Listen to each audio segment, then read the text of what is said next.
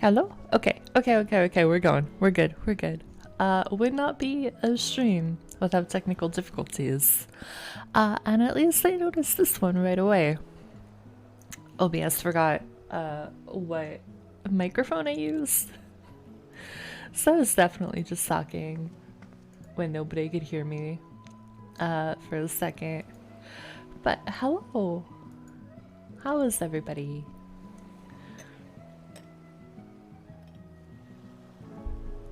Are we having a good Tuesday?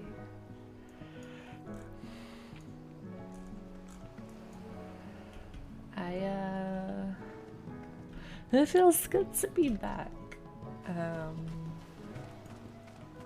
gonna check on my retainers before I do anything, and I forget, because I will forget. But I hope everybody's had a good couple of weeks. Everyone's having a good day.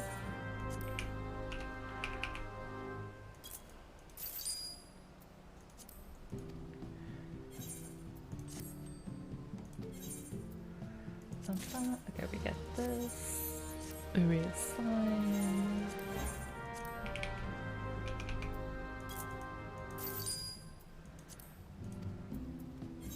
Alright, I got this one. Ooh, we got, what is that? Cinnamon! She's never brought cinnamon before. That's really nice. Alright, this is 7138. So today the plan is, I don't actually have a plan. I should have had a plan. That would have been helpful to have a plan for the day. Okay, I want to give her this stuff, and then we're gonna do math, and then we're gonna take stuff from her. It's all gonna work out. What we're gonna do roulettes, per usual. Maybe, I don't know, I was gonna say maybe MSQ, but okay, 4, 4, 6. That's what, 14? Actually, we just need 10. Hold up. There we go. Okay, so 1, 2, 3, 4, 5, 6, 7, 8, 9, 10. Cool. And then for her, we can just sell straight from here, which is nice. So we're gonna do 20. Maybe MSQ. We gotta make some progress. 69. Very nice. Okay, 20 out of 20. And then she needs 4.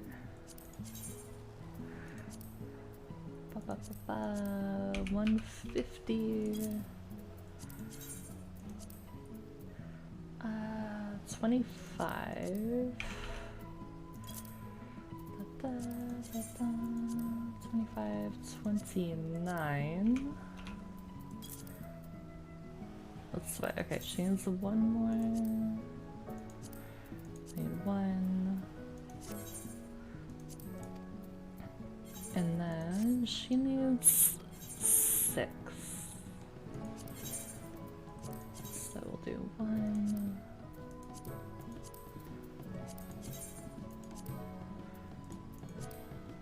2, 3,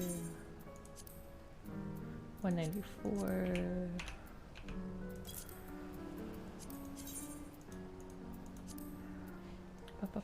1 and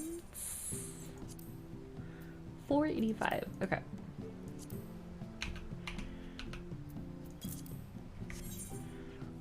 Nice. Okay, now we can queue without having to worry about getting pulled out in the middle because healer Q is so fast. We can work on one just tails. Oh wait, do we even have time? It expired. I bet it expired today. I'm willing to bet they expired today. Oh, hello. I have only been here once. But it should be good.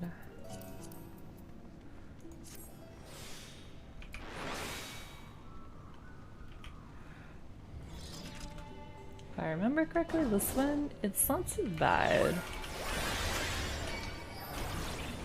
Also, I've been practicing Sage, and I can confidently say it no longer gives me a heart attack. So I'm very happy about that.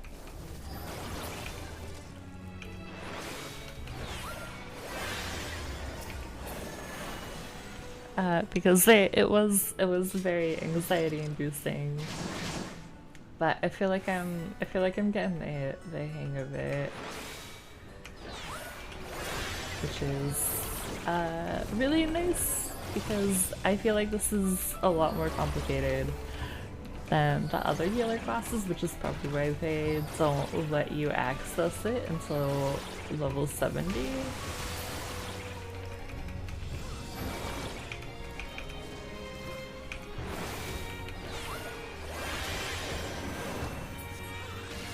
Nice. But it has started to click the last couple weeks. And I think it's actually really fun. I feel kind of bad for my poor Scholar, which is the first healer that I played and the first class I like really spent a lot of time on. Because everything feels so much better. Like, I've heard that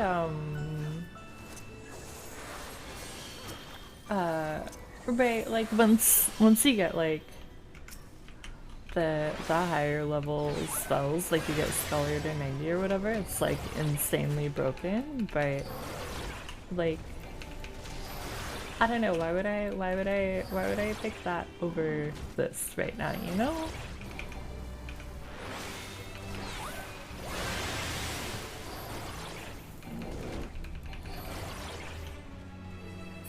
I don't know, Sage just feels smoother to use, but part of it also could definitely be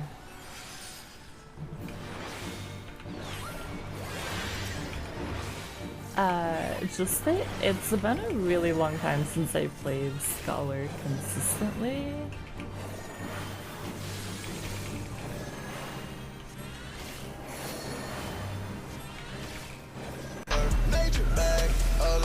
Hello, Fairson. How are you?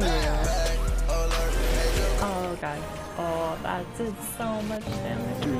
Ice coffee. Thank you for the Hello, motherfucker. Oh god. Are you doing literally everything? You're gonna break my stream.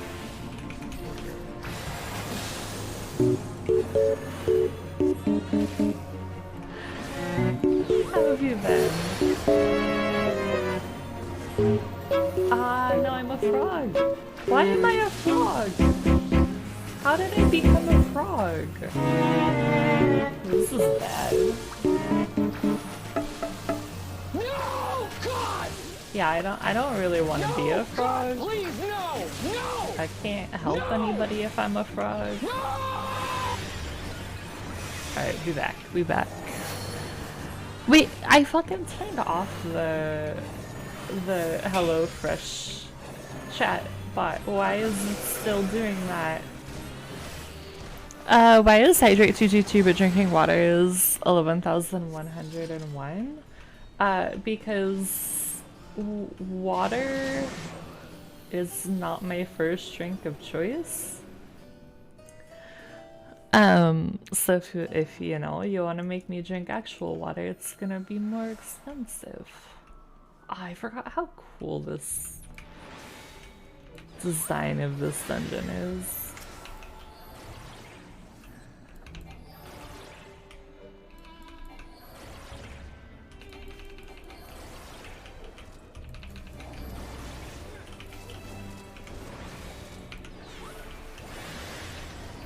No, I don't want to stand in the area. I did actually. It was really good.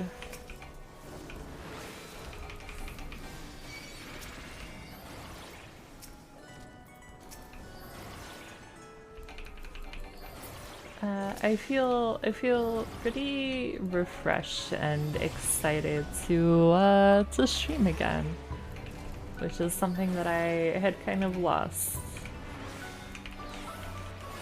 So it's nice to be excited about it, you know? To have that feeling back.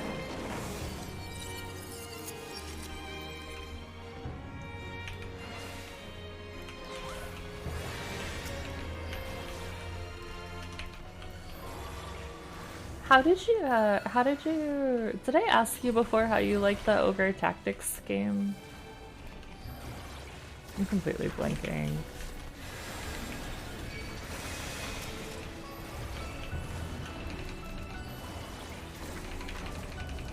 Oh god, I don't want to be in Aries.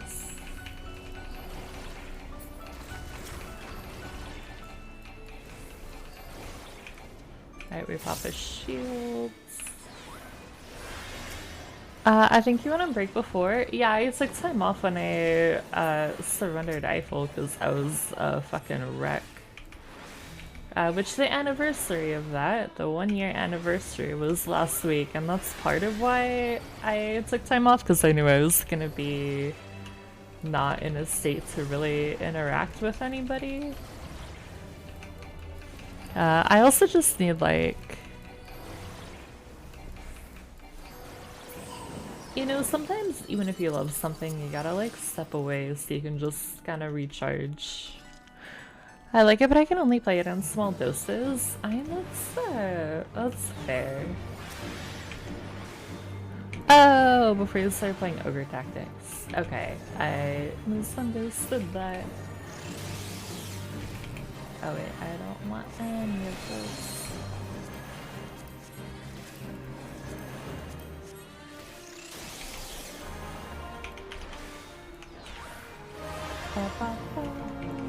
I don't really think that that's how it works.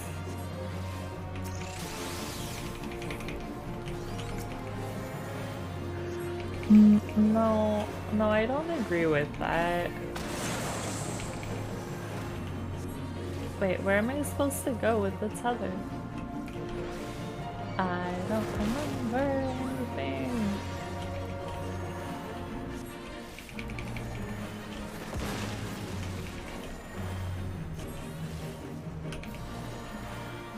No. See, that is called psychological abuse, and we do not stand for that here.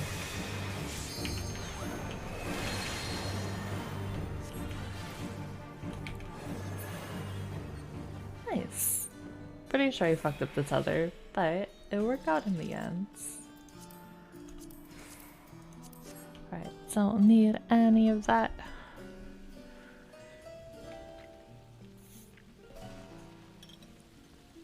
Oh, I remember.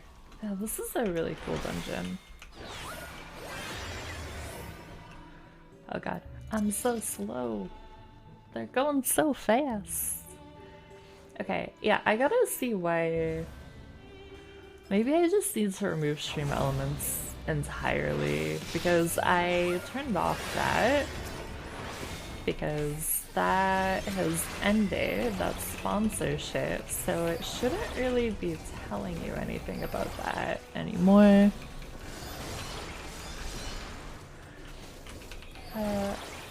Well, I mean, that's because it's a cat.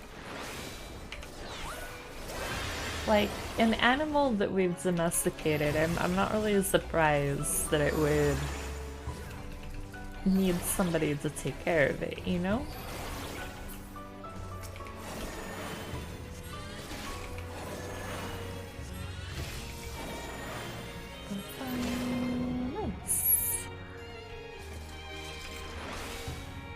I mean, unless you had like one of those automatic timed feeders, which I know exist, but barring that, you kind of, you know, your cat is at your mercy if you give it food. Maybe I should get one? I mean, if you think it would be helpful in some way. I've never had a cat, so I don't know what's best for them.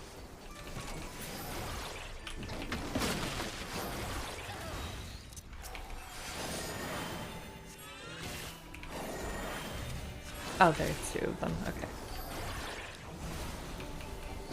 We have sad people babysit our cats when we're out of town. I may feel guilty though, because my cats would still be lonely. Yeah, I get that. Oh my god.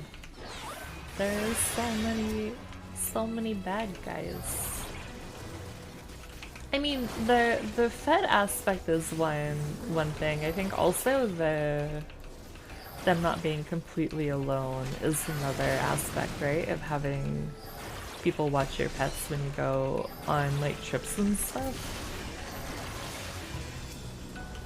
Okay, to be closer.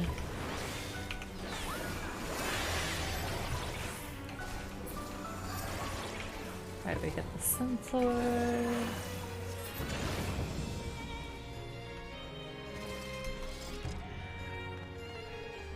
I don't know if I have my cat's consent when I pick her up and kiss her belly. I would guess if she's not like... Oh, it's the fucking dolls. I did forget about this part. God damn it.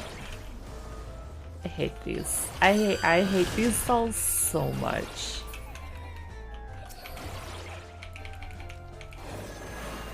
No, I hate murder dolls, and these are definitely murder dolls. No, don't become the... Oh, it's gonna become this, like, gross doll. No, thank you. No, I would really appreciate that not happening, if I'm being completely honest. No, I would just immediately burn all of them.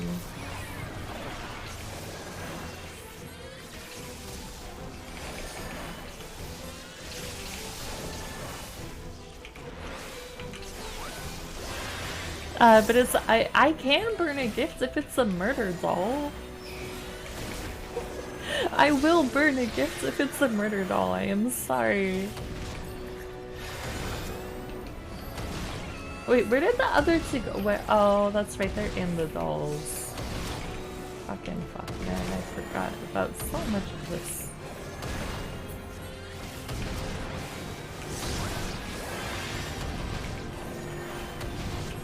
You throw my hair. Is that really... Okay. If you are giving me murder dolls, and they're going to randomly laugh in the middle of the night and scare the shit out of me, then I will burn them. And that isn't, you know, saying anything about our friendship. That is looking out for my own sanity with the dolls. Oh my gosh. I forgot about the end of this dungeon. The laugh with it. No, that's all. That doesn't make it better. Okay, let me stream elements. Get your bot out of my chat, please. How do I remove it?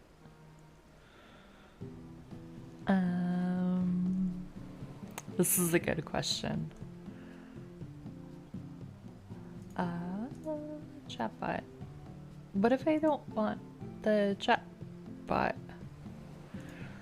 No, not user management. Oh, that's what it is. Okay, it's the fucking timer. Okay, I think we should be good. now because I turned off the right thing. How about if they sing? What if they're not dolls? Like, I think the bigger point is that they're dolls, and I don't like dolls. Dolls are not my favorite thing. Actually, you know what we should do before we do this? I should go get a new journal. Where do we do that? We do that in Idleshire. No. Same vein. Like, okay, if you were gonna fill my house with like murder dolls, I would be absolutely terrified. If you're gonna fill my house with squishmallows, I would be really happy, and I wouldn't mind that. That's not where we go. We gotta go around here. Oh my god, there's so many people here. Chloe. There we go. Alright, we're gonna hand over our journal that we did not finish. We're gonna get a new one. Nice. Okay, I can zoom out a bit. So now we can get credit for stuff. What if I made it? No. Making them more creepy is not helping your case.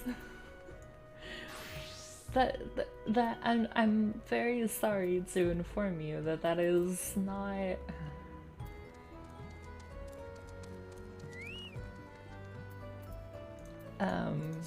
going to help.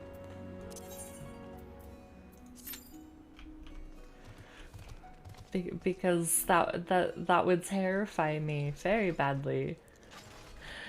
Hello, Issa. How are you? But once no, see, that's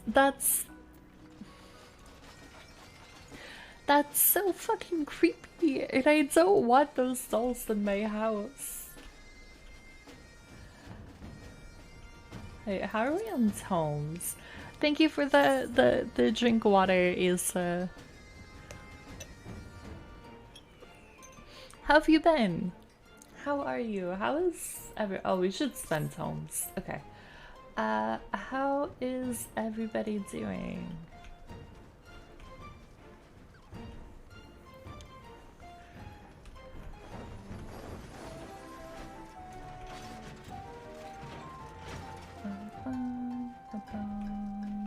What do we even spend tomes on? I feel like I'm spending so much. Okay, I guess we just keep going down the line. We'll do that. Do that. Is there a way? There's gotta be a way. Hold on. There's got to be. Is it not? It's not a HUD thing, is it? Is if I give you a present of old Victorian dolls that laugh and sing songs at night and skid around your house with tiny footsteps, would you burn my generous gift? Because some people would. I would burn it. I'm sorry. It would terrify me. I'm glad you've been good. Did Matt tell you, Issa, that I have now learned the difference between the type of fighting that you guys like watching, which is like actual like bloodbath, and the type of wrestling that's scripted, because I did not know that they were different things. But I learned that, and Matt taught that to me. And it was, I I didn't know that they were different. Like the one that's not scripted and the one that is scripted. How was I supposed to know that they were different?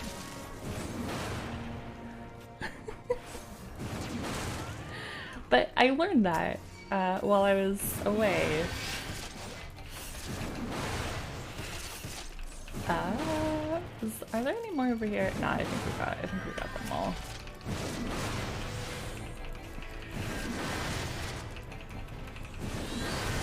Because okay, so here's how I learned this, right? Is because Final Fantasy streamer that I like was showing this video of some dude, I don't remember his name now, but I have the video, I can send it to you, of some dude that like literally like after a match and he was like all like sweaty and gross and stuff, there was some girl that ended up cornered in the ring and he put his entire ass on her face and like rubbed it in, and it was so disgusting.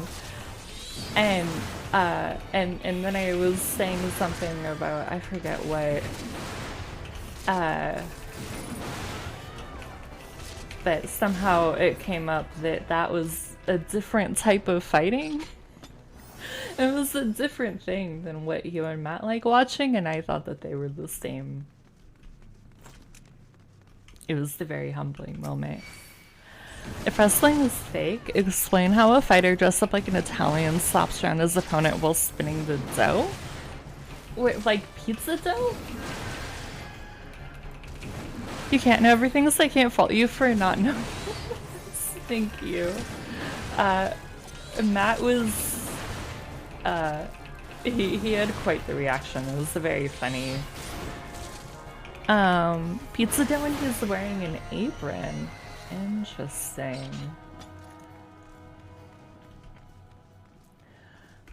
Anyways, I learned something new. Which I think is always good, right? We want to learn new things. But yeah, I genuinely didn't realize that there was one type of fighting that is not scripted, and then there's one type of fighting that is scripted that's more of like a soap opera type drama. And I think that's really cool. But yeah, I had no fucking clue. The lines are blurring with Jake Paul. Wait, what? Jake Paul is fighting? Please tell me that's not true. I mean, liking actual MMA is worse than WWE IMO, so nobody wins except you, Star, because you learned something new. Thank you, Issa. Why is, yeah, I don't know. I was just like, I was so genuinely confused when he was like, those are different things. It's like, what do you mean? They're both fighting in a ring. Obviously, it's the same. But it is not the same.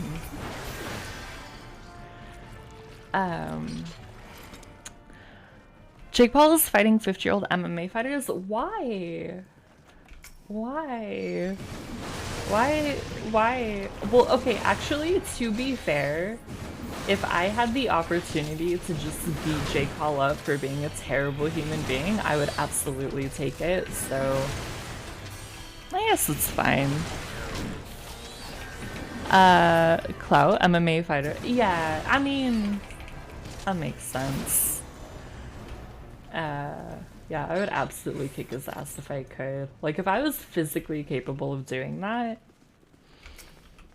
I would do that.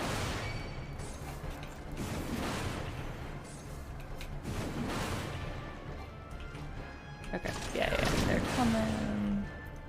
I don't remember if there are more. Yeah, there are more guys over here. Yeah. I don't know, Jake Paul is just like not a good person. So there's no grappling or kickboxing? I mean, I don't, okay, obviously, right, I don't know Jake Paul, like, IRL, as the person personally, but I don't imagine he would do the real skis fighting. Whichever one that is, because I actually don't remember.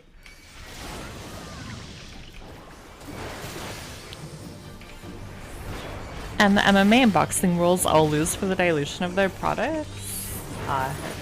Yeah, I think... Okay, so this is something I was talking to my roommate about because New York Fashion Week was recently, and there are so many... Hey, we gotta level up. Very nice. There's so many influencers now who are invited to walk these huge runways, such as Dylan Mulvaney, who is fantastic. She is amazing. She is making history. Like, we all get to watch her make history. But there's a really big part of me that's like, at what point, if these big things like Fashion Week and these big fashion houses, or like the wrestling worlds and boxing worlds, if they start prioritizing like social, it's not social status, but like how many people you can reach over how good are you at this thing, and is this like the thing that you have trained to do your entire life? I feel like that does kind of take away from the integrity of the people who have like dedicated their lives, right, to being a model and walking runways or fighting in these rings and working their way up the ropes, right? Like, I think there's a really fine line, and I don't know what it is, between... Oh god. I may have overpulled, I'm sorry.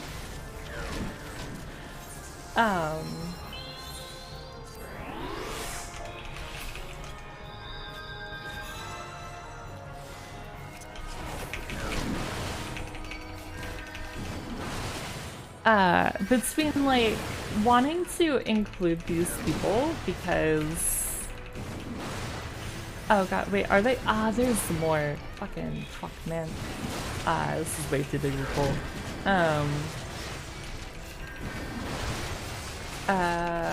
Because I think I might die again, actually.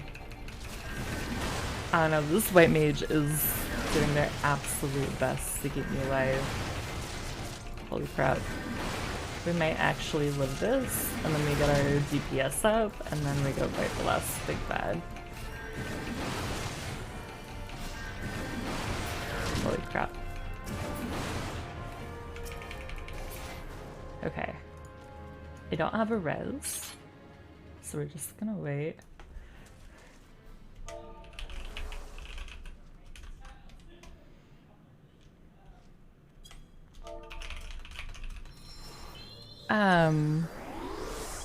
You know, between like,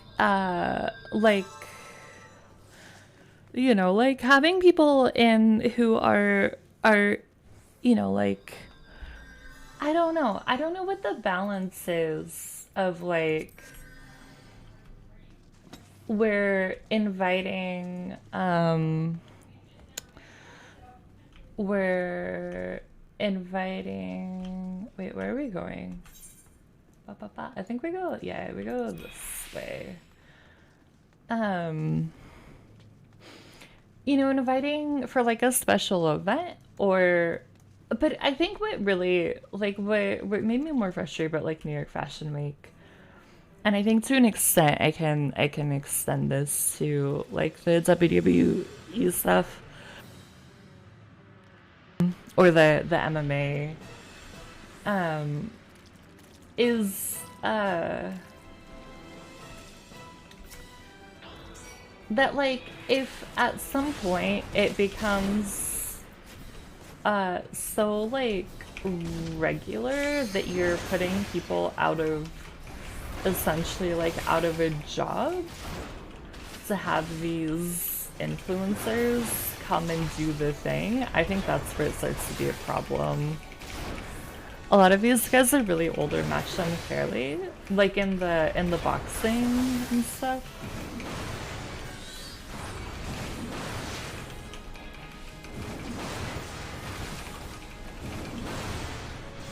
over here, over here, come over here. Big little scorpion looking dude.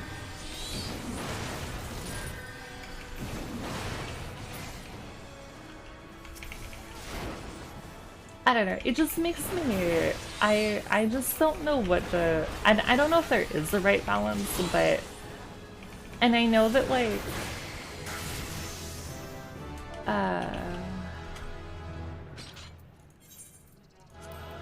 I know that like capitalizing on social capital is like been a thing in these industries for a really long time. But I don't know, I guess I'm just a little bit worried about like when that becomes the thing over anything else that people are looking at.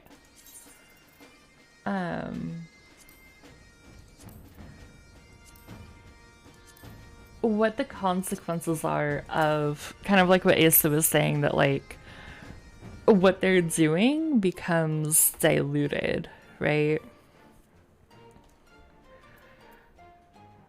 Alright, we got our leveling, which means now we get a trial.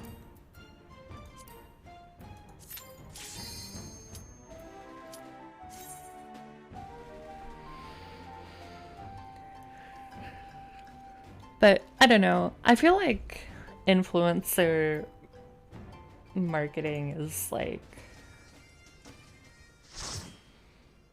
it's a whole thing.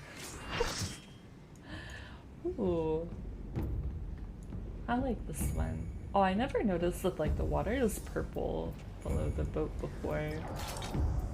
That's kind of cool.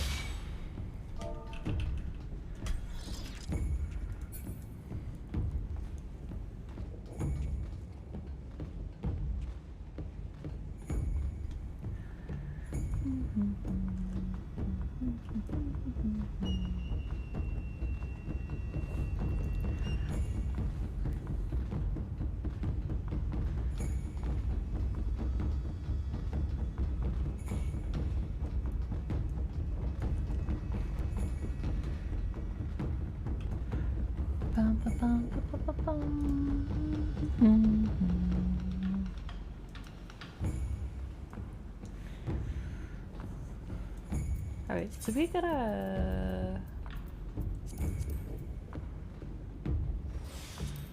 thing, right? Yeah. Okay, we got one. I kind of want to try Palace of the Dead today, but I don't know what that actually entails. So we might be in for an adventure after roulettes and stuff. Because it looks fun, but like when I watch other streamers do it, they like know so much about the floors and the bosses and what you're supposed to touch and not touch, and I know none of that. But I kind of want to try it anyways.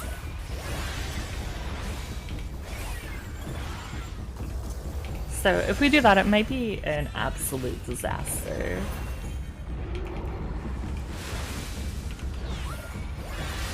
Okay, I think we go here because we're gonna get knocked back. Yeah, there we go.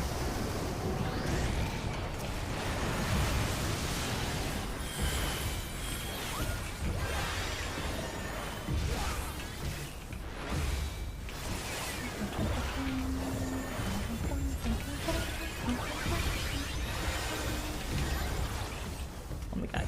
Oh my god. Please don't die.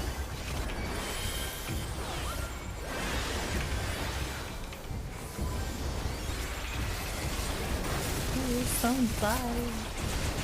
Anybody.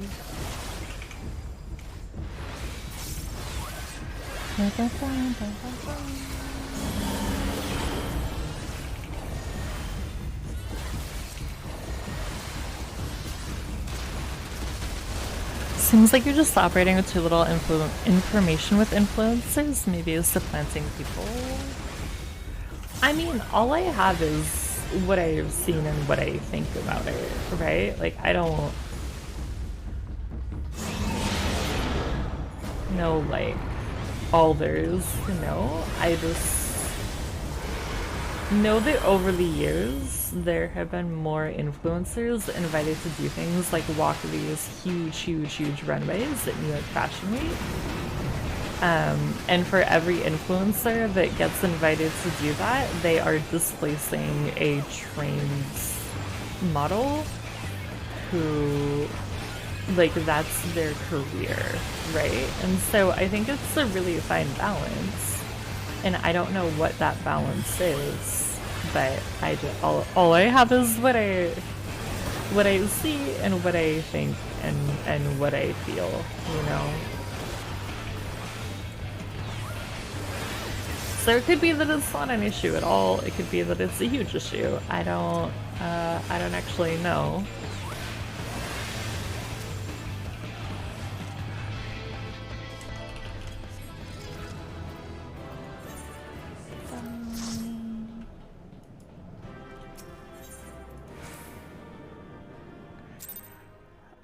I just have my, you know, what thoughts and feelings I have with the information that I have. There's not much I can do. Like, not much else, you know? Like, that's kind of all I got.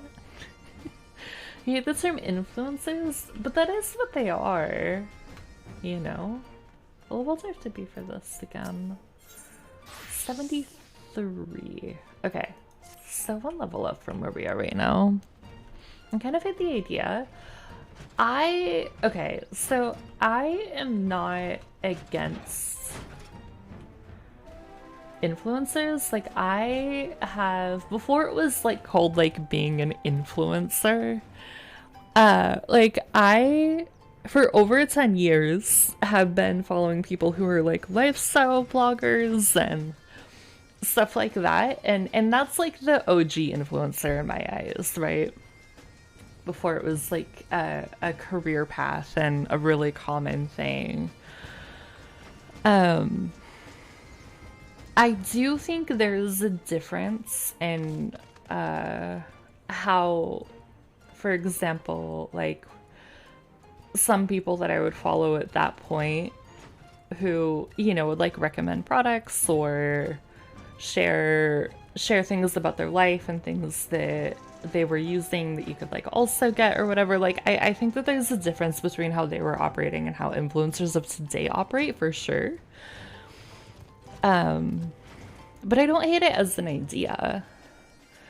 It's a fine line as far as the fashion industry goes, an industry that hasn't been very inclusive forward when it comes to runway for quite some time now, so doing these one-offs could be a chance to make up for lost time.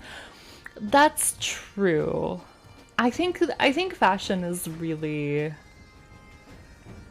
tricky because, so like, I don't know, I don't know if this is true, so obviously take this with a grain of salt, but I feel like maybe part of the reason that people like Dylan are able to get the runway shows that like she was able to get is because her body fits in the like the standard like model body. Like, she is so skinny, she's like a twig, right? So it she kind of fits in that regard. If it is like a plus size influencer, I don't know that they would get the same opportunities in fashion, specifically because fashion is such a fucked up industry when it comes to inclusivity with people's body types and sizes, and that there's like a variety of shapes and sizes that people are, and that not everybody is like this super sick straight 00 like figure, right? So I think it's kind of a double-edged sword, and I think it is like, my frustration with that is not without, I don't know how to say this. How do I want to say this? Like, it's really fucking cool to see like these people be invited onto these bigger stages, right? And to have these opportunities given to them and to be a part of these really, really cool moments.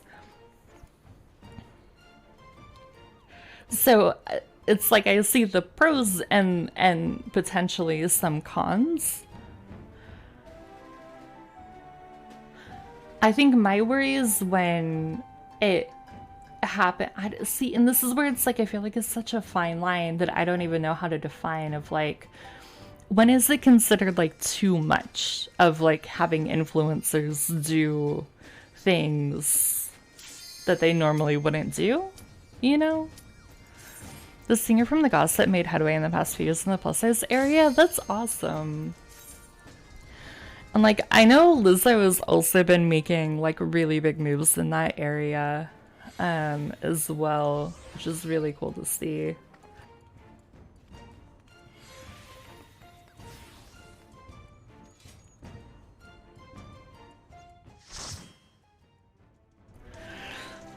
But I think here's what I think the part of the problem, I don't even know if it's the problem, part of the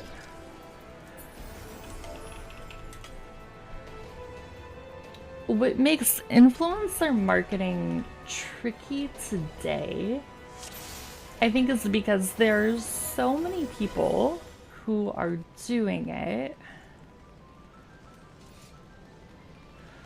And I think at some point, people, like, I don't know if you guys have seen the lady on TikTok who, like, spent $10,000 on the Harry Styles concert for all this, like, stuff that wasn't actually needed to be at the concert. And it's like, people got really mad at her for a lot of reasons, but I think part of it is because, and I never, like, knew who this creator was or followed them before this like kind of, I don't know if it's a scandal, but before this, you know, kind of came to be and people were taking issue with her, is that like if you have built your brands on being like a relatable lifestyle creator, right? If your lifestyle and the things that you are doing are no longer relatable to your target audience, like that's an issue. And if you are not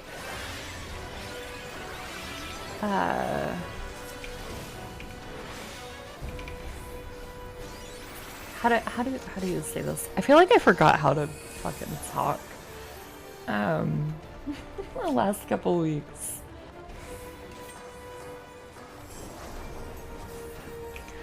Like, if you're trying to be authentic and relatable, but people can tell that you're just, like, it's not real, like, nobody's gonna like what you're doing, right? Say it with dance, then? No, I'm not dancing. Influences or marketing .0. They show lifestyles on an independent level. It's quite impressive to think about how a whole new industry has been built around how to sell you more shit. Yeah, and, like, I don't know, the people that I like for example, one person that I really like who I think people would classify as an influencer is Emily Mariko. But like all of her videos on TikTok, I know that she has like YouTube and other platforms and stuff, but I've never gone to them. I only see her TikTok videos are her cooking food. And she doesn't talk. It's literally just her cooking. And a big part of why I think I really like that is because she's not trying to like, I'm sure she has like partnership deals and makes a ton of money. If she has like an Amazon store or whatever, people are like, oh, what is that type of parchment sheets that she has? Or what's that steamer toaster oven looking thing or whatever? Like, I'm sure that there are a lot of ways that she makes money with stuff like that, but her content feels like, hey, I'm making dinner or breakfast or whatever, why don't you come hang out with me while I cook, right? Which feels very different than a lot of other influencers where everything is so like there's so much production and there's so much complexity and so much like oh yeah, this is super authentic, right? This is super like who I am all the time, and you can tell that it's not.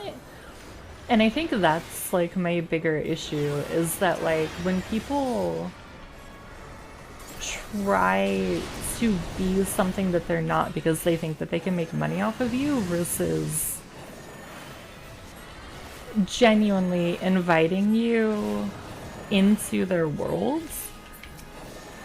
And yeah, you can like purchase things from them if you want, but it doesn't feel like it's like mandatory, if that makes sense. I don't know if I'm explaining this in exactly the right way.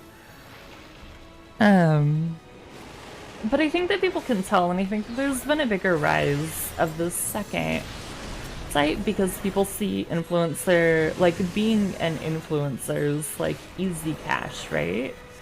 Like, oh, you just like tell somebody on the internet to buy something and then they do it and then you become a millionaire. And it's like, well, that's not really how it works, but it's seen as this like fast track to like success and money and all this other stuff. What do I? Okay, we're A. I just believe that everything on the internet is fake except me. Everything I say is true and real. I mean, I don't just blanketly trust everything on the internet. But I think that there's also a lot that I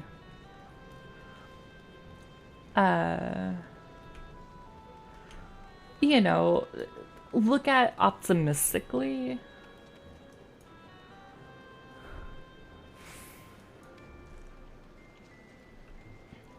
But yeah, I don't know. I think like just the whole being an influencer thing is so fucking convoluted these days. It's very complicated. It's very odd. Like, odd in the sense that like 50 years ago this would not have been considered like a viable career path, but now people are making like livable wages off of it, right?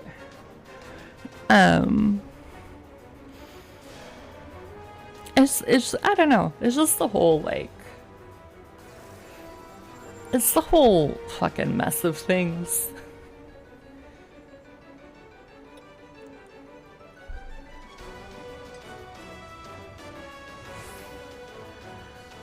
And I don't know that like any of it is better or worse than anything that has existed before.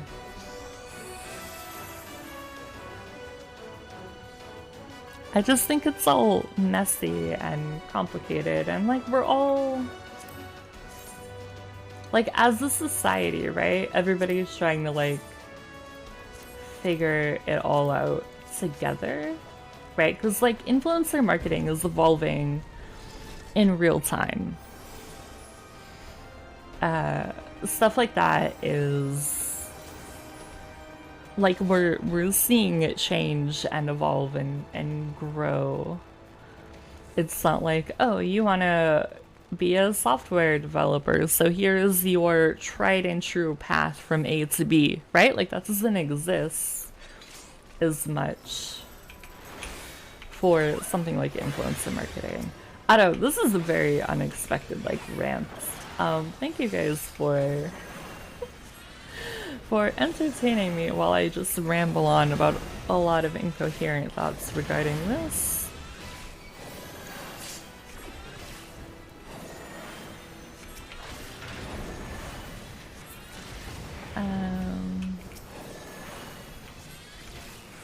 Yeah, also, stage, definitely not as anxiety inducing anymore. I'm very happy. I've been practicing it a lot the last couple weeks, like running most things as stage, and I think it's really helping.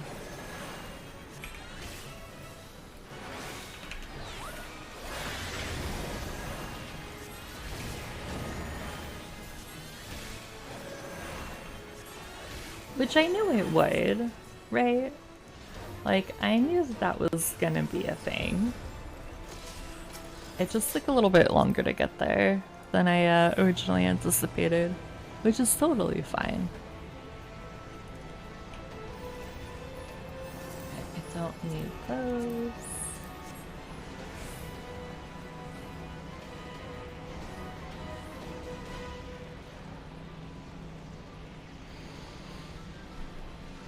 Are you guys doing anything exciting for Thanksgiving? Making any delicious, delicious food? I actually don't know what I'm doing for Thanksgiving. And I know that it's in like 2 days. I don't know. Everything is weird this year.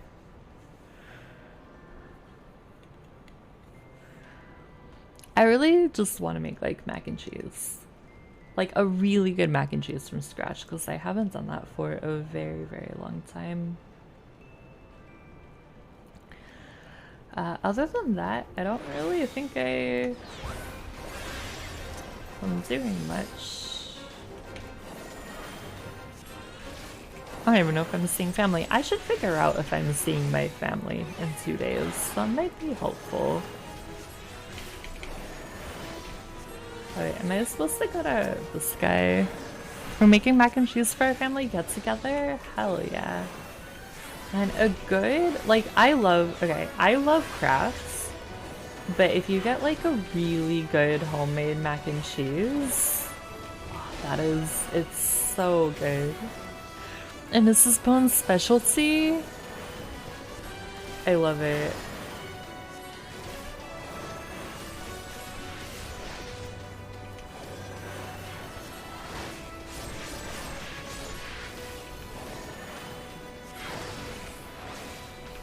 What kind of cheese did you put in there, is there? Or if it's a secret recipe, that is also totally fair, and I will respect that.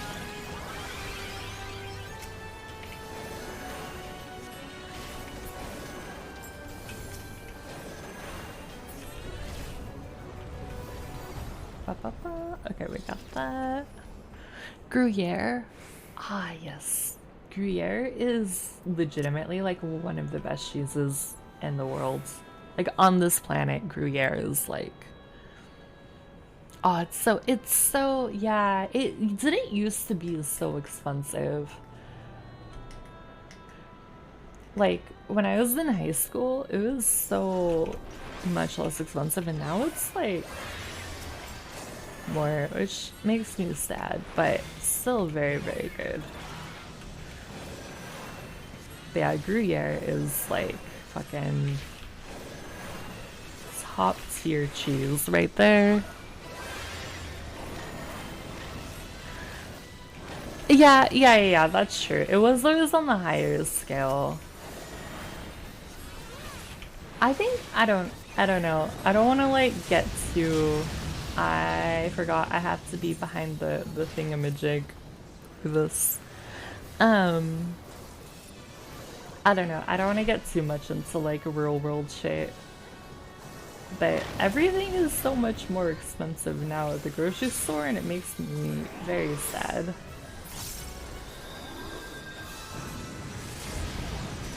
Oh, nice.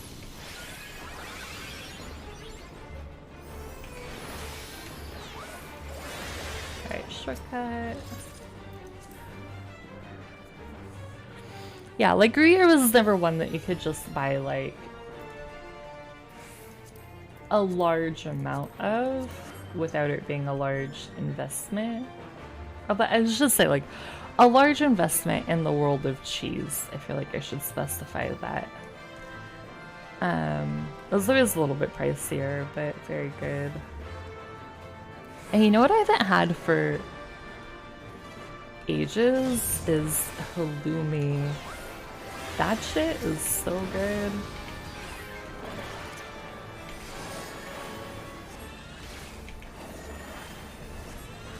I'm like, I know that they sell it in the grocery store and you can just like cook it yourself, but I get so nervous about that. But when I've had it at restaurants, it is very, very good. I got iron quad.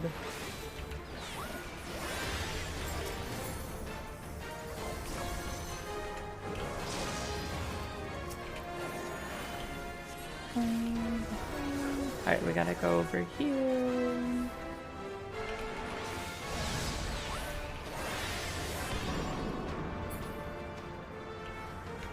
And we got this guy.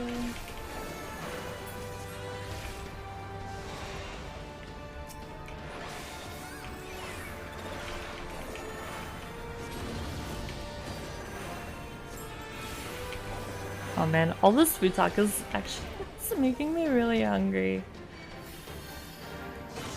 Man, I did not eat breakfast today.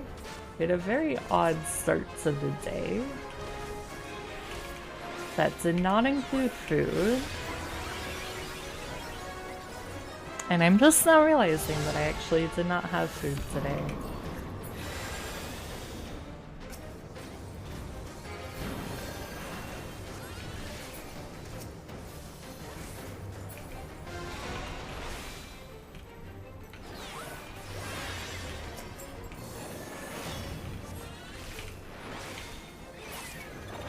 Nice.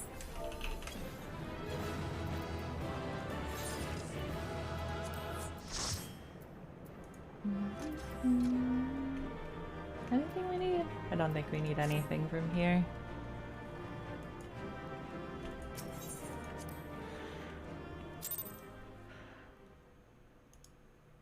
Bum, bum, bum, bum, bum. Okay, so now that I am sufficiently very hungry, I'm gonna go get a snack. I'm gonna go grab like a sandwich or something, so I'll be back in a few minutes. We'll do it part kill, do it? No, I'm not gonna do that. There are boobs incoming if you click the link.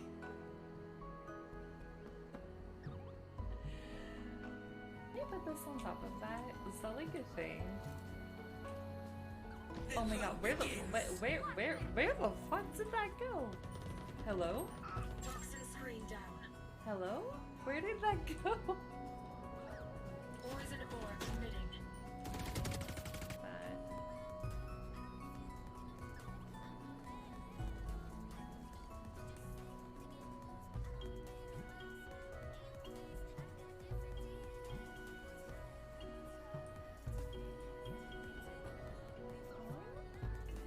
Look at the cats.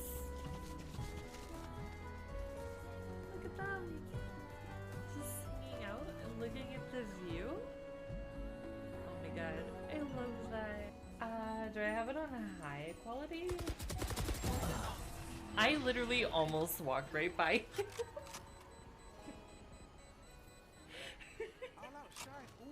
I think we both like didn't notice each other because he like crouched right in front of me and I literally almost walked right past him. I don't know.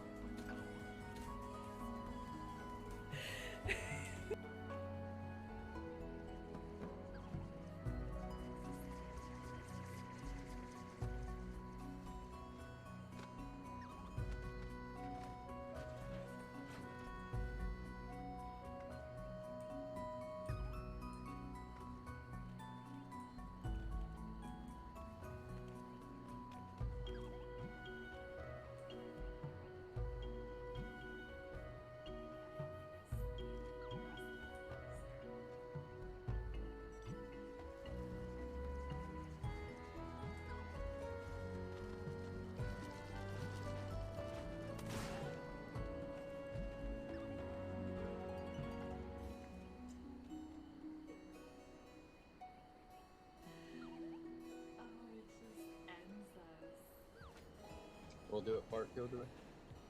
No, I'm not gonna do that. There are boobs incoming if you click the link.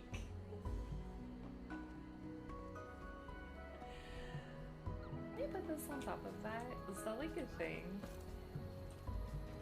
Oh my god, where the fuck did that go? Hello? Toxin screen down. Hello? Where did that go? Poison orb emitting.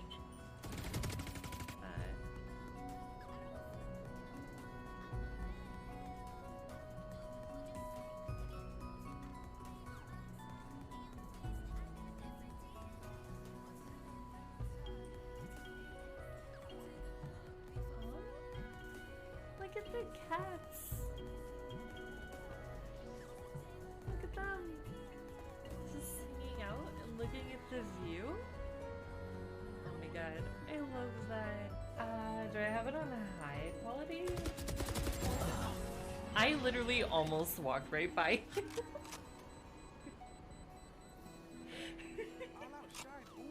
I think we both like didn't notice each other because he like crouched right in front of me and I literally almost walked right past him. I don't know.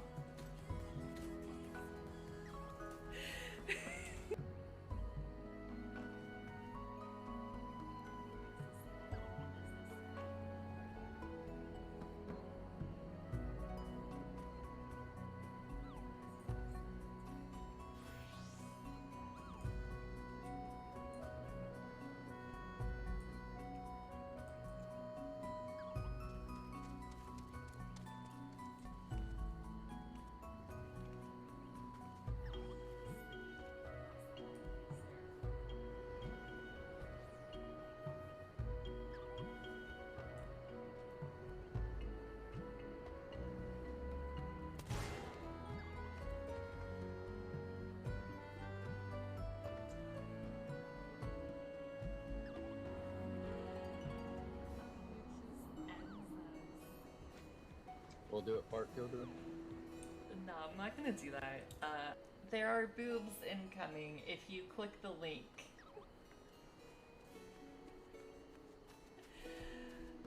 Let me put this on top of that. Is that like a thing?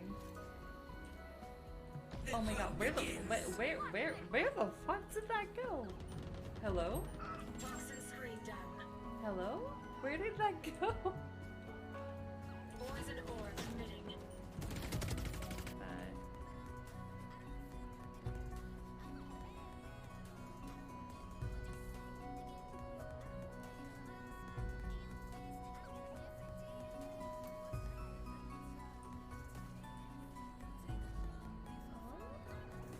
Look at the cats.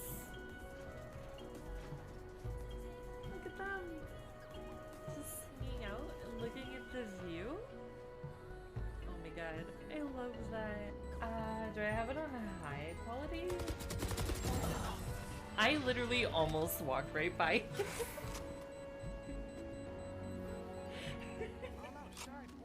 I think we both like didn't notice each other because he like crouched.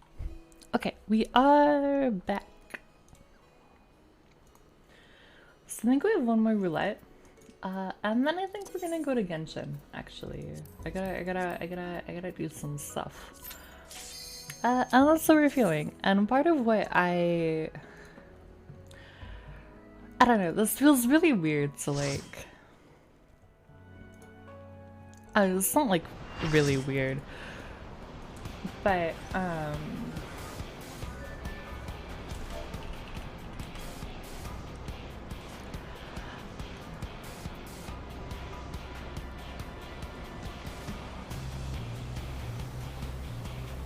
I don't know. I wanted to get back to, or I want to get back to the point where I feel like,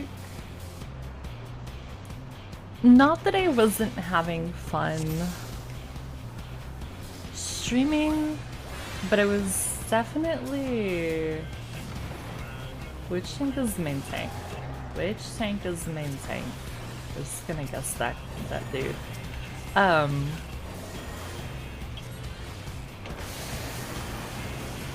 I don't know, I was starting to feel like I couldn't just like do the things that I wanted to do. Which is not because of like anything you guys ever did, but I just was getting like way in my own head about streaming and the whole thing and what I wanted it to be and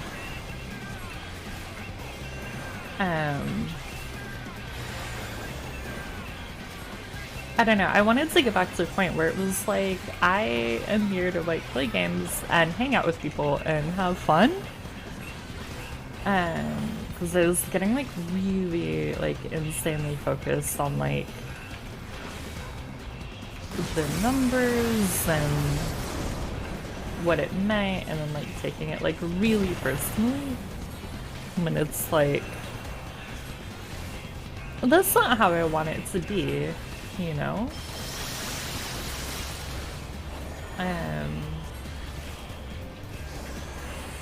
So I wanna try and get back to that feeling.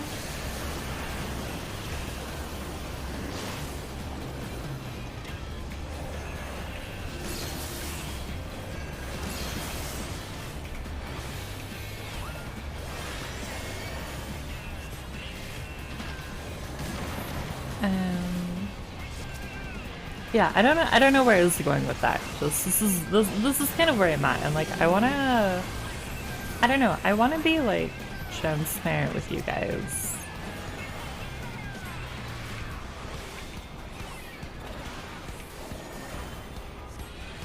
And sometimes, you know, sometimes that means going to something different if the thing that you're doing is not what you want to be doing. Because I feel like forcing myself, because there are definitely a lot of times, like I love this game. I love this game so much. But there are definitely times where I was like, oh, this is, like, I am not having fun because I feel like I have to, like, just do this.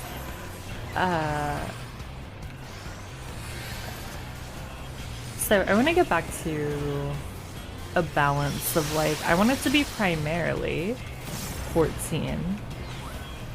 But you know, we can have a little bit of variety mixed in. We can have some fun moving around to different stuff.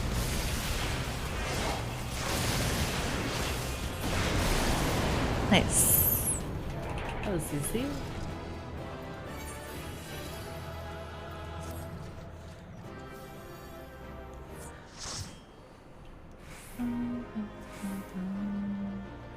Yeah, this should be our last roulette.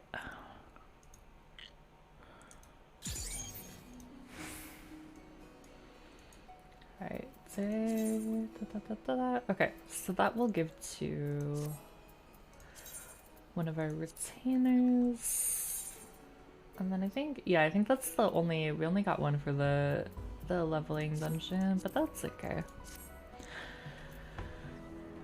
Okay, so we're gonna swap over, so I'll be right back again. And then we're gonna hang out with our waifus. We'll do it part kill, do it? No, I'm not gonna do that. There are boobs incoming if you click the link.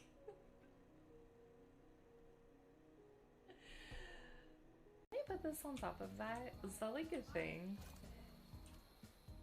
Oh my god, where the fuck did that go? Hello? Toxin screen down. Hello? Where did that go? Poison orb emitting.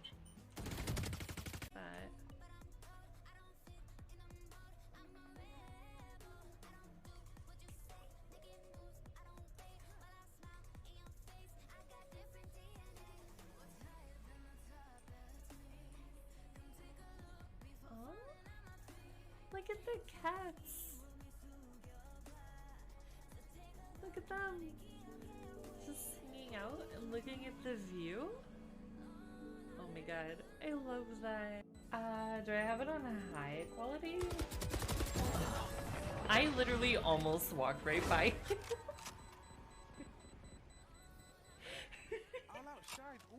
I think we both like didn't notice each other because he like crouched right in front of me and I literally almost walked right past him.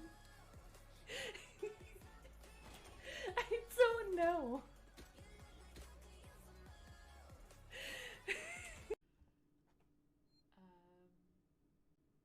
Medumi says 10, Panda says 10.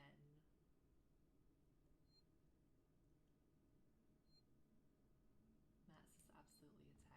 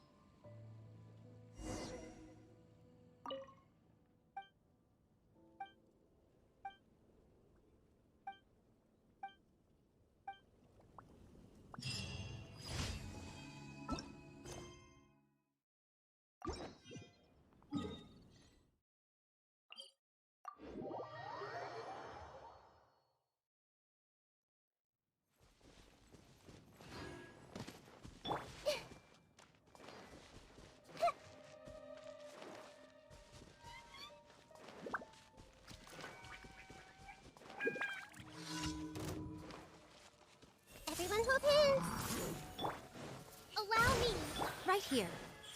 Emerge. A sight to behold. Right here. Right now. Hey! Positions!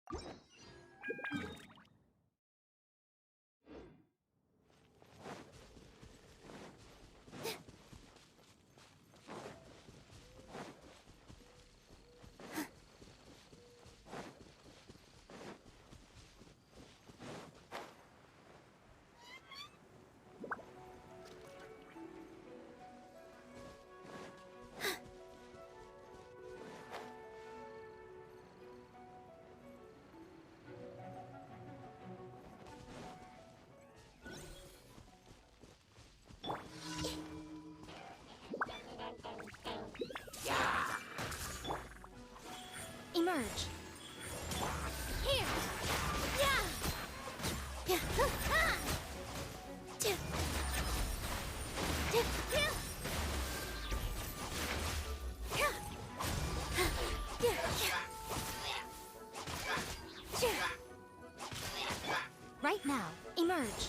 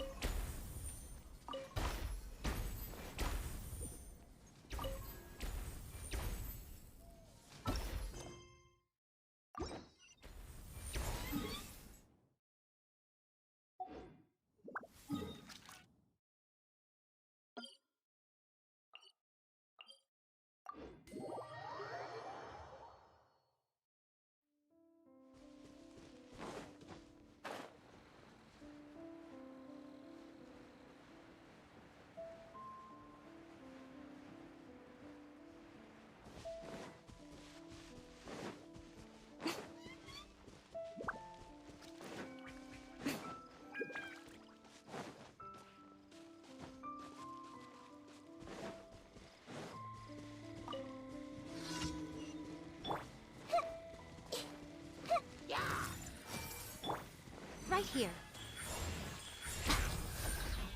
I'm always watching.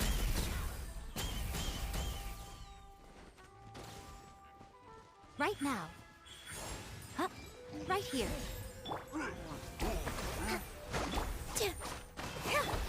I see everything.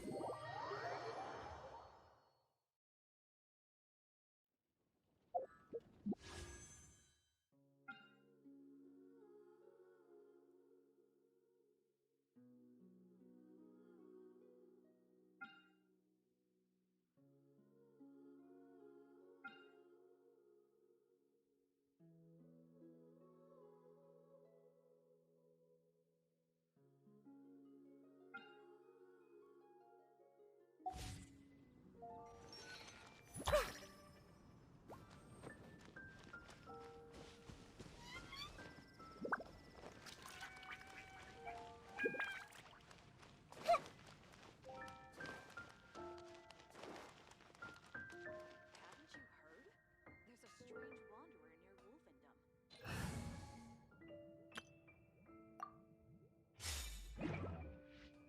Ad Astra. Thank you for complete. Ad Astra.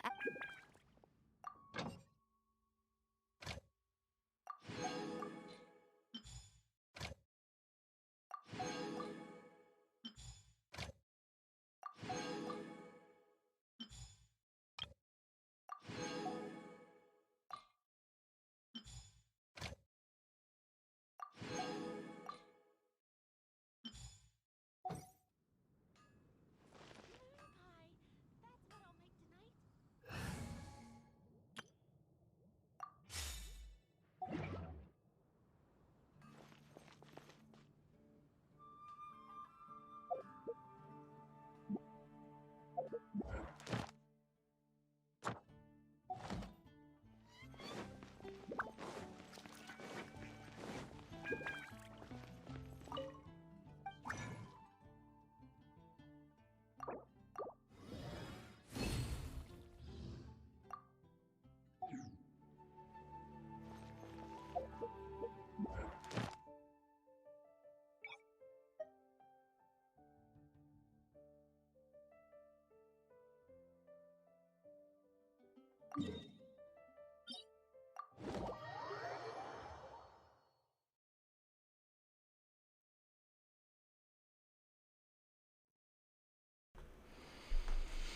Hello, my name is Stardust, and I just realized that I have been muted for I don't even know how long, and just talking away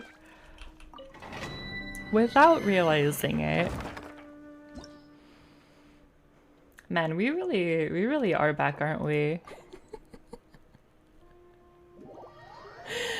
Oh man, this is peak starter stream right here. Not realizing that I've been muted. I really need to make like a muted commands.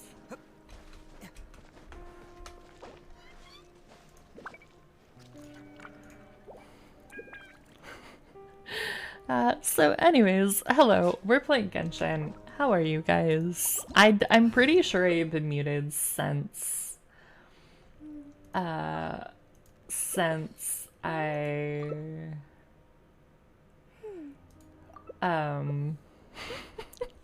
I switched and came back.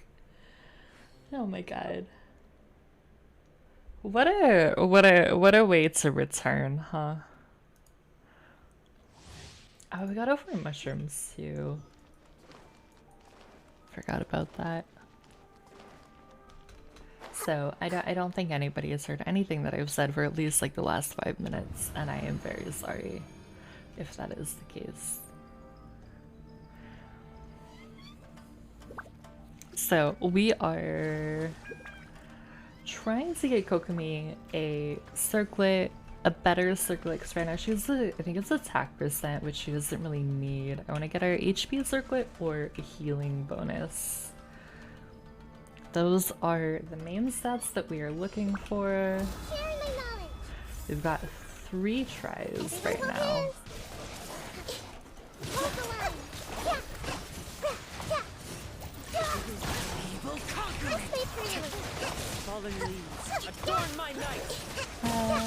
Anyways, I don't know. I feel really bad that I didn't notice that I was muted for like 5 straight minutes. We are coming back with a bang. I tell you what. Yeah, the true Starstream experience.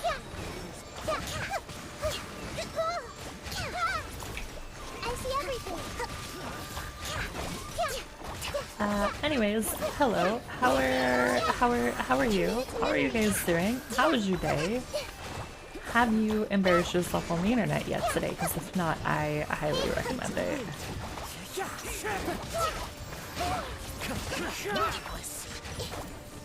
Oh my god, this town is so kinky. Jeez Louise. Okay. Okay, we got him. I was in ulting because I thought we would kill him faster, and then I could save my ult for the next run. But I probably should have just thrown it out. It's a flower. God, that's so good though. Not for Kokomi, because she doesn't need crit. Maybe for Chi-Chi. I don't remember what I have on Chi-Chi. I don't really use her. She's not super built, but that could be good. I think I put the clam set on her for the healing.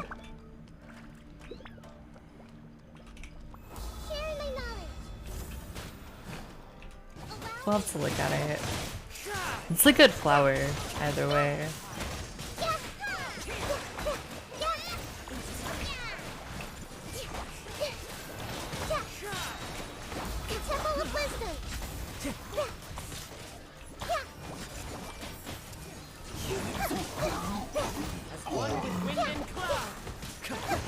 Alright, we got these guys.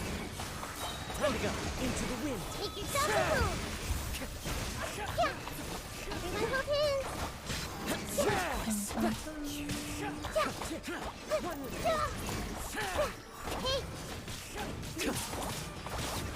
I am pretty sure though that Nihida has the highest crit of anybody on my account, which is a little bit nuts to me. Her damage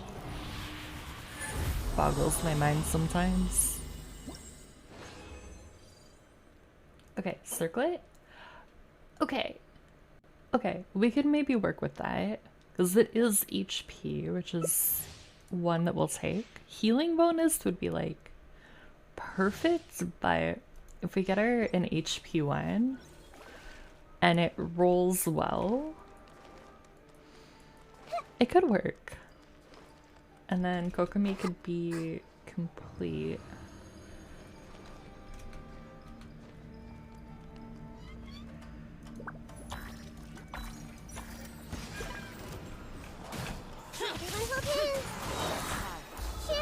Which would be very exciting.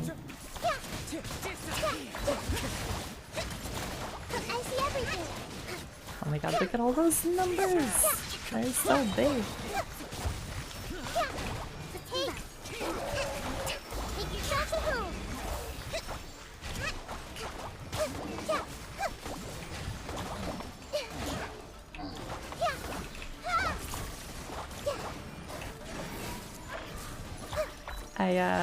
I love Nihida though.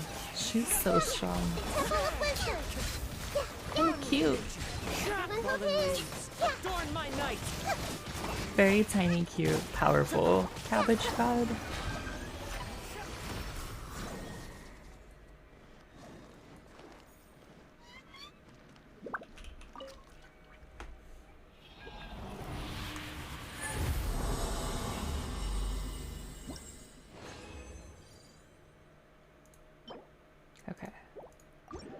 Okay, so we can swap Kokomis. At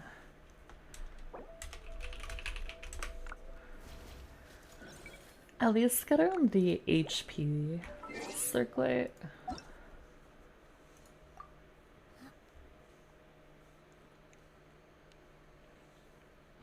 Which will be better than the attack.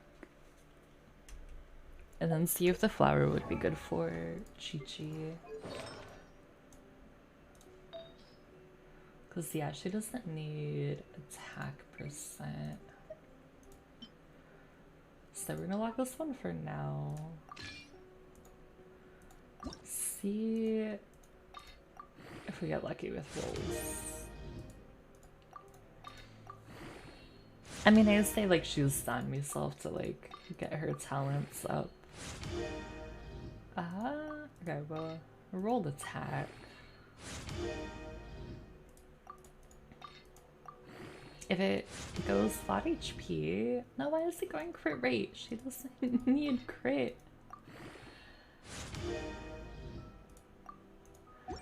Golly. Okay, but almost 40k healing, so not too mad. And then what do we have on HP, crit rate, crit damage? But if we, right, she has ocean hued clams, so if we pop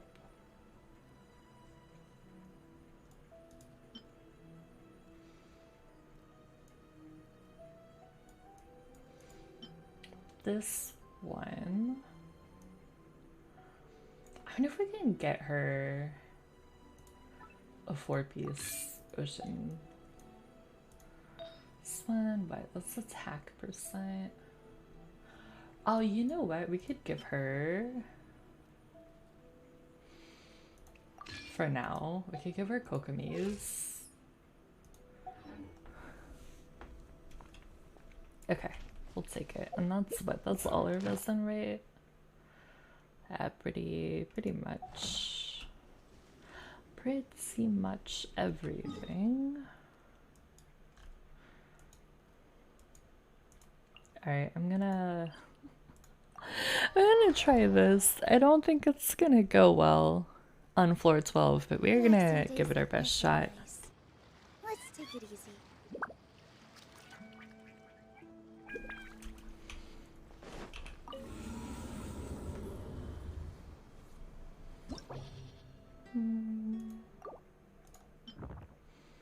Because, yeah, we got 9, 10, 11.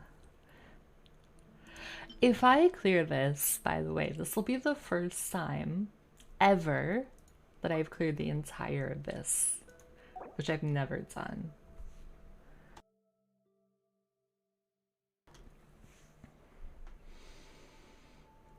Okay. Thunder manifestation.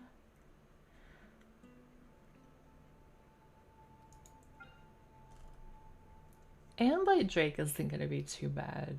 These guys are fucking annoying though. Black Serpents aren't too terrible. This floor takes so much longer for me than the others. Okay, I think, what do I think? Okay, I think we put this team on the first half. This is like our big elemental reaction, just like melt enemies team. Thunder manifestation, the big lava trolls, and then these guys.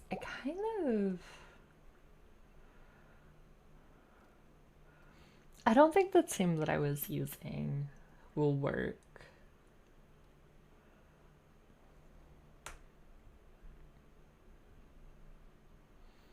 The problem is that like a lot of these people that are maybe high enough level aren't like fully built.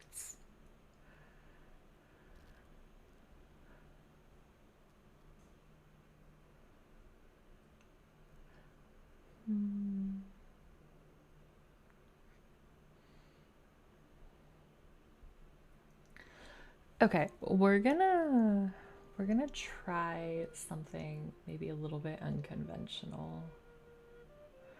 We're gonna put Nilu, Tainari. Nilu, Tainari.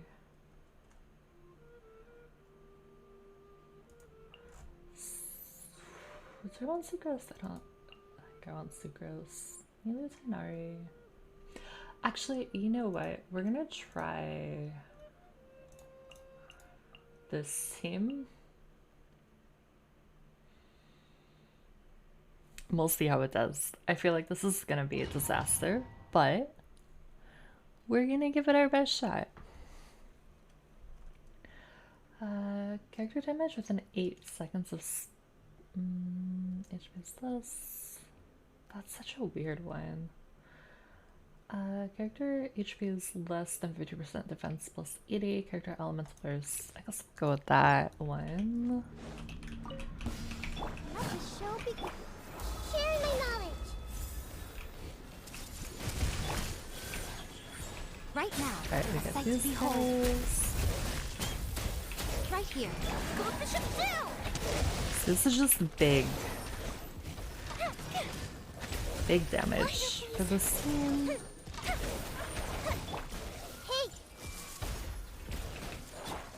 Oh, huh. Let's dance. Emerge. This. Right now. Emerge. Alright, I'm gonna grab all these guys. Time for a light show. The problem is that I feel like to do this Make yourselves at home. effectively, I need to be able to run two of the same team, Right now. which you Emerge. can't do. Right here. I'm always But if I could run this team Emerge. Right now. Right here. on both floors, I highly doubt that I would have issues. Split.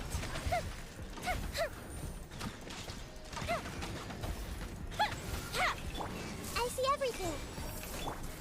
Come on. Alright, we're just gonna heal. Little Right now. little Right heal here. as a treat. Wait for her to come back. These are our last two.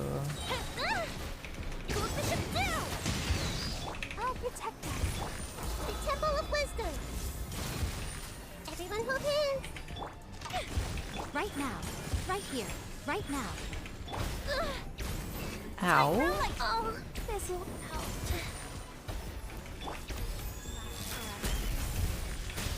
Emerge. Right here. I see everything. Oh my god. See, these guys are so fucking tanky. Fire hazard. Alright, last one, last one, last one. Come on, please. Please work with me.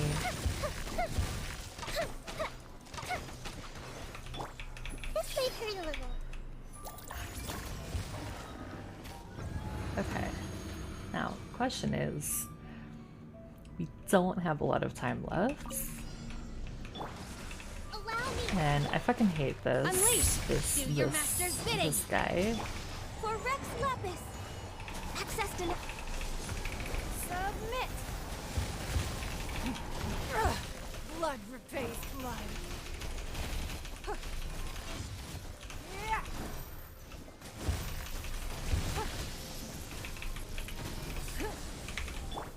Obey! Born of ice and fire. I don't know if I can get this fast enough for 3 stars. Yeah, okay, 3 stars gone. Oh god. Your life is mine. I hate this little box. I hate it.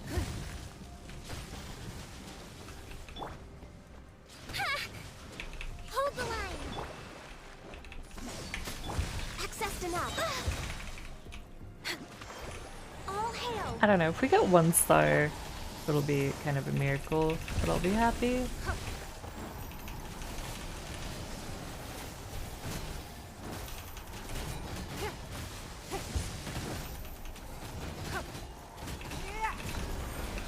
Allow me.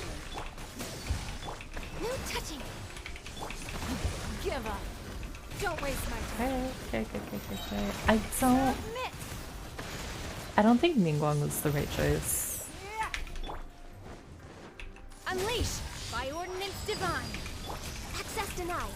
What? Next on the agenda. We're way behind I did Blazer. not need to be in that. It's nothing. Covenant of the deep. Hold the line. Okay, I just want to out heal the damage.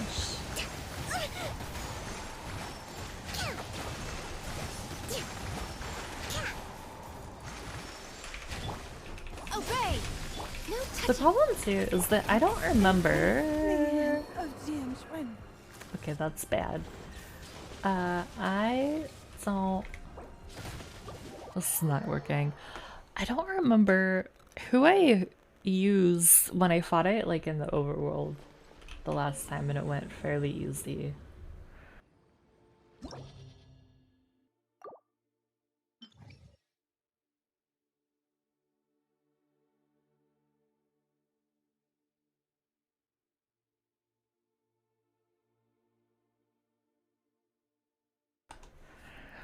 I really don't remember.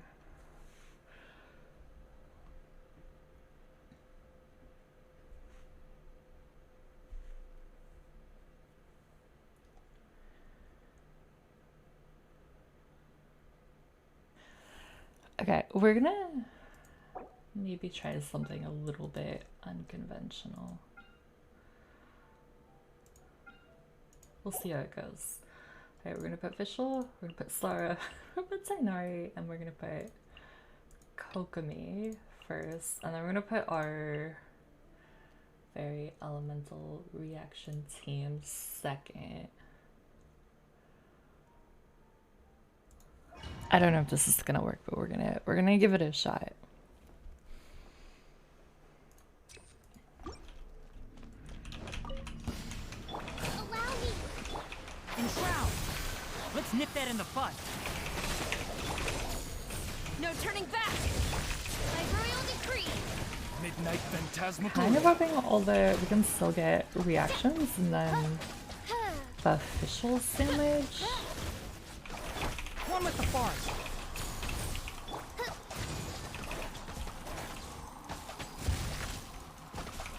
Hold the line. Cha! Cha! Keep up.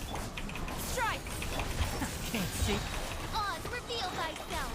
Wings of darkness. I don't know that this is gonna work though. Although I guess if we knew that it was gonna work, it wouldn't be a challenge, right? Enshroud! uproot you. Flash! Huh, ja. Storm the front! Huh. Hit. By royal decree.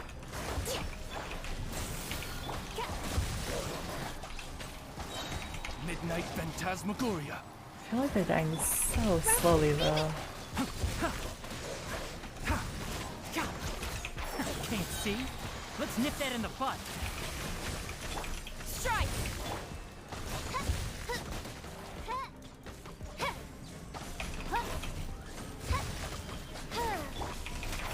Keep up.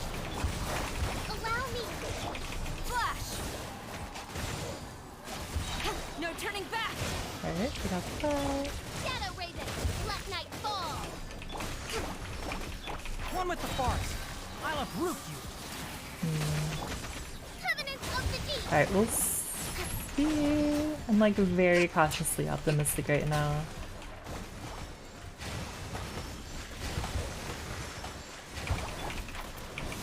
Quiver! Odds, reveal thyself!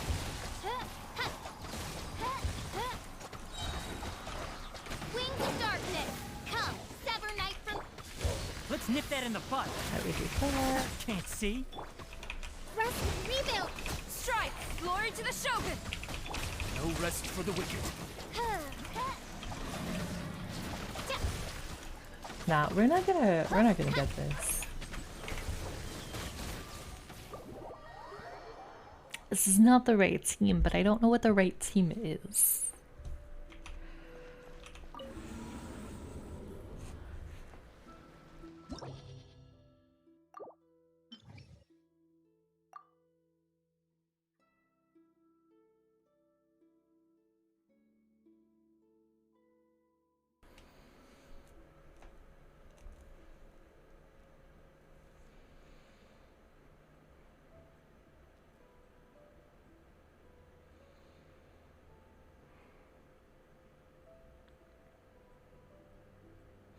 I'm thinking. Okay, second half I want to try this team for sure.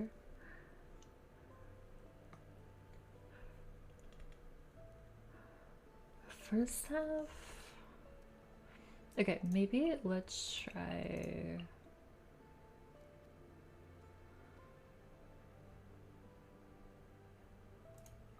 This. I'm a little bit nervous not bringing a healer. But we'll try it. We're gonna risk it for the biscuit.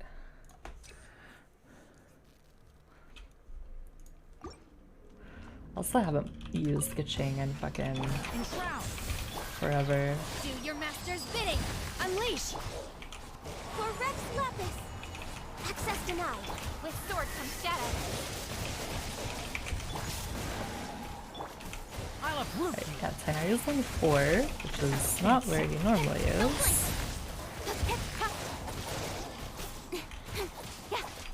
Incoming! Hey! Manifest! Born of icy frost! One with the farce. This is long overdue! Don't blink! Ah, cut to the chase! Yeah, I'm really worried that Kaching is not built enough Nip for that in the this. butt. No touching! Incoming! Hey! But we might get lucky. Obey! By ordinance divine! For Rex Lapis! Can't see. With sword comes shadow! We might get lucky with the elemental reactions. Born of icy frost! I'll uproot you. Speed of light! Nowhere to hide!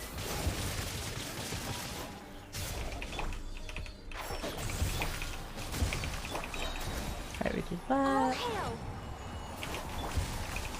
Don't blink! Okay, okay. I am cautiously Sword comes shadow! optimistic once again. One with the forest. Obey! No touching! Speed of light! Blaze over! Cryo incarnate! I hear everything. Incoming! Hey! Ha! Cut to the chase! Okay, maybe where our last goes.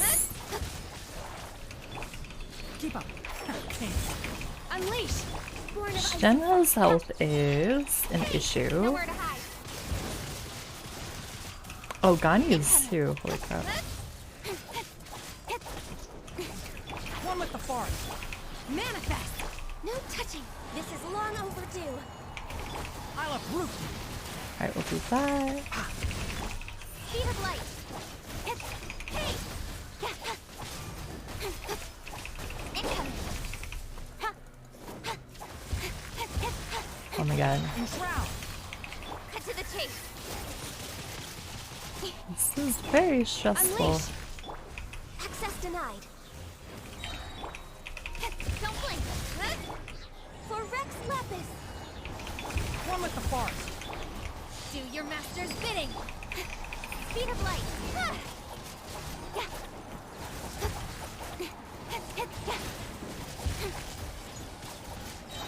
With sword comes shadow.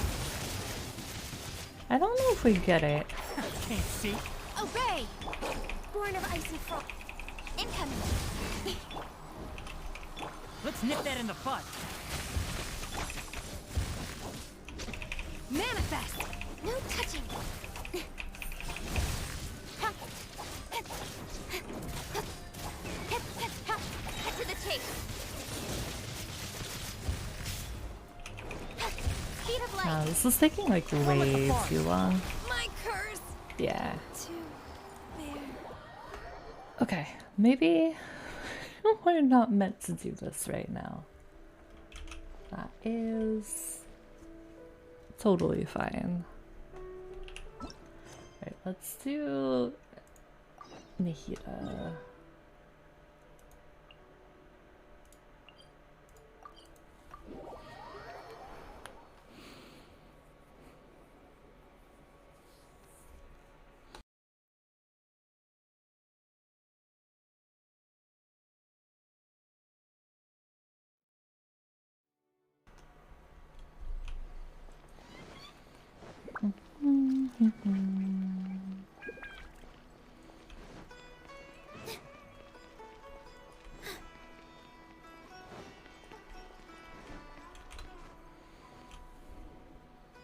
Sorry to interrupt, everyone. We finally have some real dream experts joining us. Esteemed experts, this way, please. Ahem. Now, if anyone has any questions, please feel free to ask them. They must be dream experts from another land. Great! Oh, I have a question. Me first! Me first! No rush. Everyone, please line up and ask in an orderly fashion.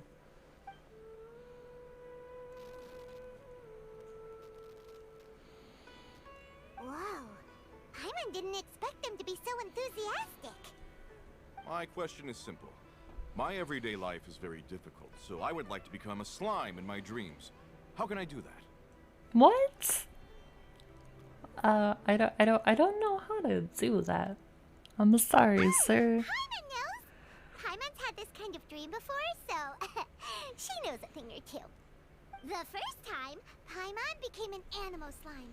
Paimon was shot by an adventurer's arrow and flew in the sky all night long. The second time, Paimon became a dendro slime. A group of kids thought Paimon was a radish and pulled out all the grass on her head. Oh, it was super painful. The third time, Paimon became a cryo slime. In the end, Paimon was captured by a chef and turned into a smoothie. And the fourth time, Paimon became a powerful Geo slime and went to take revenge on the forest boar that used to bully Paimon. But then the boar showed up with all of its relatives and Paimon lost again. Wait, why did all of your dreams end so tragically? That is a good question. Because slimes are monsters, even though they look cute, they usually cause trouble and end up getting killed by adventurers. Things don't and end well for monsters. Believe Paimon. I suppose you're right. They are monsters, after all. I just want to experience a different life, but it seems that becoming a monster would be even worse than my current life. Maybe I'd be happier if I became just a regular finch. Or fish. Looks like being an expert is way easier than Paimon imagined. Next! Oh, it's my turn. Esteemed expert, I want to know what posture I should sleep in so I can have the same dream as the one I had last night. Well? Hey, you're supposed to be helping. First, why don't you tell Paimon about the dream you want to have again? Oh, it's quite ordinary. I sat and chatted with my wife on a sunny day, listening to the breeze blowing through the valley. Why don't you just find your wife and talk with her? There's no need to wait for a dream.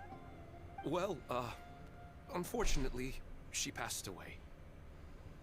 Oh! Sorry. Paimon shouldn't have assumed anything. No, it's fine. I didn't make that clear. I just want a chance to see her again. Yeah, it's not really about posture. What you think about right before falling asleep is probably way more important. Oh, is that all I have to do? Think about it. If you're the one thinking about her, and you're the one that'll be dreaming about her, then it'll be easier to connect your thoughts and dreams. You do have a point. I'll give it a try tonight. Thanks for your wise advice. Oh, my turn, my turn. I want to know the name of the plant in my dream. I want to bring the souvenir box to my room into my dream. I dreamt of a raven flying over the wasteland last night. Does that have any kind of special meaning? Hey, no rush! One at a time!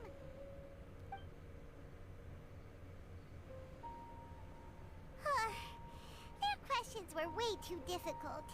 We don't actually know anything more than they do. We're just more experienced dreamers, that's all. You do have a point. It's more rewarding to explore and contemplate the meaning of a question than to focus on the answer itself. Right now, these people are like wanderers who've starved for 3 days and 3 nights and are desperate to replenish their energy. Any explanation they get now is like pure sustenance to them, no matter how good the explanation really is. Oh, and now that Paimon has said that, you know who comes to mind? Bingo! If she was here, she'd probably be making some similar analogy. Unfortunately, she's super busy right now and may not have time for gatherings like this. Dear experts, we have another guest who would like to consult you. But you saw how we answered all the questions just now. We're not really all that knowledgeable. Ah, but this guest is rather special.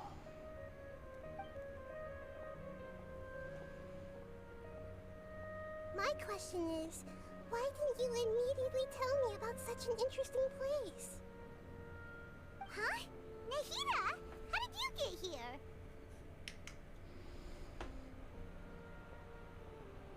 Interesting events like a moment of dreams don't happen every day after all. No matter how busy things are, I'd still set aside some time to check it out. Anyway, I really didn't expect to meet you here. Oh, right! If there's anyone that understands dreams, it's you! You should be able to help us answer all these questions. You're not wrong. Alright, they can ask me anything. The more interesting, the better.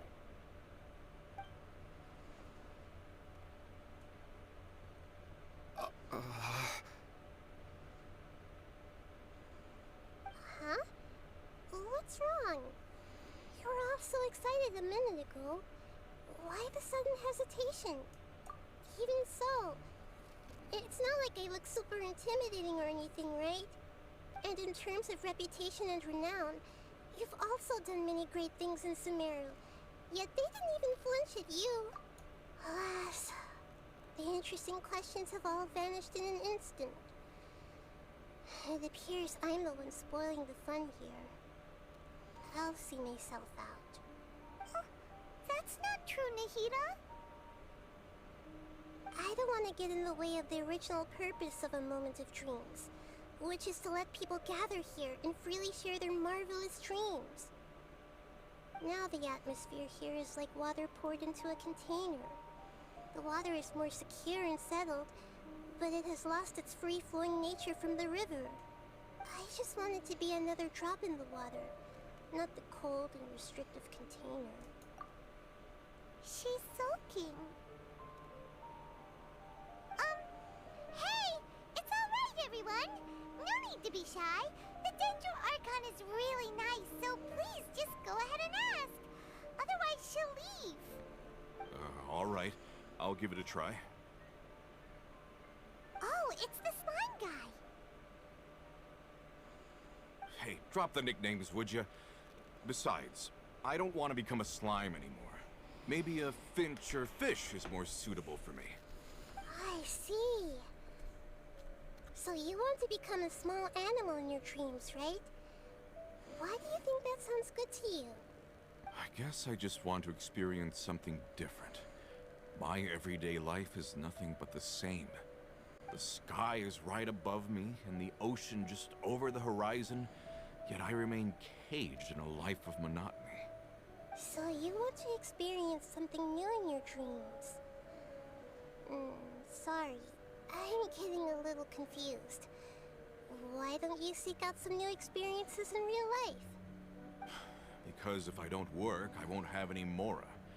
Sure, I don't want to be out hammering nails and cutting wood every day, but I have aging parents and young children to take care of. By the time this all dawned on me, I realized that my life has already been filled to the brim by trifling matters, and I have no more freedom.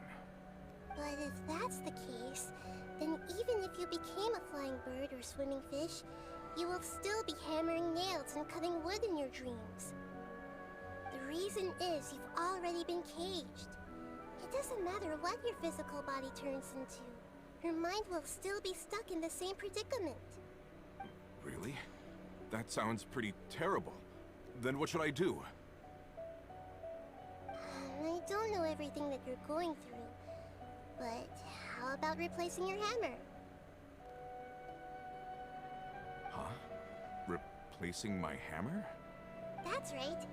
Having worked for such a long time, you of all people must know what makes a good hammer. Well, of course. A good hammer needs to be heavy enough to drive the nail in with just a couple taps, and the handle has to have a good grip to it, not too smooth. Come to think of it, I haven't replaced my current hammer in quite some time. You should replace it. Then decorate the handle with something you like. Maybe some ornaments, fur, or hard leather wrapping. Then, write the names of your children on it. That makes sense. I think it'd give me a good boost of energy at work. A new sense of adventure often begins with the little things in life. You don't need to become a bird in the air or a fish in the sea.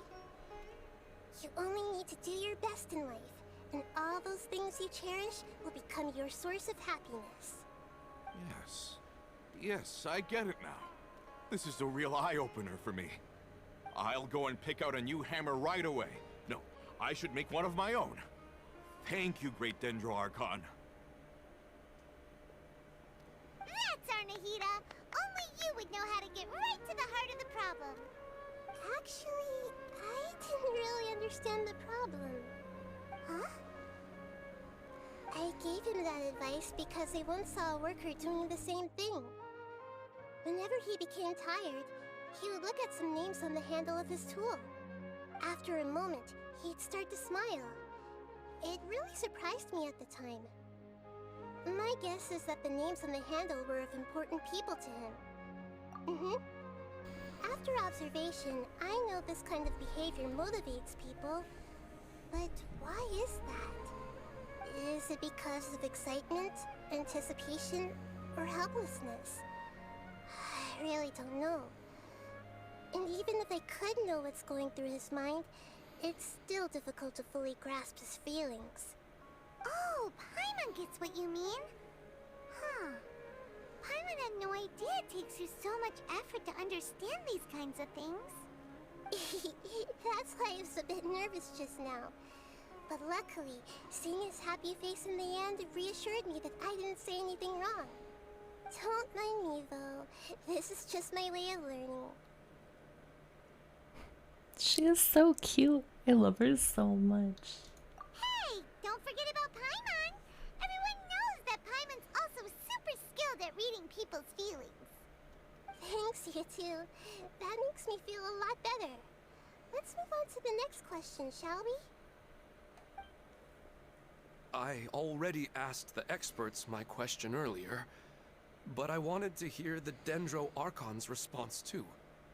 What should I do if I want to see my deceased wife in my dreams every night? Longing for the deceased. Even if you keep reliving those beautiful memories, it'll only highlight the emptiness in your real life. If your wife were still alive, she certainly wouldn't want to see you like this, would she?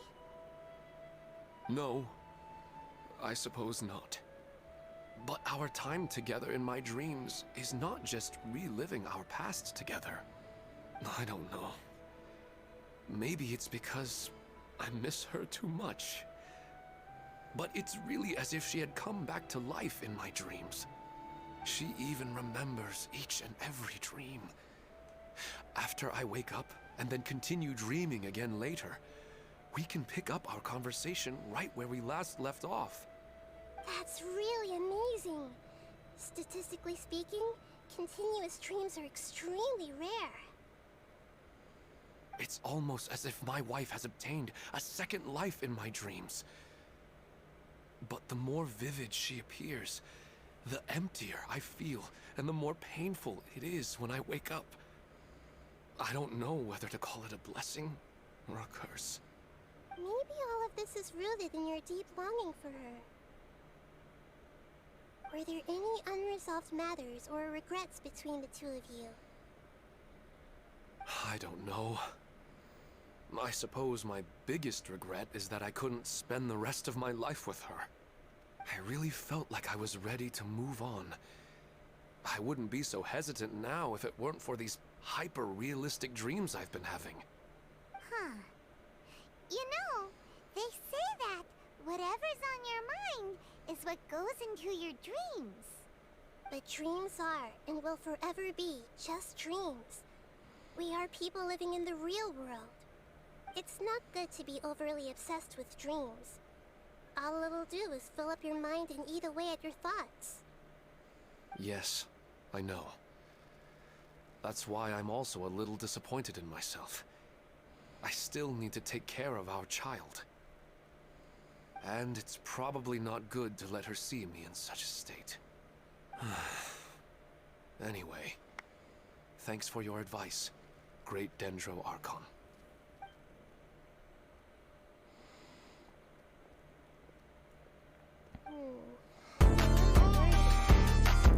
Hello, LA.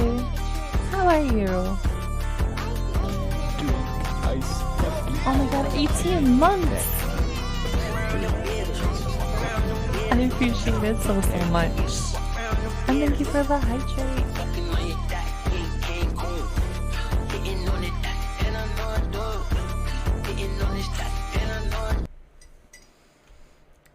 Elman? Elman. Okay, the suit. Are you feeling any better now? I'm doing okay. It is good, but also feels a little bit weird to be streaming again. My wife like this and move on with my life. Now that I think about it, my wife and I always meet at a familiar place. But mostly good. I'm also just really tired today. Exists in reality, but it's a bit far. Yeah, it was I don't dare to go there on my own. Alright, yeah, I know. I did not get a lot of sleep. Matt, thank you for the 25 months. What the fuck? How are you? We are back. We back, baby.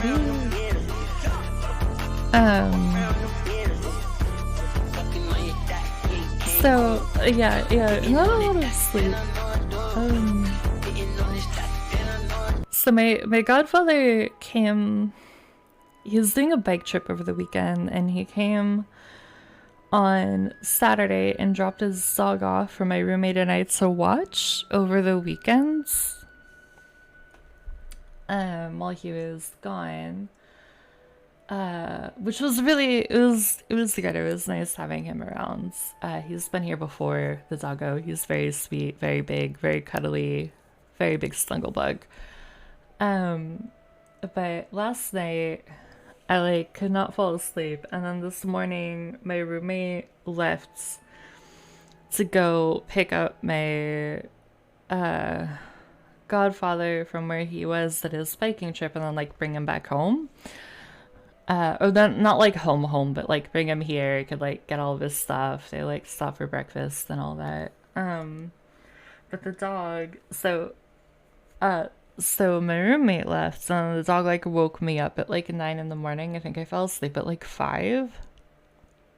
And so I took him outside and then stayed downstairs with him, and I fell back asleep, but it wasn't restful sleep, because the dog was he was really sad and anxious because 2 of his people were gone.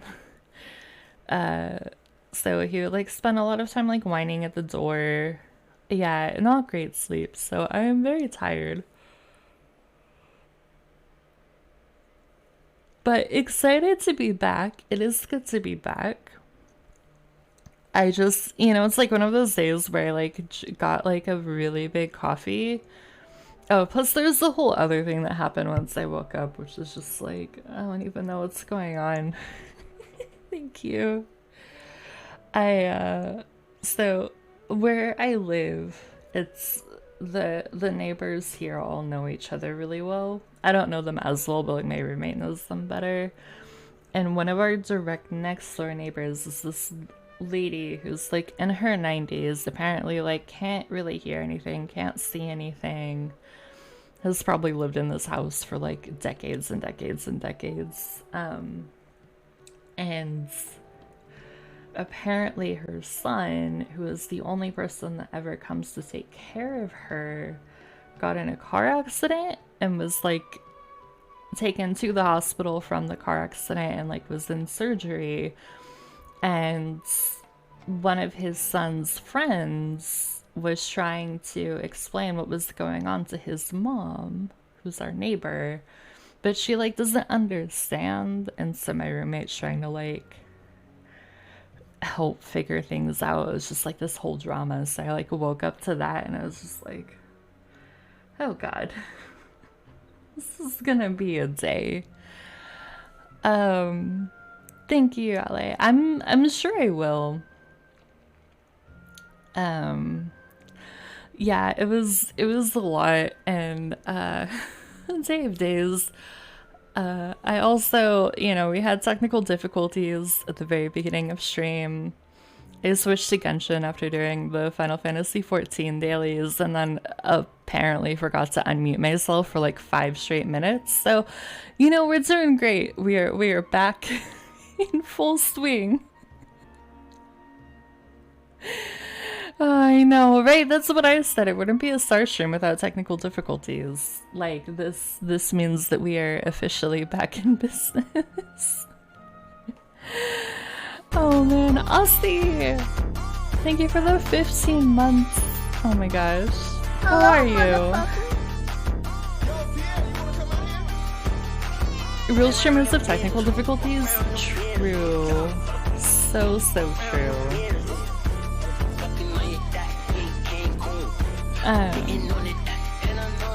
So yeah, we're just hanging out in Genshin right now. Daily commissions, tried and failed to do floor 12 of the Spiral Abyss because I don't think I have 2 fully built teams, and I need 2 fully built teams for that. And now we're doing Nihida's story quest.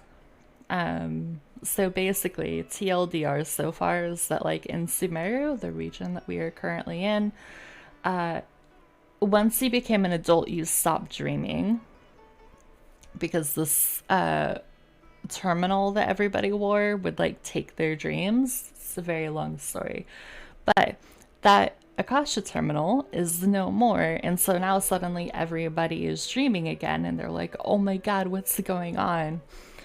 And so we are answering people's questions about dreams. And then Nihida, who is the Archon of Sumeru, came and has been kind of helping to answer some questions. And that's where we are. We're not super far into it. I don't remember my dreams. It is a very, very rare instance if I do. So this whole thing to me is like very odd. Whereas like my roommate remembers all of their dreams and like they're apparently very vivid and stressful and crazy. But like as somebody who doesn't really remember my dreams, this whole so because of that, right, like I've never like had the urge to like figure out what my dreams mean or like keep a dream journal or anything. So this whole kind of like interest that, and I know that this is a work of fiction with Genshin, but the kind of interest that all these people are having because they have this ability now to like remember their dreams feels very foreign to me. I don't know if I would feel the same if I were in their shoes. So it's kind of interesting to see a different perspective than I myself have. Because like the only dreams I ever seem to remember are the really terrible like nightmares. And that's like maybe once every 3 months. And I don't remember anything else. Like I literally, my roommate like cannot understand this, but it's like I go to sleep and then I wake up and there's like nothing in between, right? I only remember sometimes, really depends, but most of the time I don't remember. I just remember having a dream, but I can't recall. I have also had that feeling before, LA, where it's like you know that something happened in your brain while you were sleeping, but like you can't like grasp what it was. I remember most, I don't get a lot. See, I don't know if I would want to remember my dreams. I don't know. I feel pretty happy with like not remembering them, but I know a lot of people really like enjoy dreaming, if that makes sense. Some are interesting. Sometimes it's fun to remember them, sometimes it's not. Nightmares are the most vivid I've had. Yeah, like... Yeah, I fucking hate nightmares so much. But those are... If I do remember a dream, it's generally something like that. Like something like very, like, emotionally intense and, like, psychologically intense. Otherwise, no fucking clue what's going on between the time when I close my eyes and fall asleep and I open my eyes and wake up. There's just nothing there. Nightmares are more likely to be remembered. I think that makes sense though, right? Because they're more intense, right? So I feel like they do have a much bigger chance of like staying vivid, where non-nightmare dreams are, at least this is all in my experience, they slip away easier because there's not as much like, they didn't leave as much of an impression, right? That's not quite the right phrasing. I don't know what the right phrasing is, but like, yeah, nightmares are more emotionally charged for sure. Did I ever tell you guys about the time in high school when I watched The Grudge and it backfired horribly? Because I've never been good with scary movies, and like stuff like that, but I really, for some reason, I really wanted to watch The Grudge, and I cannot tell you why. I wanted to. I remember it very vividly. Not the movie, I can't tell you what happens in the movie anymore, but like, I remember it was the weekend, and I watched the movie like in the middle of the day with the curtains drawn, like it was so sunny and like light out, and I watched it and I was like, oh, that wasn't too bad, and I thought I was totally fine until I went to bed. And then I like couldn't fall asleep, and I just remember having like the biggest, like most intense vivid nightmares of whatever the like grudge entity is like coming after me for like 3 days, and I was like, this is terrible. I wish I had never done this.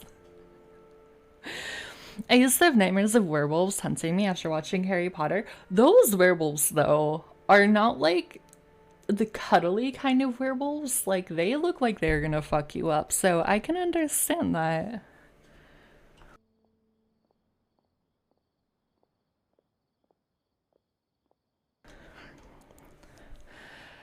However, okay, so here's the thing though, right? Like, scary movies I cannot do.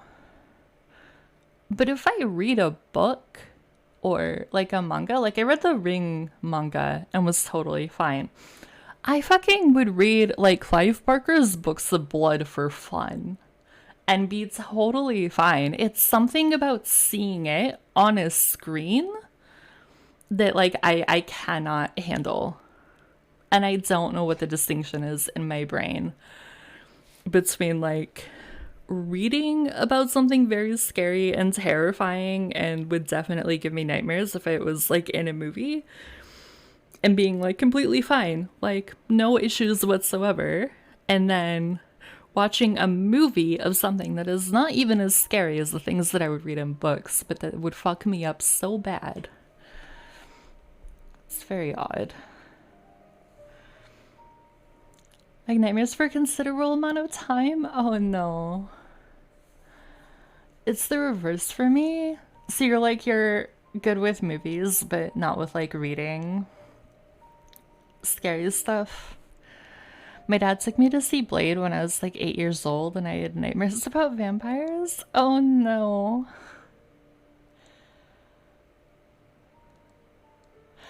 I really wonder, okay, I've never thought about this as a potential connection before, but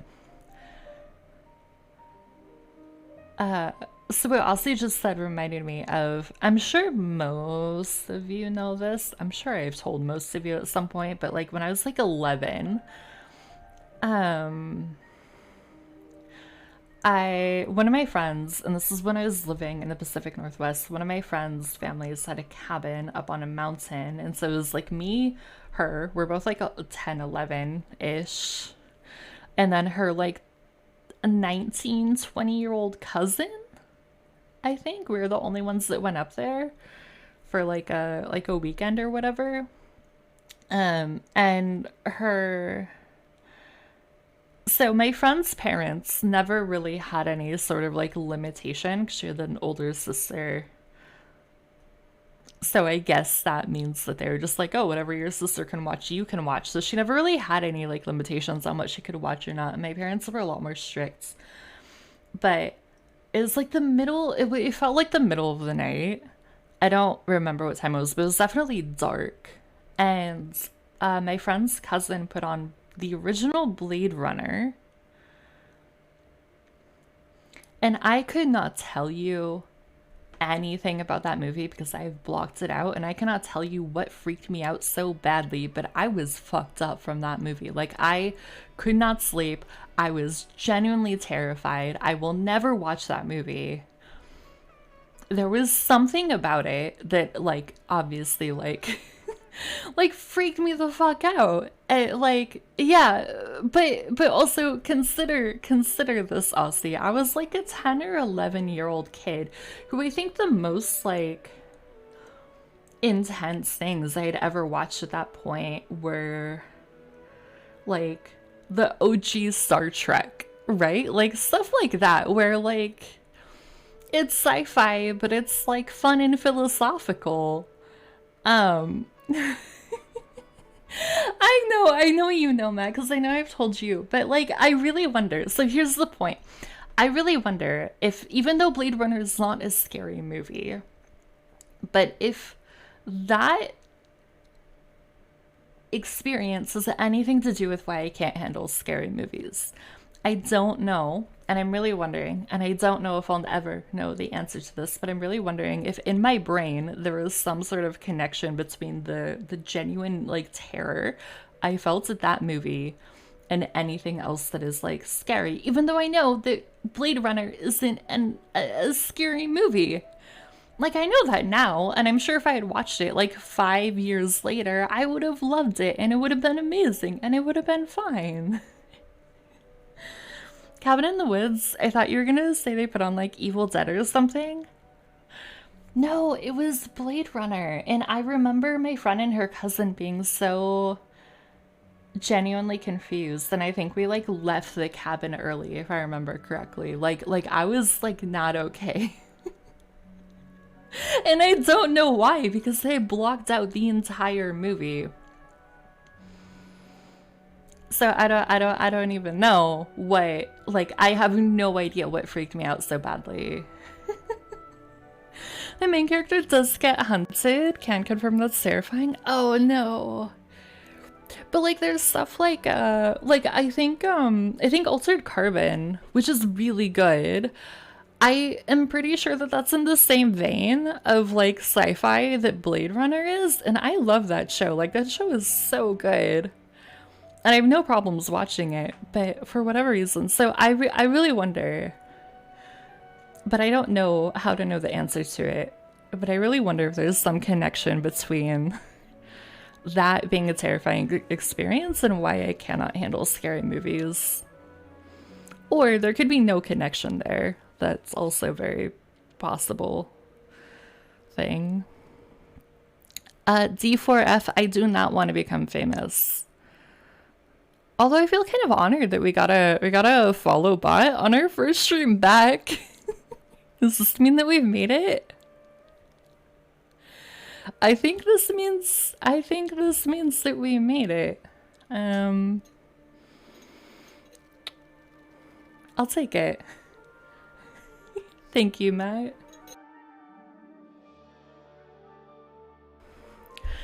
But, okay, so things like Cabin in the Woods, totally fine.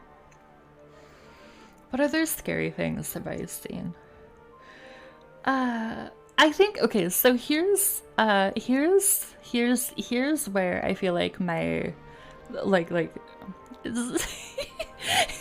just terrified of Harrison Ford. Oh man. I have thought about over the years, because obviously that was like many years ago now when that happened. I have thought about trying to watch Blade Runner, but I am too scared to give it a shot. I'm being dragged out of the house by my brother. Have fun with whatever your brother is dragging you into, Matt. Thank you for stopping by. It's good to be back. Very good to be back. But like psychological horror, I'm fine with. Like thriller, psychological horror stuff is fine. Body horror and like jump scares, I do not like. And I have heard really good things, like about The Haunting of Hill House, for example, but I've seen images of the hanged lady, and that would bother me so much, just seeing her around. So, like, I've never watched it. I've streamed Blade Runner. My Discord is before you joined, though. I don't know. I'm sure if I watched it now, I would be fine. But I don't know that for sure, and that makes me nervous. So like I didn't watch the new Blade Runner either. I thought about it for a little bit because it's like, oh well, maybe it's like different enough that I won't absolutely freak out. But I just like, I don't know, I get really scared because it like, the fact that my like tiny brain blocked out the entire movie is part of what terrifies me because I don't know what to be wary of, you know? But I know that people really like the movies and that they're really good and it like had a lot of cultural significance. Like I know all of that. I just, for whatever reason, it fucked me up. And I was never the same again. Well, I mean, I was the same, but just never able to watch Blade Runner. Chloe Bryce's favorite movie? Oh, is it? I'll see. I downloaded Valorant and I played one game and I think I want to play one more, but I want to play as Viper purely because they have the same voice actor and I don't know what that means about who I am as a person now, but that is something that I want to do. And then after that game, I am uninstalling it because now the first person gives me a headache. And people were really mean. And I was like, this is why I stopped playing this game. Oh, they do, don't they? They watch it. Yeah, I remember now. Their movie night. God, that was so sad.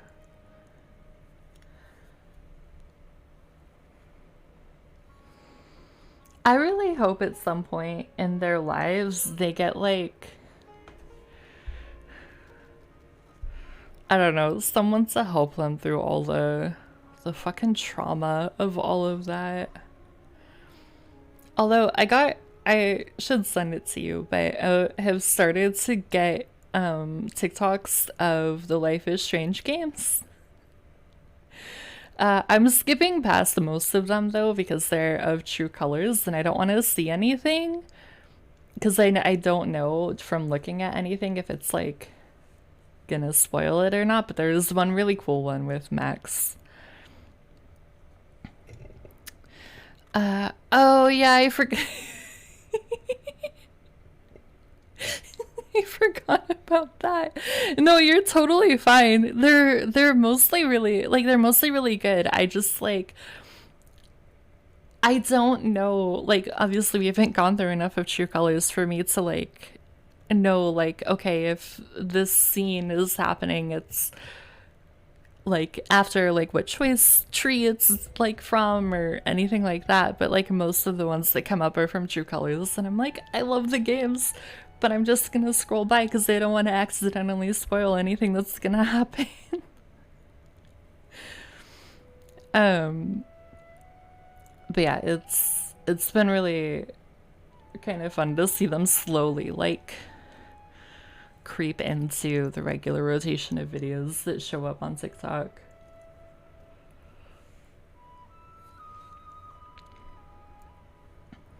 Alright, we're gonna listen to this dude talk about his dead wife and his dreams.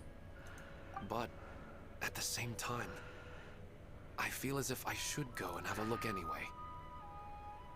Perhaps I'll be able to move on once I see that there's nothing there.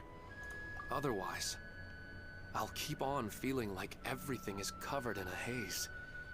Like I'm only half awake. Once I can stop dreaming about that place, I'll probably be able to get my life back together. Actually, you two are adventurers, right? If it's okay with you, could you escort me to that place?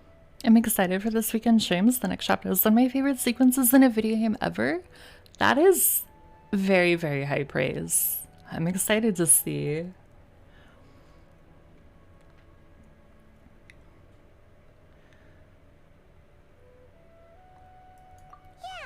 it might also be a good chance for us to unwind. Paimon, this is not the time or the place to talk about that. Some nice scenery will definitely help cheer you I up. want to punch her every single day of the year. I hope so too. Alright, go ahead and get yourself ready then. It's okay. I'm not really surprised. I was just like, man, it's really, you know, Are you headed off to nothing some has interesting place changed. without telling me again? Huh? Wait, aren't you supposed to be answering questions? I just finished, and I really got a lot out of it. So many interesting and novel thoughts. Anyway, it looks like you're going somewhere. Why don't you take me with you? Oh, there's no need to trouble you, Great Dendro Archon. I imagine you must have many other important things to deal with. No need to stand on ceremony. Besides, I wouldn't have asked to come along if I didn't have a good reason. I wanted to She's so use this cute. opportunity to discuss with you some things that are puzzling me right now. Huh. I didn't know the Great Dendro Archon could become puzzled too. I'm not all that different from you, you know. Alright, let's go. We can talk on the way.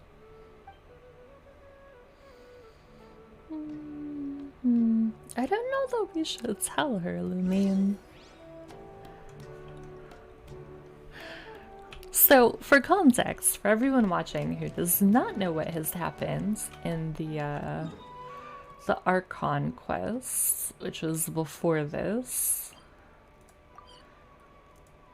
Nihida is not the first Archon of Sumeru, she's the second, so she's also referred to as Lesser Lord Kusanali, and before her there was Greater Lord Rukkhadevata. And through a very long series of events that I will not go into all the details of, Nihida had to, in order to save everybody and for the safety of the people of Sumeru, she had to essentially wipe Greater Lord Rukkhadevata from existence. But we remember, we as in the Traveler only, remember Greater Lord Rukkhadevata, Nihida, and Paimon, and everybody else forgot. And so I don't really, personally, I don't really think that we need to tell her. I don't know, maybe we do. I just don't know what Lumine, what her, maybe we do tell her. Do adventurers often go to places like this? I feel like it's very complicated.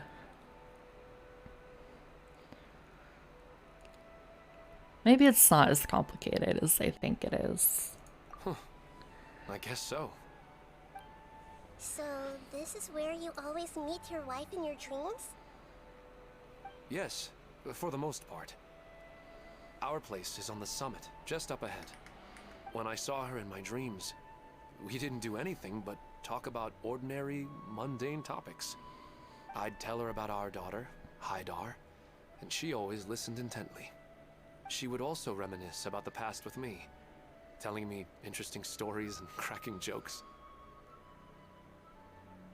It feels like no matter how long we may chat, it's never enough. Sometimes, it's the little things in life that matter the most. This is the part I'm a little puzzled about.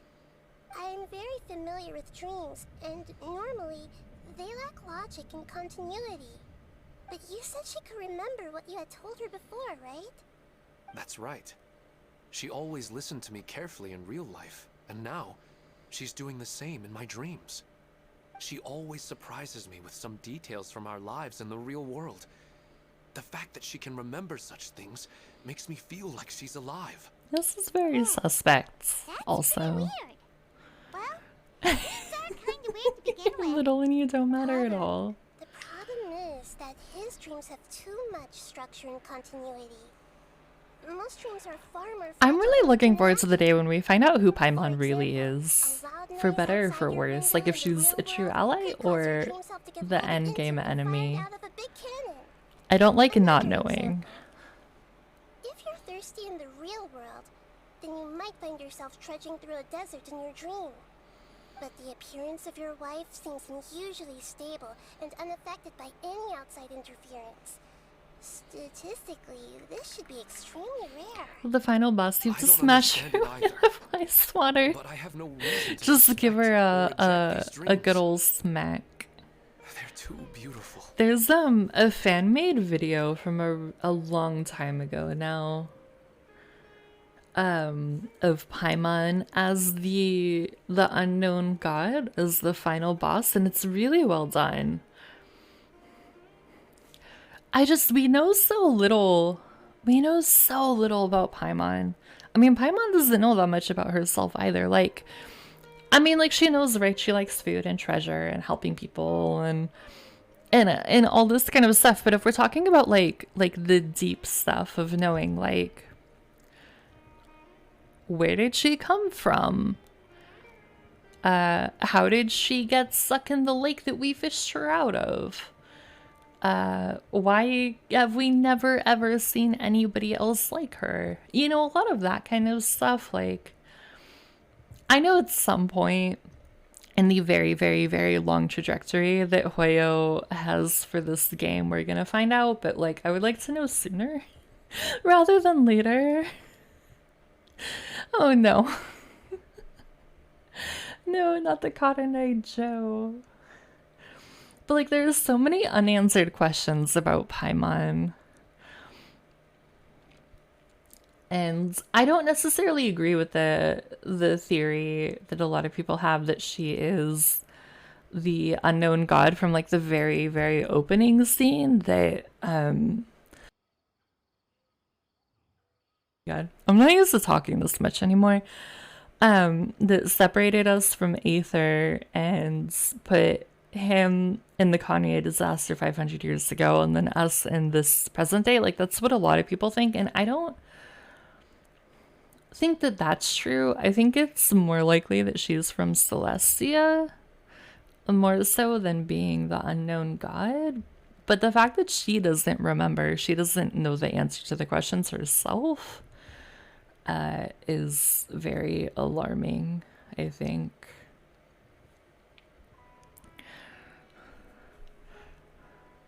But I still want to figure out the how and the why. These kind of dreams are novel to me as well. That's why I want to have a look at the scene your dreams have been taking place at. Let's go. Just think of it as a nice little hike to the top of the mountain.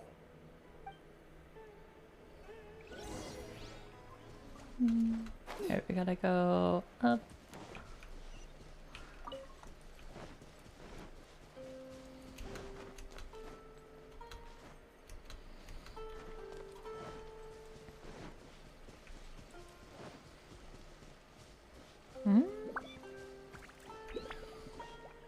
Well, we found something new. Why did you just unlock that? I don't understand.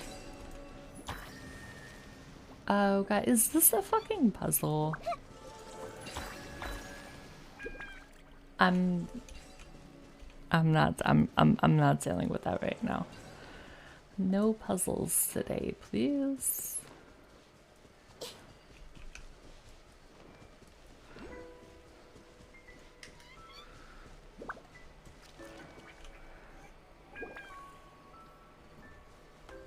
Well, he really wasn't kidding. This place definitely isn't safe.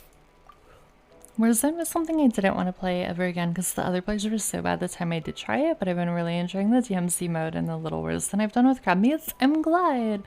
I need to download the Battle Royale one. The new one. And give it a shot. I don't know what it is. Like, I know that FPS games are not the most toxic communities out there. I think League of Legends like absolutely takes the cake over anything else.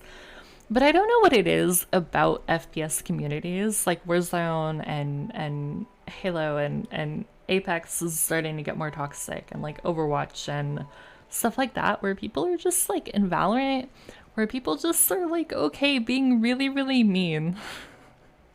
Like, I don't know what it is about. Maybe it's because I don't know. But I'm really glad that you're enjoying it now. I definitely understand the not enjoying it because of the people that you're in games with feeling. No matter. We'll just finish them quickly. Huh? Are you going to fight too, Nahida? Of course. This is all part of our little trip. I think I've told you this before, but the first time I tried Warzone, some players on my team said I bet they're just playing for fun because I was looking at things and not being some totally 100% optimized player. I don't think you've told me that, but that really sucks. Also, what is wrong with playing a game for fun? Like, I don't understand this whole mentality that it seems like a lot of like gamer guys more specifically that like they have that like cozy games and like farming games aren't like real games, or if you're like not there to like you said, like be 100% optimized, or you're gonna play a game on the easiest level instead of the hardest level, like any of that makes you less of like a player. Like if you play video games, you're a gamer. It doesn't matter if it's easy mode or expert. Like as long as you individually are having fun, like that's the most important thing. MLG Pro strats or get out. Some people really have no chill. And like I think it's totally fine like if somebody else wants to take something super seriously, but it doesn't mean that everybody else playing that game has to take it super seriously. You know? Like how does somebody not playing as 100% optimized player, like there to do their very best, take away, like if you're not playing in a competitive mode, right? I can understand it a little bit more if you're playing in a competitive mode, but if you're just playing something like in a casual or a pubs, like it doesn't take away from their experience if you're just there to like hang out and look at stuff and shoot things occasionally. You know, like it's not like you are personally ruining their gaming experience. That's what baffled me too, is it was the guy and a girl saying this about me. I assumed women would be more decent about things. Foolish of me, I suppose.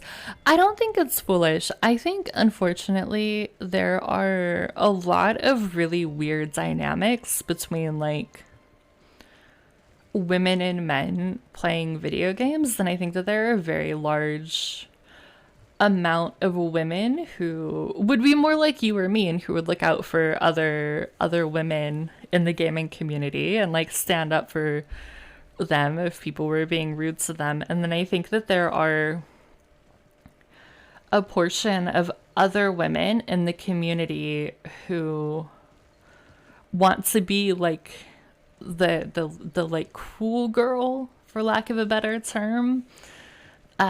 So they're really mean and toxic, and I think a lot of it is just them trying to like look cool or whatever in front of the really mean toxic guys that are gaming. And I think it sucks because I think we should look out for each other, you know?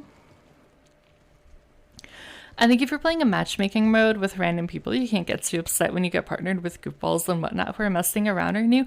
Yeah, like, just because I have 1,200 hours in Apex does not mean that I expect everybody else I'm ever paired with on a team to have the same level of knowledge I had, because I'm sure that I have forgotten a lot of it, or like I would have to go back and like relearn a lot at this point. But like, when I was like, you know, like when I was playing Apex every single day, I was taking it a little bit more seriously, but like I'm not gonna,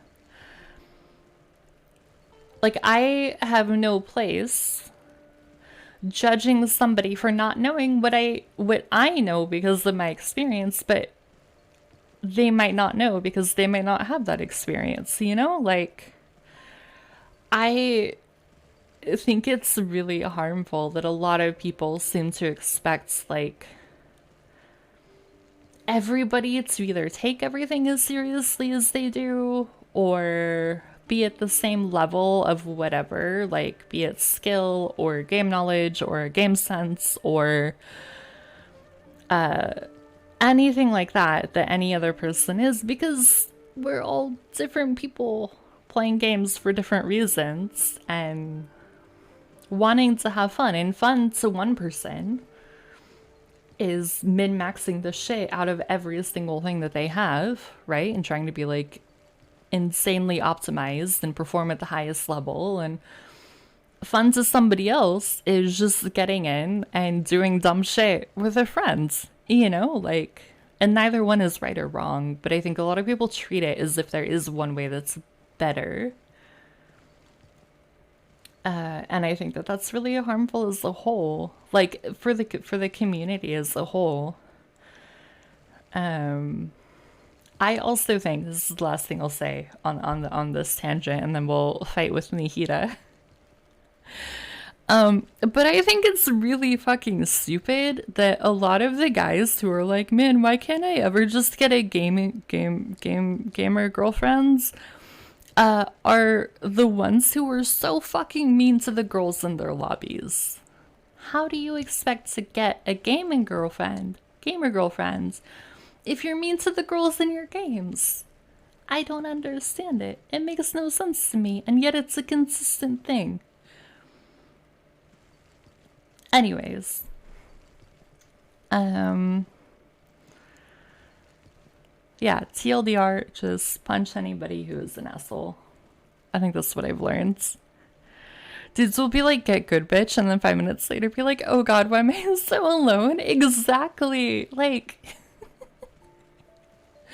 And then like the whole thing that I was telling you about the Call of Duty gamer bros being so mad that like the girl gamers were enjoying Ghosts and trying to gatekeep him instead of recognizing that like they are the demographic of people that like has wanted a common interest with like the gamer girls that they like, and now there is one, and being like, hey, yeah, let's play whatever the new one is called, because I can't remember the name of it right now, and like, you know, let me teach you all the Ghost lore, and you know, and stuff like that. Instead they're like, no, fuck you, get the fuck away from my game. And then they're like, but why doesn't she want to play with me? Like, you can't have it both ways, man. It doesn't work like that. And like, oh, right, like we're laughing at it, but it's kind of heartbreaking. Yeah, I don't understand that mentality at all.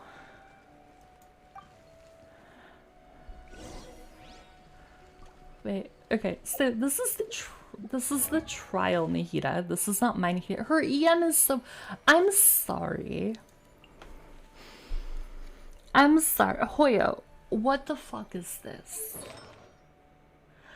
What the fuck is this? This is not... Oh my god. Oh my god. Hoyo doesn't know how to build their own characters. Jesus Christ. It's like the Pokemon thing. It hurt itself in its confusion. I know. Welcome back, Ifears, then. This makes no sense. Like, she has really high attack. I will give her that. But Nihita scales off of elemental mastery. So the fact that her elemental mastery is less than 500, and for artifacts they gave her noblesse instead of Deepwood, which gives Dendro damage bonus, and the 4-piece set, which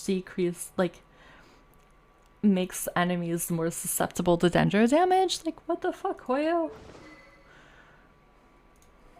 What the fuck? Yeah, okay, this is Crown.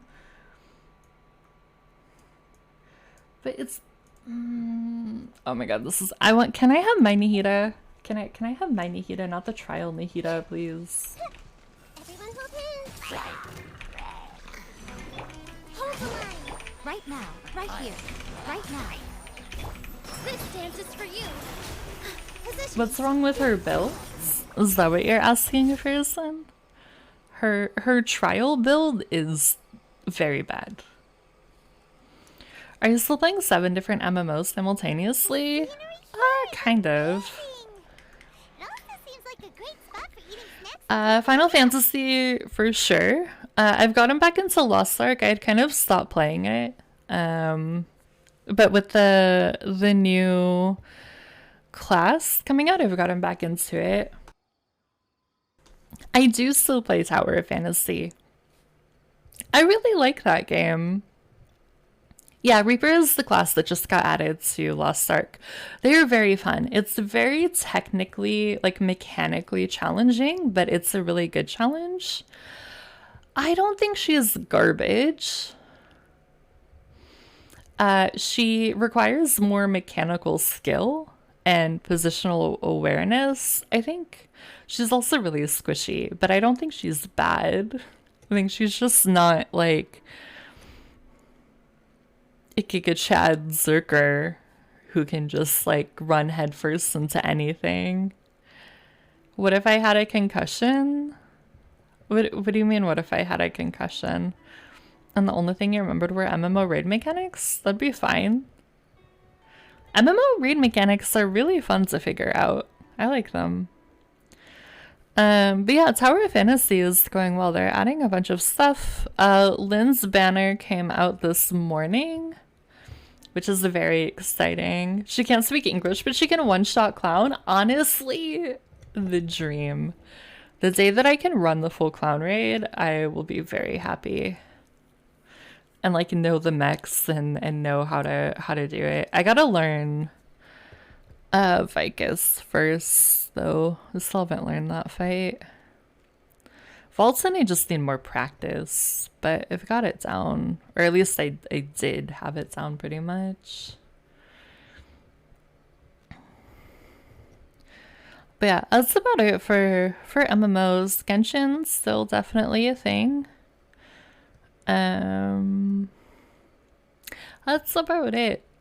As far as games, I've kind of become MMO / Genshin player. I want to download Apex again. I don't know. I'm very nervous. Although I do want to try Catalyst because she seems really cool. You quit everything? Yeah, you don't really game much anymore, do you? You just uninstalled Apex the other day. She is trans, yes. And her ability is like really cool. Her character design is amazing. She looks really, really fun. The only thing that I don't like is the sound of her abilities. It's very squelchy, which I think I could get used to, but I was watching a streamer when she first came out. I was like, that sounds very wet. I heard they removed gendered voice clips. I think that was a bit extreme. Why do you think that was a bit extreme? I don't really think there's anything wrong with that. We love a squelch. I fucking hate... Oh god, no. Aussie. Slapping wet sponges against the wall. I am having like a visceral reaction to just imagining what that sounds like. Oh, I don't like that. So that's the only thing that makes me nervous for like trying to play Catalyst, is because I know that her abilities, because she has this like a I don't know if it's like a slime or like a goo or something that she like uses to like put up a wall, like Viper's wall, and then you can like block off doors and stuff, and I don't know what else she can do with it, but like it's so like wet sounding. Oh god, Gamer Girl Goop special ability.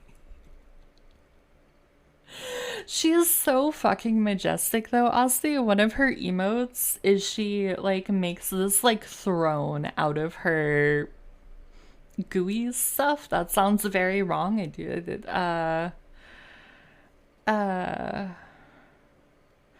And she just sits in it and looks so like queenly, and it's amazing. I just feel like it's a lot of effort in being like, hey guys, isn't really what people mean when they say protect trans kids. But if it makes trans people feel more like safe and more included for them to adjust the voice lines and take out things that could be unintentionally like providing this feeling of like you're not included or you're not important here, especially when in Apex they explore through their characters. I mean, like you said, like Catalyst is trans. They have a lot of queer characters across the spectrum of what it means to be queer. And so I don't think it's a bad thing that they're trying to be more inclusive and adjust over time things that are more like, I don't know if comforting is the right word, but like things that don't feel like a blanket, like you are not part of this if you hear this voice line kind of feeling. I'm not sure the granularity with what lines they took out. I mean, I didn't know that they took out lines. I personally think it's kind of cool that they did. I think it shows, regardless of the other stuff that's going on with Apex and the choices the EA may or may not be making with the game, to me that shows that they are actively working to make the environment one that feels welcoming. And it might not be a big deal to a lot of people, but to the people it is a big deal to. I would like to think that like it makes a difference. I'm not part of that specific demographic, so I can't say for sure, but I think to me at least it seems like a cool gesture and a cool, very small but significant way to show what they're trying to do and what kind of community they're trying to build. They made Babs bunny shorts longer. I don't even know who Babs is. I don't understand that reference.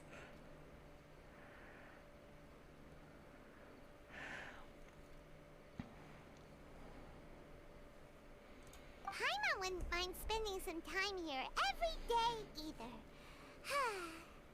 I've yet to see anything strange about this place. I do not plan to deny the power of longing. Such an intense but unquantifiable emotion could indeed have the power to organize dreams. His wife must be a really amazing person. Huh? Wait, where'd he go? Oh, so you are waiting for me here? Well, guess what? I've brought someone amazing with me today. This seems... When the Dendro Archon said she this wants seems to come with me, bad. I could hardly believe it. This seems very bad. I'll bring Haidar once I'm more familiar with the way here. She's been telling me that she really misses you. Sorry to bring drama. I'm not really strong on one side or the other, but I feel like including characters and normalizing it is a good step. I feel like it's self-censoring just doesn't do much. I don't know, this may be a difference of perspective. I don't really see it as self-censoring. I see it as them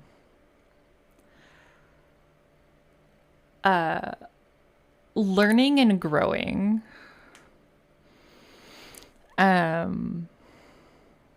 I just looked up the Catalyst trailer thing. I like her goop.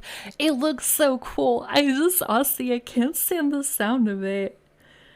But doesn't she look so cool and like amazing? And I feel like she'd be really fun to play as well. Yeah. It sounds really goopy. I don't know. I don't know what the harm in them changing the voice lines is either. Like, to me, if it isn't hurting anything and it is providing more inclusivity, then I don't really think it's a big deal. But that's my take and that's my 2 cents. And I also think as someone who, I don't know, also don't think it's like needs to be like a huge deal, right? Like it's significant to the people that it needs to be significant to, and I think it's I don't know. I don't think it's like a bad thing. But I also think, right, they have done much more and bigger gestures of inclusivity, like with their character design and all of that. So, I mean, I don't really think it's drama. Well, if you have a sensitivity to that, I can see it being a bit much. Yeah, I don't know. I'm a little bit scared to try her. I would have to download the game first, which would take like 6 hours.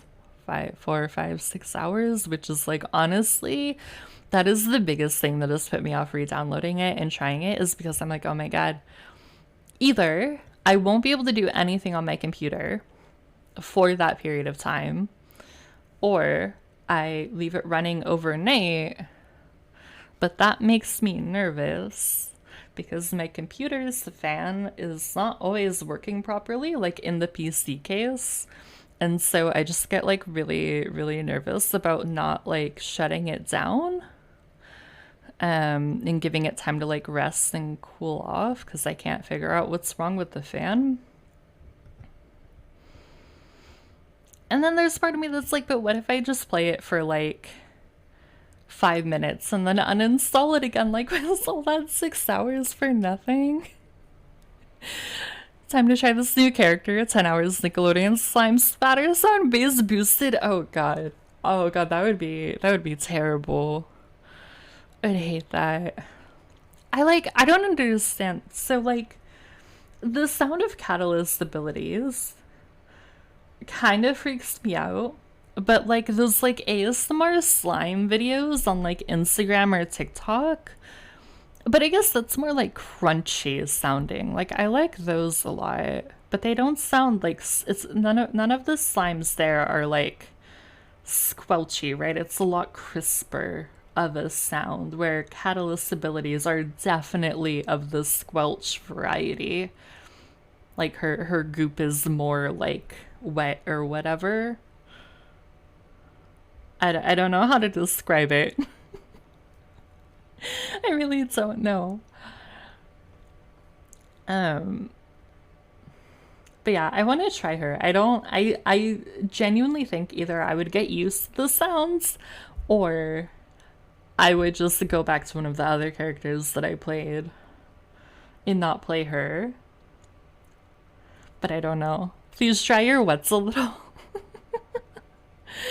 I have no idea, Fearson. I haven't played Apex for so long, and I have not kept up with all the abilities of the new characters that have come out, so I have no idea. I know that they do different things. The only 2 things I've seen for sure when I was watching a streamer that I really like stream Apex when she was first released is that she can put up like a wall that's like Viper's wall that blocks line of sight. It's pretty long. And he was blocking doorways, like doors where the doors had been blown off, or it's like an open doorway on the new map, which I haven't played, that can like block it off. She has like a spike goop that hurts to go through, and then a wall goop for her ult that if people walk through it blinds them. Yeah. And I remember in her trailer, it looked like Seer's ult didn't work through her wall, but I think in the game it does. I remember seeing that as some like minor controversy of like her kit not being accurately represented, but I don't know for sure if that's true. That's just what I've heard. Because again, I have not played Apex for fucking ever. She can also maybe it's reinforcing doors then. Maybe it's not making a door. I was like half watching the stream and the squelching was a lot. I will say also in Apex queer relationships, one thing that I really love that they're doing is So Bloodhounds and Fuse are like over the seasons, their voice lines have become more and more like romantic, and it's really cute. Like they're so fucking cute. And it makes me really happy. Because like the whole Loba Bangalore Valkyrie love triangle is like cute, but there's a lot of like emotional pain within that and like all their voice lines and everything, whereas Bloodhound and Fuse, like they're just so fucking cute. Like they look out for each other and they thank each other and they're like, you mean the world to me. And it makes me so happy. I really love that they're going with that with their characters' stories. Because they're really cute together. Like, yeah, the Apex games are terrible, and a lot of murder and bloodshed and drama and big corporate conspiracy and yada yada yada, but also look at these two people in love that met in the games and fell in love in the games. Like, it's very cute. Huh? What's wrong with him? There's nobody there. Wait, Minar. Don't go that way. It's dangerous. Uh-oh, he's gonna fall. Catch him! Also, this is gonna be the longest story quest ever with all those stops.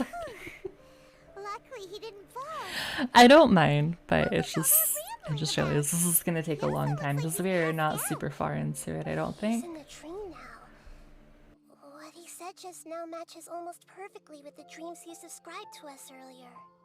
Oh, so he fell asleep and started to have the same dream? I find it a little strange as well, but we mustn't awaken someone while they're sleepwalking. All we can do is sit here and wait. Huh? Minar. Where's Minar? Oh, good! You're finally awake! What happened? Huh? Sleepwalking? Oh, right. It was all just a dream. The moment I reached the summit, I saw my wife, Minar, sitting there, and walked over to her. After I introduced her to you, she seemed a little flustered and started walking away.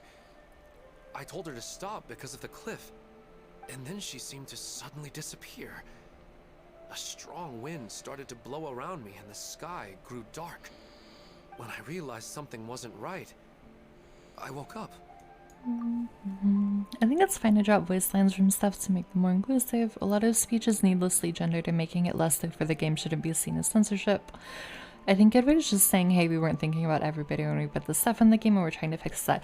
Yeah, that's how I feel. Like, to me, I see it as them learning and growing and doing better. And I don't personally think like the voice lines are like the game isn't worse off because Gibraltar isn't saying, hey brothers, let's do this anymore, or whatever his voice lines are. I know that he's not the only one. But I think it's a really cool growth moment for the game because they haven't shied away from obviously like Bloodhound is non-binary and they were one of the first characters I think in the game. They, you know, Catalyst is trans. They've had multiple queer relationships in like the lore of the game. And so I think it's really neat to see them like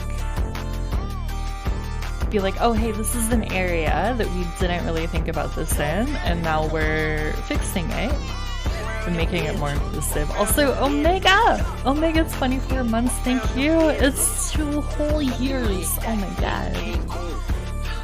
How are you? How is your day going? Thank you for the 24 months. Holy shit.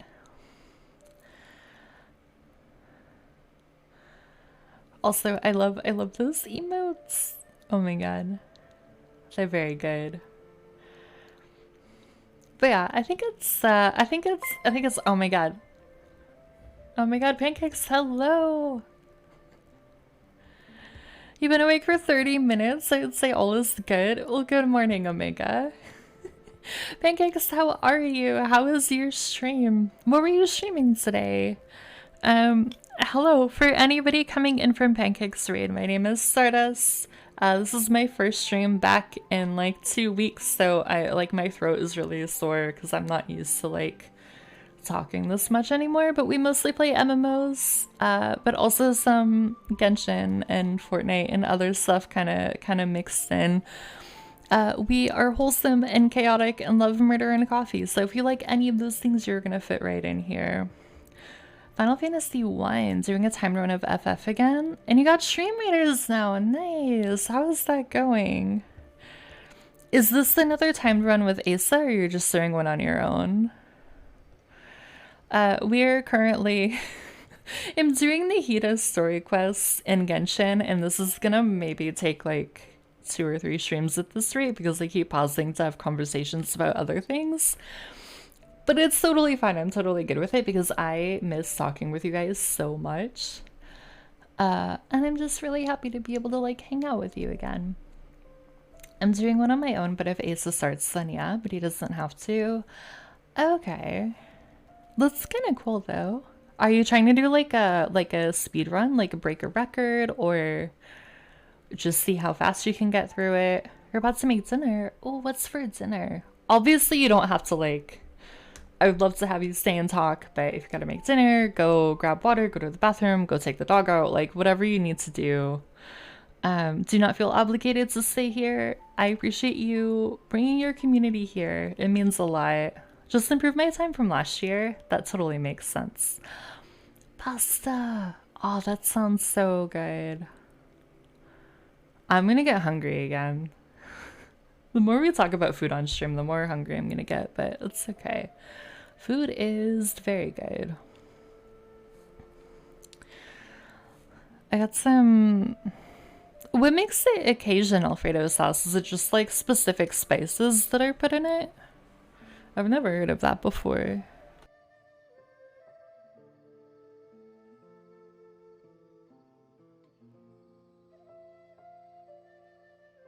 I think extra spices. Yeah, I don't know what they would be offhand, but I hope it's really good. I hope it's very delicious. Slightly red. Interesting. Okay. Yeah, I don't know what it would be, but Alfredo sauce is like, in my opinion, one of the best pasta sauces, so I don't really think you can go wrong with adding stuff to it. Like, it's really good on its own, but it's also a really good base of a sauce to like add other flavors in. We've had it before, so I'm gonna steam up some brock and penne. Oh my god, pancakes, that sounds so good. I hope it's incredibly delicious.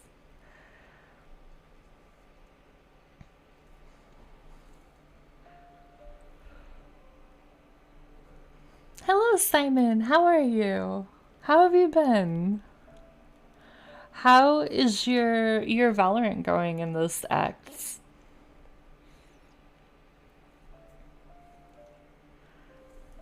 That sounds pretty wild. Maybe you were just too tired.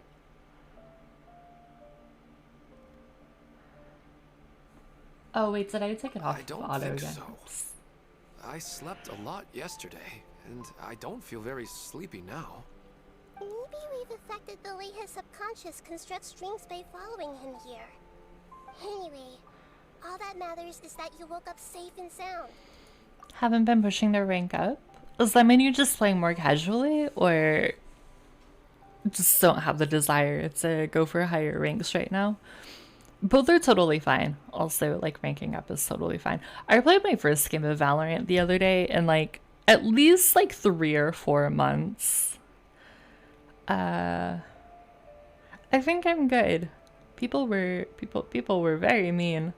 Also, I realize, because I now pretty much just play like third-person games than MMOs and stuff, that the first-person perspective like fucking hurts my head. I'd have to get used to it again. Put more time on coaching than playing myself. Wait, you coach Valorant? I had no idea. That's so cool. It's very exciting.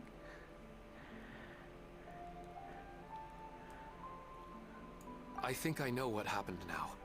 I'm sorry. If it weren't for you, I would have fallen. Let's head back now. Don't come back to this place again for the time being. Oh, okay. Nahida, what's on your mind? Paimon's a little worried now. We still don't have enough evidence to work off of, so it's hard to draw any reliable conclusions yet. But I'm concerned that Ilmon's case may not be unique to him. Oh, right! Come to think of it, there were lots of people from the event who had vivid memories of their dreams. Right. And not only at a moment of dreams, there may be people like this all across Sumeru. We need to understand what's happening and the rate of its development as soon as possible. Then there's no time to lose. Let's head back. Stop standing there, Ilmon. Let's go.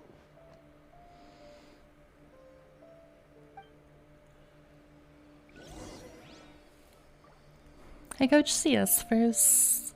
Is CS Counter-Strike? Is that the one that's CS? Then RL? I don't know what RL is. And I don't feel like going serious in Valos, so I coach and try to maintain Ascendant Immortal rank at least. Okay. Yeah, that makes sense. Like, just maintain your rank, but not like push for whatever their like top 500 is. I know it's not called top 500. I just thought that's the only thing I can think of from another game. Oh, Rocket League. Wait, is Rocket League shooting, or is it cars? Or something else entirely? Because I have never played Rocket League and I know nothing about it. You're back already. How'd it go? Radiant, thank We have an you. emergency on our hands. Please notify everyone here that while they can continue to discuss their dreams, they mustn't try to visit or recreate the locations and scenes that they have been Football with cars? What? Interesting. All right, if that's the wish of the great Dendro Archon. But could you at least tell me what happened? You all look so serious. Oh. I was thinking American football. That makes more sense. Never knew even a dream could. It makes more sense if it's Don't soccer. worry. Okay. I'll be sure to notify all the event participants and inform the other staff members about what has happened. Using the event registration list, I should be able to contact more people that were interested in dreams and warn them about the situation. Okay, but it makes a little bit more sense because at least in soccer, right, you have people in different positions and you're trying to get the ball in the goal. American football, you have it's stop start in ways that make literally no fucking sense to me. No matter how many times I've had American football explained to me over the course of my life, I just cannot retain how it works.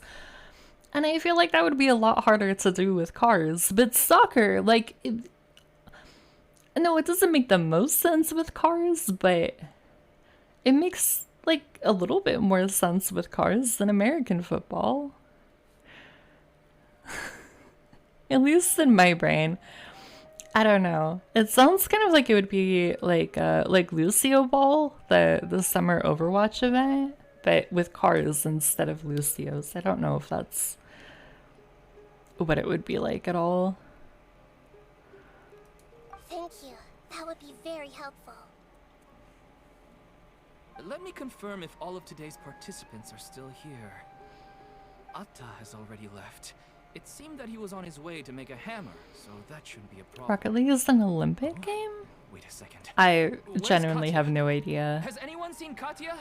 Has she already left? Oh, I think she already left. Is it just an X Games? Somewhere she wanted to go. Oh no. Did she want to look for the place from her dreams too? Don't know anything about X Games either. And I don't know a lot about esports. So I am not the person to ask. But Rocket League, I mean, it might have like a professional competitive scene. I don't think it's outside the realm of possibility. I just have no idea like on what stage that would be. Can you tell us where she went? Yes, she did briefly mention it. Somewhere near Chatrakam Cave. Alright, thank you. We'll go look for her. Please help us tell the others not to do anything reckless. Sure thing. Who would have known things would have turned out like this? As a T2 pro before I started coaching it? What's T2? You've done many things. It's all very impressive. As someone who like only started gaming like 3 years ago, the fact that there are like whole like professional industries for this stuff, and like you can like be a professional athlete in gaming is kind of incredible to me. Top 80-ish team in the world, tier 2. God damn, that was very impressive. Hello, Deepanab. How are you? It's surrounded by monsters. Come on, let's rescue her. Can I use my Nihita this time and not the trial Nihita? No, I have to use the trial Nihita. God damn. I see everything. I hate her build so much. Emerge. Right here. A sight to behold. Right now. Right here. Here.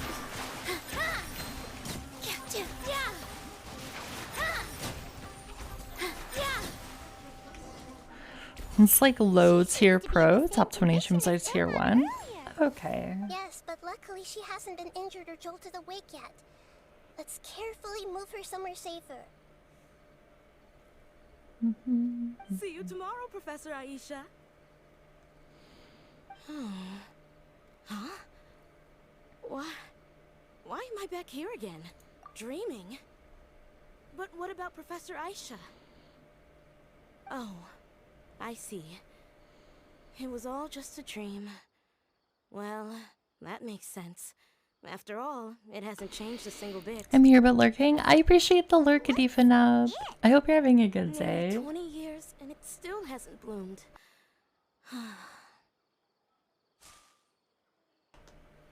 Does it have something to do with your dream? Please, tell us what you mean.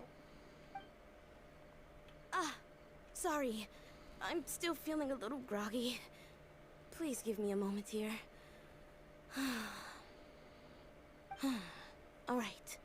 Where to start? Right. This plant. So, Professor Aisha gave me this plant just before she left. She was a good friend of my parents, and my first real tutor. She was also an outstanding Amorta researcher. A lot of up and down lately. I hope it kind of stabilizes into a little bit more up. I know the roller coasters very well, but I hope it gets better. Although a distant friend is coming to visit my town, so that's something that's super exciting. I hope you guys have a really good time together. I just want to be good in Valo, but I don't want to be top 0.01%, top 0.01%, top 0.1%. Okay. You're happy with? Yeah, I mean, as long as you're happy with where you are, then I think that's what matters most. Like, you don't need to go for the 0.01% if you don't want to, you know, if you're happy with like 0.1 or 1%, and you're satisfied with that, then I think that makes total sense. In addition to her extraordinary academic talents, she was also skilled in combat and would accept lots of work from the Adventurers Guild.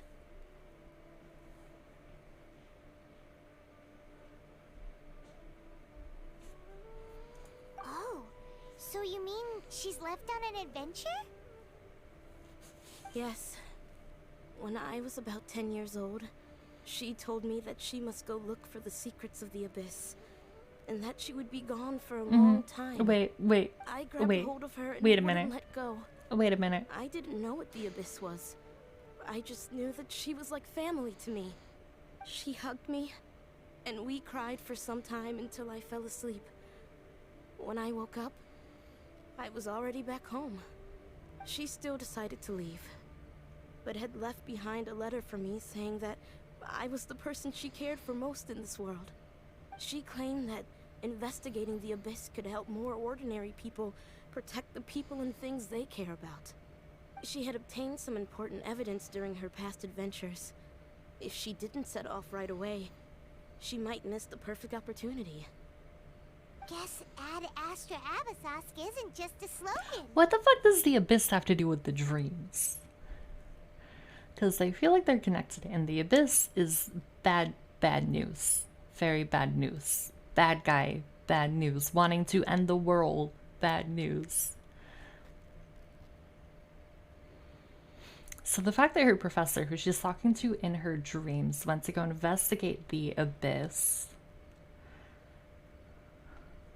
is a troublesome connection.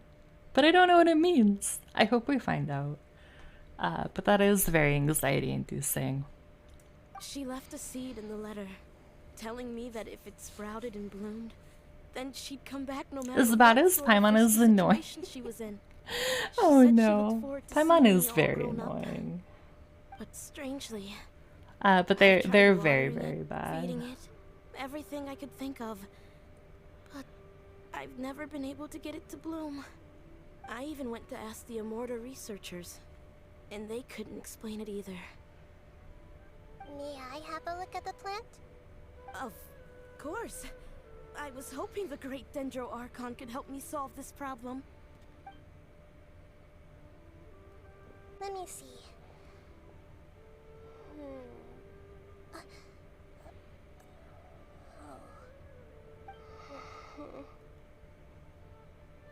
Huh? We've never seen that look on Nahida's face before.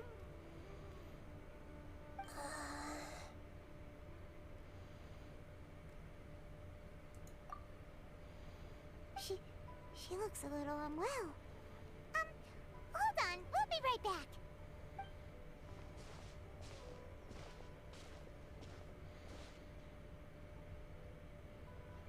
What's wrong, Nahida? You can't tell what's wrong with the plant either?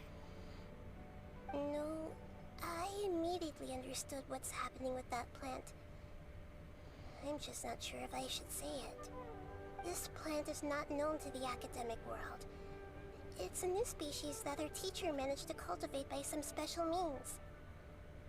Judging by its features, I can tell from the moment it sprouted it'll never be able to bloom. It can't be. It means that this Professor Aisha she keeps mentioning might have foreseen the danger and was prepared to never return. From my experience observing people, she would undoubtedly regard this as a brutal revelation. When forced to confront such brutal truths, people may break down into tears, talk nonsense, or lose their tempers.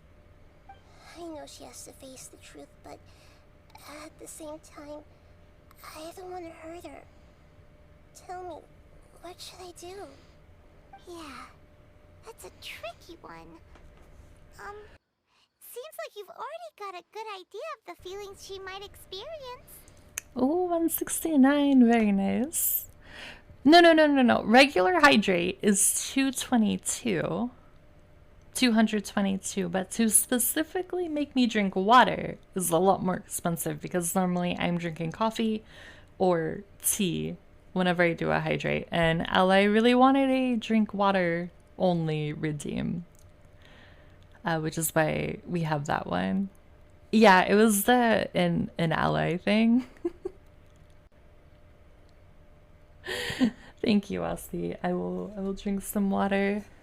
Take a fucking sip. Let's go.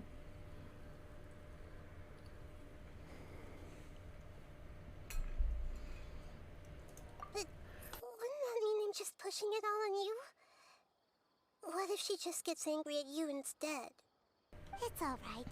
There are all kinds of people, and the examples you observed are just the most extreme cases. Man, I really wish we got to hear Lumine talk more. It would make me so happy. Okay. Thank you. Let's go back and tell her.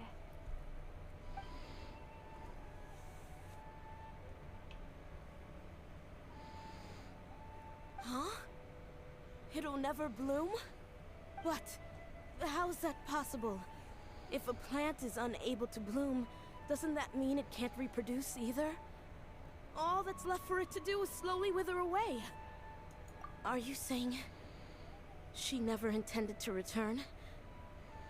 Seriously? So everything she said was a lie? But she meant well. Since the separation was inevitable, she hoped that you would be able to come to grips with such a cruel parting a little later in life. Yeah, her love, care, and attention to you, all those warm moments were real. I guess she had hoped that you could understand and respect her choice after learning the truth. I see. Sorry, I don't want to sound ungrateful, but it's just so much to take in. The dreams are so beautiful. Yet reality is heartlessly cold. I really thought she had come back. I had so much to tell her.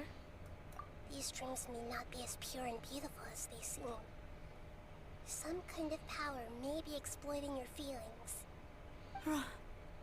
Really? Yes. So with that in mind, until our investigation is completed, please return to the event and ignore any further temptations from your dreams. I see. Thank you for rescuing me, and sorry for the trouble. Luckily, the plant didn't get hurt either. Otherwise, I wouldn't have anything left to remember her by. Thanks, Traveler and Paimon. She seems to have finally accepted the truth, but I think she'll still need a long time to come to terms with her feelings. I saw her waver the moment you mentioned love. It was almost like a gentle rain, arriving just in time to put out a fire that was about to spread. It's because people have something called empathy. Empathy? I see. This is valuable knowledge indeed. By the way, you said there may be something that's trying to exploit their feelings. Any idea what that might be? Yes. What's common between Ilmon and Katya's cases is that they've both lost someone dear to them. And now, they get to meet the people they cherish in their dreams again, and the people feel more real than anything a regular dream could hope to create. Instead of interpreting it as a result of their longing, I have to consider a more antagonistic explanation. Someone is taking advantage of their longing. Yeah, they're just causing these people to dream. What are they after? This is exactly what we need to investigate. Anyway, let's pay another visit to a moment of dreams. I have a bad feeling about all this. I hope things haven't gotten any worse. Thank you for the lurk, Simon. I appreciate it. Paimon's voice totally shuts down my capacity for empathy. Her voice is so... I don't know why they made it the way... That's the wrong teleport. I don't know why they made it the way that they did. It's so... I think if she had a different voice, I don't think people would hate her as much as they do. If I'm being completely honest.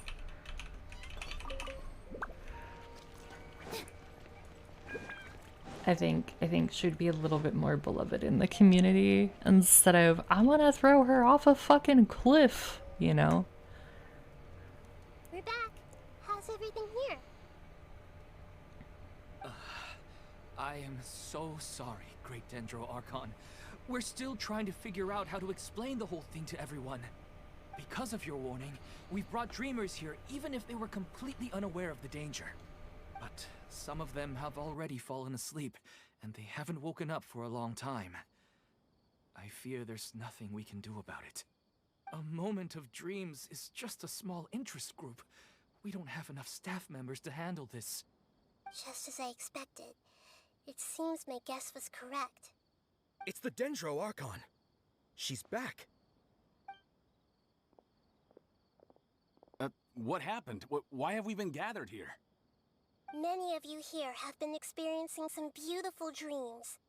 But I'm sorry to tell you that based on our investigation, there's some kind of conspiracy behind them. Before we learn the truth, please don't try to recreate the scenes in your dreams. Whatever you see, don't be tempted by them. Huh? But... I don't think it's a big deal. Aren't we just dreaming? It's not like dreams will have an effect on others. We've already met 2 people who ran off to the countryside alone and got caught in dangerous situations by falling to the temptations in their dreams. That's right! These aren't just dreams! It's serious! Alright, I get it. So does that mean once we have some conclusive results from the investigation, we can continue to enjoy these dreams? Yeah, I still want to visit my sister in my dreams.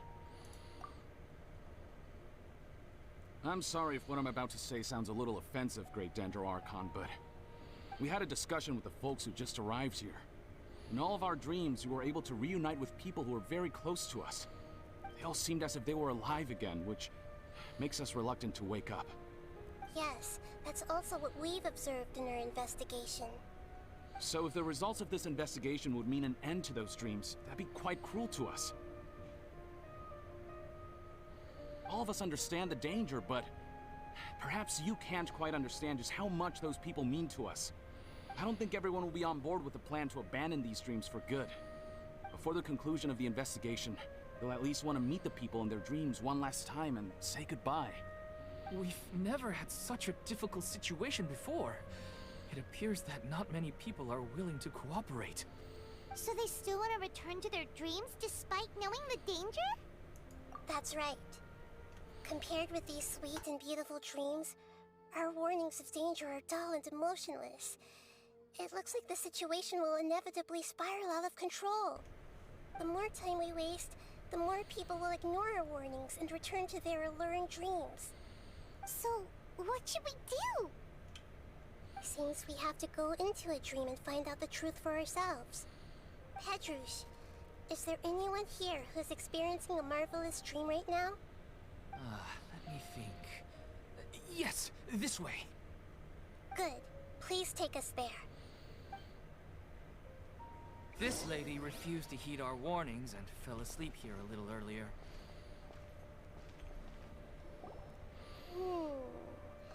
She's only asleep and hasn't started sleepwalking. It seems she hasn't sunk too deep into her dream yet. Do we also need to fall asleep if we want to go into her dream? Don't worry about that. I'm Lesser Lord Kusanali after all. Now, don't be nervous. Just close your eyes. Imagine yourselves as waves gradually rolling onto the beach. You slowly wash over the shore and sink into the sand.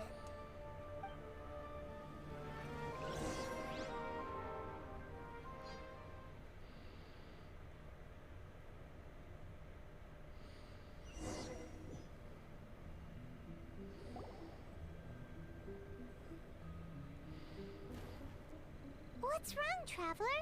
You look a little disoriented. I'm pretty sure we just saw Aether, right? It didn't imagine that. Oh, okay.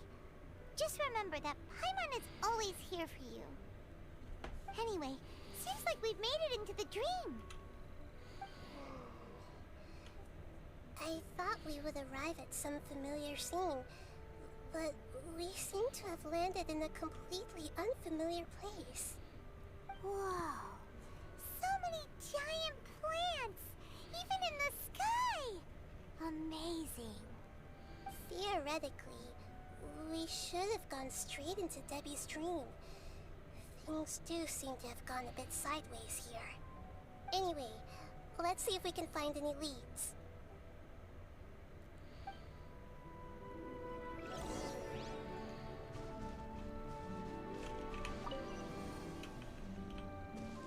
Okay, so we gotta go. Okay.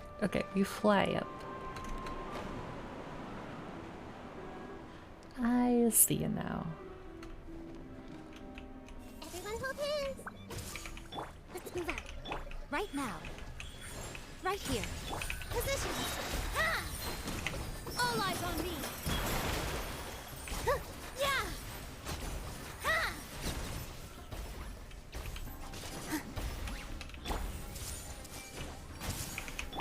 emerge. Right here. With all my strength! Yeah! Yeah!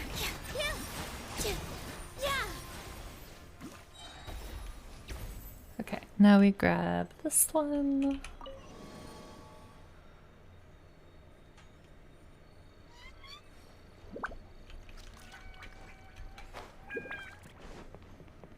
Ooh, that bridge looks so cool. I really like that.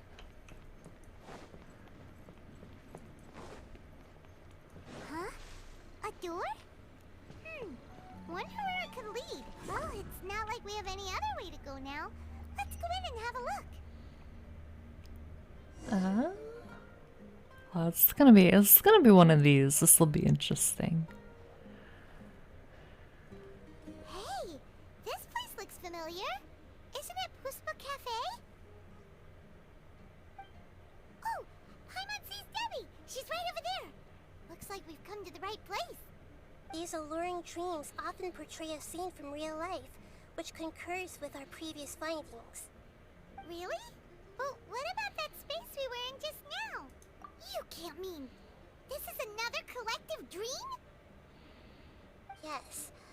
Given that so many people have been experiencing these beautiful dreams, I would say it's very likely that they're interconnected. Compared to an interconnected dream, independent individual dreams would be much harder to manage and manipulate. Ah, Paimon gets it now. Well, let's go talk with Debbie. Oh, but there are some other people next to her. Are they dreaming too? If this space is exclusive to Debbie's dream, then the others beside her are most likely the people she cherishes. Anyway, we should confirm that first, just to be sure. How do we do that? Just leave it to me.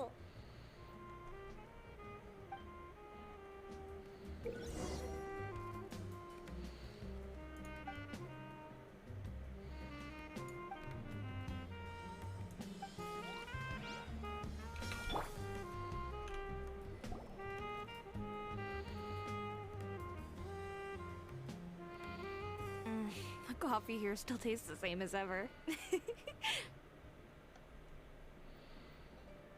You two have traveled all around to that. Surely you've all tasted better coffee than this. I suppose so, but no matter how good things may be elsewhere, nothing beats the taste of home. That's right. It's hard to change your tastes. Anyway, here's to your return home. Welcome back, everyone.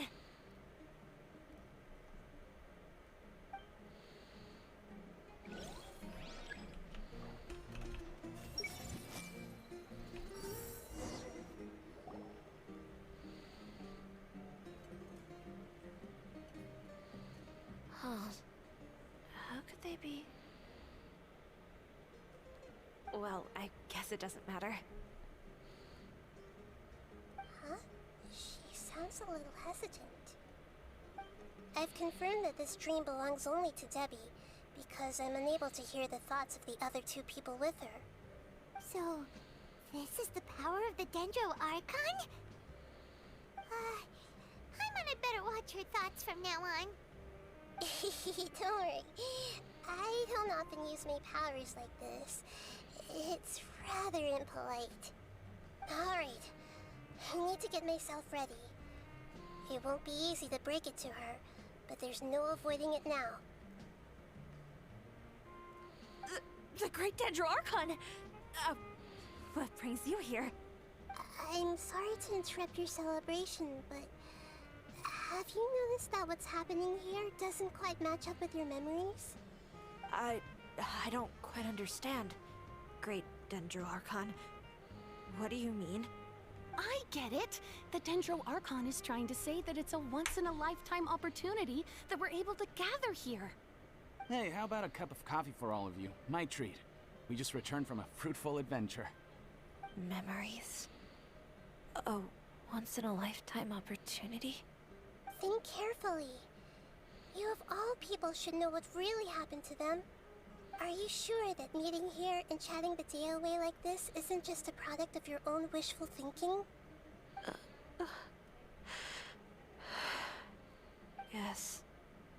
The reports from the Steambird were true. The ship they were on struck a reef and sank. And I never heard from Basima and Gaspar again. Hey, come on now. What are you talking about, Debbie? Yeah, trust your memories. Nothing you see here is real. I get it now. This is a dream, isn't it? But since it's my dream, it doesn't matter if this is real or not. I enjoy the way things are here. I no longer have to face the tragedies of real life. These friends mean the world to me. Nobody else can understand me like they do. There's nothing wrong with continuing this dream. Is there? I'm worried that if you were to continue dreaming like this, the lines between dreams and reality will gradually become too blurred for you.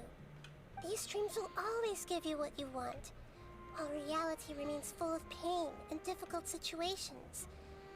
If you're not careful, you can get hurt. Don't worry. I still have control. I won't let it go that far. Are you sure? Hey, how about we put all this troublesome stuff aside and get back to our coffee and snacks, hmm? Whether it's just a dream or real life, you should be happy. Well, this is a depressing story. We don't even know how you people got here or where you even came from. Or maybe emotional is the better word. It's very sad. Sorry. Paimon didn't mean to upset anyone. No, it's alright. I understand that you're just trying to look out for me. It seems that for now, this place is still relatively harmless for you. But I wonder if there's any way to go deeper into the dream. Huh. Now that you mention it, I once heard a strange voice tell me that there's an entrance here. I'm not interested in checking it out at the moment, but maybe I'll go in and have a look later. Okay. Thanks for your help. Just as I expected, we're only on the surface of this dream. Let's go. Yo, big emotions.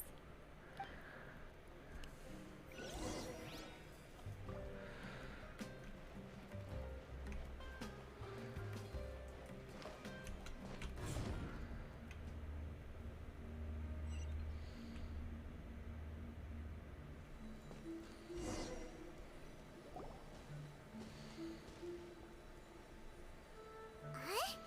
What are we doing here again? Wait a second. We were just up there.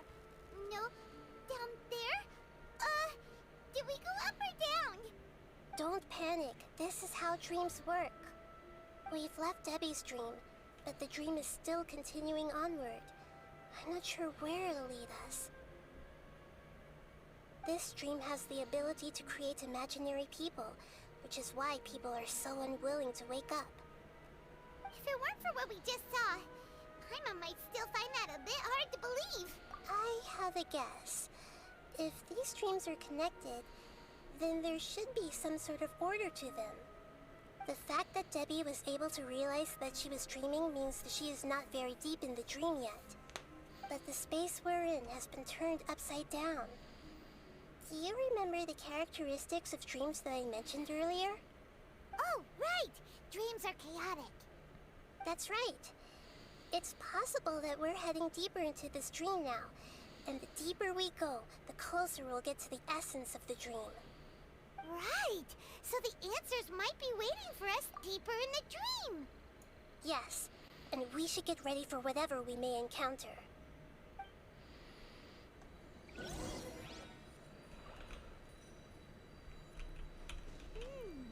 It looks like we may need to put something inside there. Oh, very nice. No. That's too far of a jump. There we go.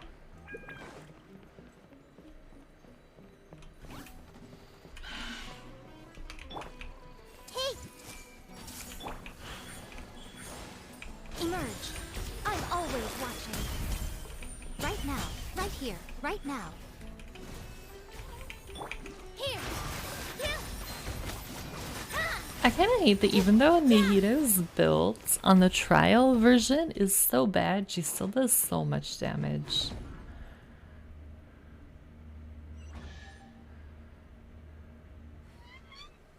Whoa! When it rains, it seems to disappear slowly. Yes, and it appears again as soon as the rain stops. It's less like a flower, and more like a dendro slime that's trying to keep out of sight. Here we go again with Nahita's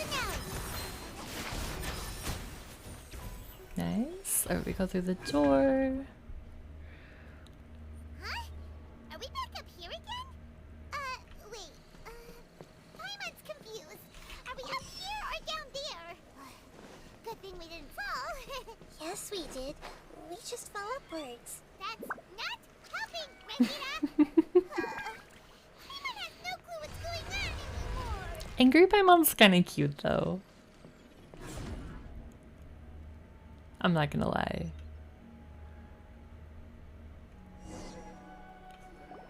Wait, weren't we already here a little earlier? This is probably Ilmon's dream. Huh?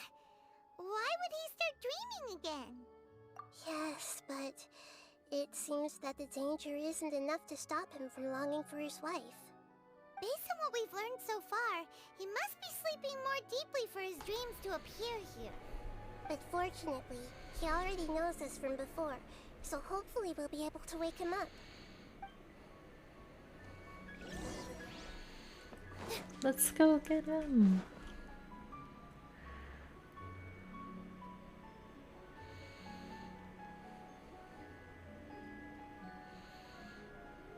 Ilmon! Oh, it's you. Incredible. I didn't know you would appear in my dream too. Did you say dream? Wait, so you know this is a dream? Of course. Such good things rarely happen to me in real life these days. Here, let me introduce everyone. This is Minar, my wife who I mentioned before. And this is our daughter, Hydar. Hello. It's a great honor to meet the Dendro Archon. Whoa, Dad! You know the Dendro Archon? That's amazing! And what's this? Is it a new toy? No, it's Paimon, not a toy! Anyway, now's not the time Angry for that. Paimon's so cute. Nikita, this doesn't seem to add up with what we were expecting. You're right. Let me think for a bit here. Oh, right. We didn't see him in a moment of dreams earlier. Paimon thought he'd gone home. Sorry. I just had to make sure that Hydar could get a chance to see her mother. I had gotten pretty familiar with the hike, so I brought Hydar with me. I'm just glad we didn't meet any monsters along the way. Yes, I'm glad too. I didn't expect her to grow up so fast. It must have been very hard for him. I regret not being able to fulfill my role as a wife and a mother. No, don't talk like that. Let's leave all that unhappy stuff behind for now. Even if we're in a dream, it's still a blessing that we've been able to reunite in this way. What should we do now? Should we tell him the truth? You can let me break the news. I should be the one to do it. I'm sorry, but I should tell you that your dream did not create us. We are real people with our own consciousness.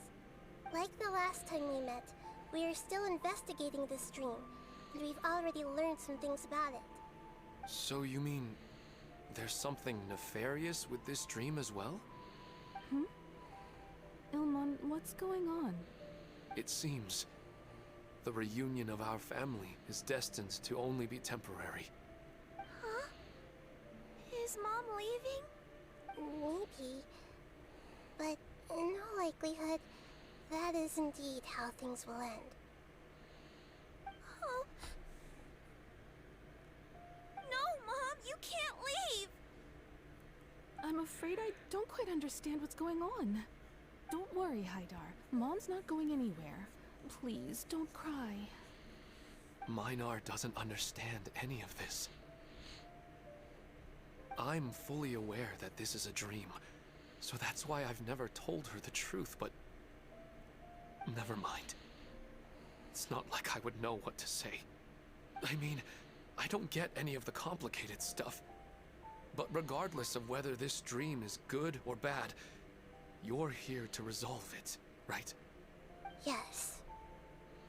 Then please, let us enjoy this moment for just a while longer. Regardless of whatever caused this dream to come to pass, I feel extremely grateful to have had the chance to reunite with my family. But does this dream really have to disappear? I'm afraid so. Sorry. Okay. I see. Please, come this way. You can go even deeper into the dream by heading in this direction. I have heard that the further down you go, the more pleasant the dreams become. And the more you want to stay. The answer you're looking for may also be found there. Go ahead. Thank you for helping us. And I'm truly sorry. You're welcome. It's not like I have any say in the matter. I'm just an ordinary person after all. Who am I to interfere with the work of a god? I'll be right behind you. I should at least let Minar and Haidar know what's going on here. Otherwise, my daughter might be mad at her mother after we wake up. We're not doing something bad, are we, Nahida? That depends on how you define good and bad. It's the same place again. This place is almost like a flight of stairs that connects all the dreams together.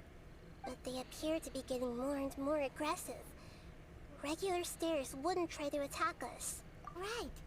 Something seems to be off about our theory. Ilman is clearly aware that he's dreaming, and he's enjoying it. Rather than dreaming on a deeper level, he almost seemed more awake. I believe we're on the right track, but we just need another explanation. It's not that the dreams are getting deeper, it's the owner's attachment to the dreams that's getting stronger. But you would never mistake dreams for real life, right? Sometimes, Paimon almost wishes her dreams could be real. But it's just a quick thought. It's not long before Paimon's thinking about other things, like sticky honey roast.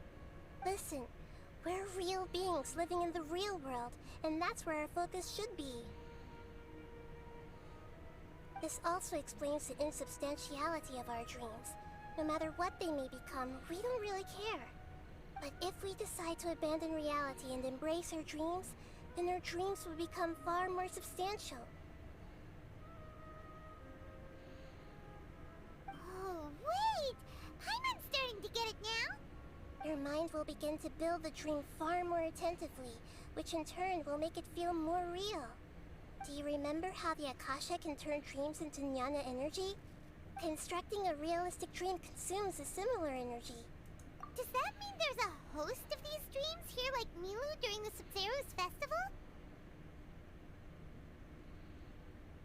If we wake that person up, this collective dream will end, right? Mm-hmm, most likely. But the collective dream in Sumeru City was created by the Akasha, and now the Akasha has been turned off. This has nothing to do with the Aranara, and humans are not capable of creating a collective dream, which means... Huh? So, did someone manage to restart the Akasha? That's impossible. But they are probably a scholar of the Academia who had a close connection with the Akasha. Even so, how did they manage to do it? And how did they choose the host? Yeah, we haven't gotten to the end yet. Once we know their motive, all the questions will resolve themselves.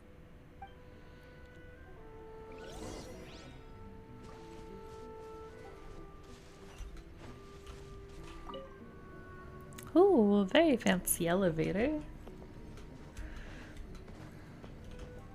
Hey! Right Right here. Emerge. Yeah. Yeah. Easy peasy.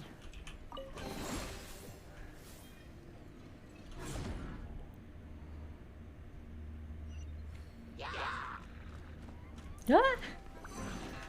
That was unexpected. Right now. Positions. Here. This dance is for you. Ah, okay, okay, we got them all. We grab this guy. And then we go in the door.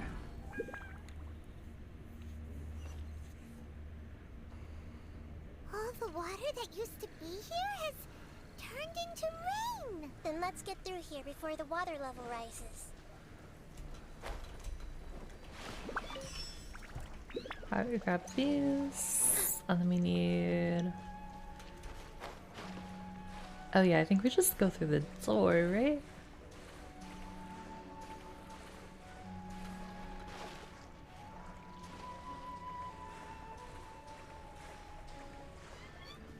Alright, one there. One there. The destination is right ahead.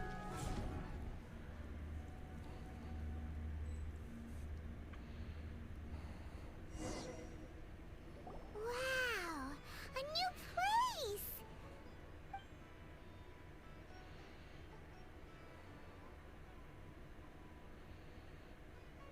Well, it's just new to Paimon in this dream. This should be the final destination. Huh? Really? Yeah, these are just ordinary city streets. I have powers related to dreams, so it's usually easy for me to tell who's dreaming and who's created by dreams. I guess only those who have thoroughly accepted this dream will be able to come here. There are so many people here. How can we find the host? Don't worry, I have a way.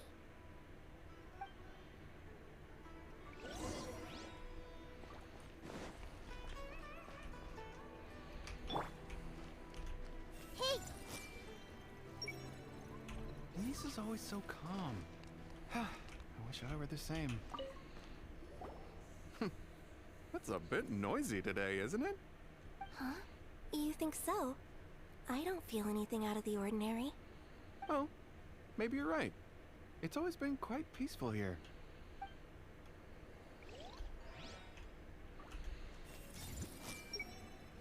Shadia has such good taste.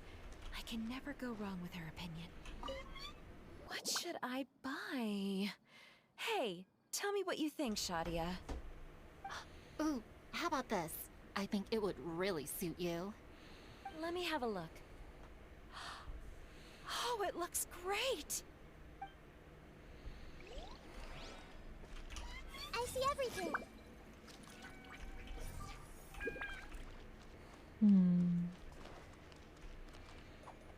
I mean, that's really unsettling to just have in the sky. Sometimes I wish Rakesh could be more assertive, but I guess I'm also happy enough with the way things are. It's not going to rain soon, is it? Then maybe we should head home. I don't want to get rained on. Yeah, let's wait for the weather to get better before we head back out again. It's not like we're in a rush or anything. Everyone hold hands. You know, I've heard that plants grow better if you play music for them. And on that note, it's been a while since I last heard you play. Sorry, I've been a little busy these last couple days.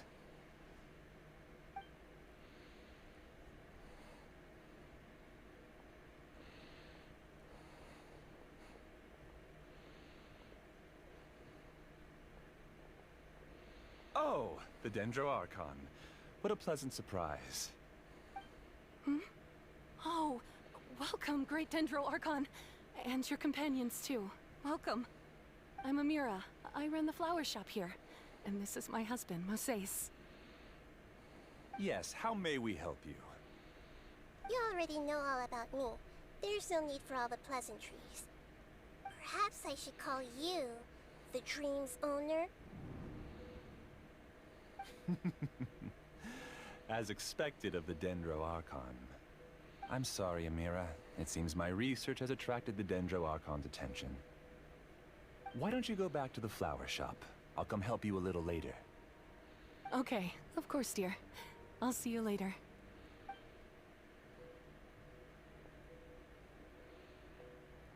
It appears that I was too naive to think I could deceive the Dendro Archon in person like this. To avoid looking like too much of a fool, allow me to ask the first question. How well would you say you understand this dream? This dream was built by the Akasha, and it has the power to create imaginary people who no longer exist in the real world. As for you, you found a unique way to become the owner of this dream, going so far as to have even given up the ability to wake up again. Given up the ability to wake up? Impressive! You truly are the embodiment of wisdom.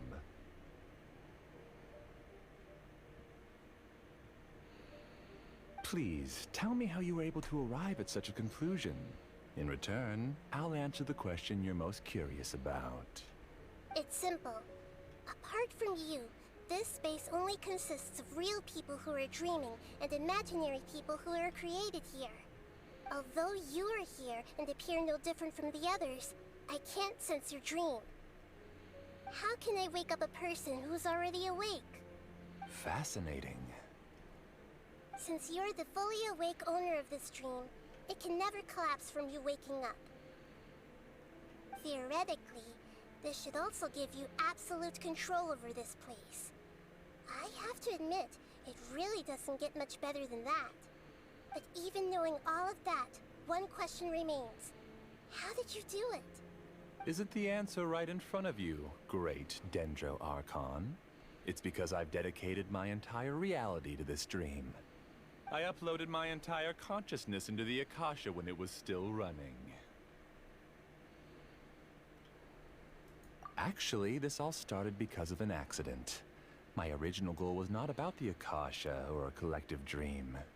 No. You were motivated above all to create a hyper-realistic person.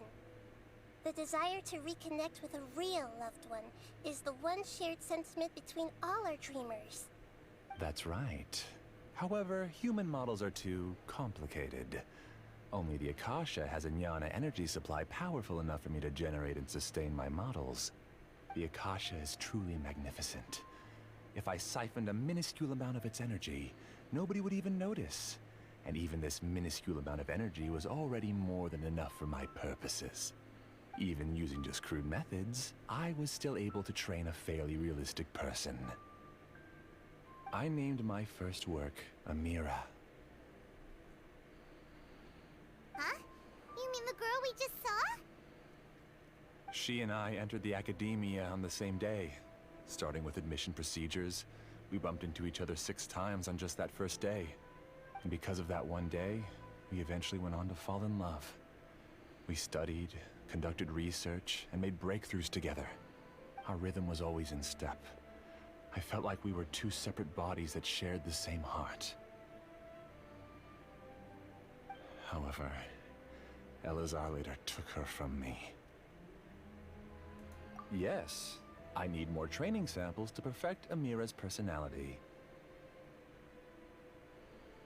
I found their details in the Akasha's database.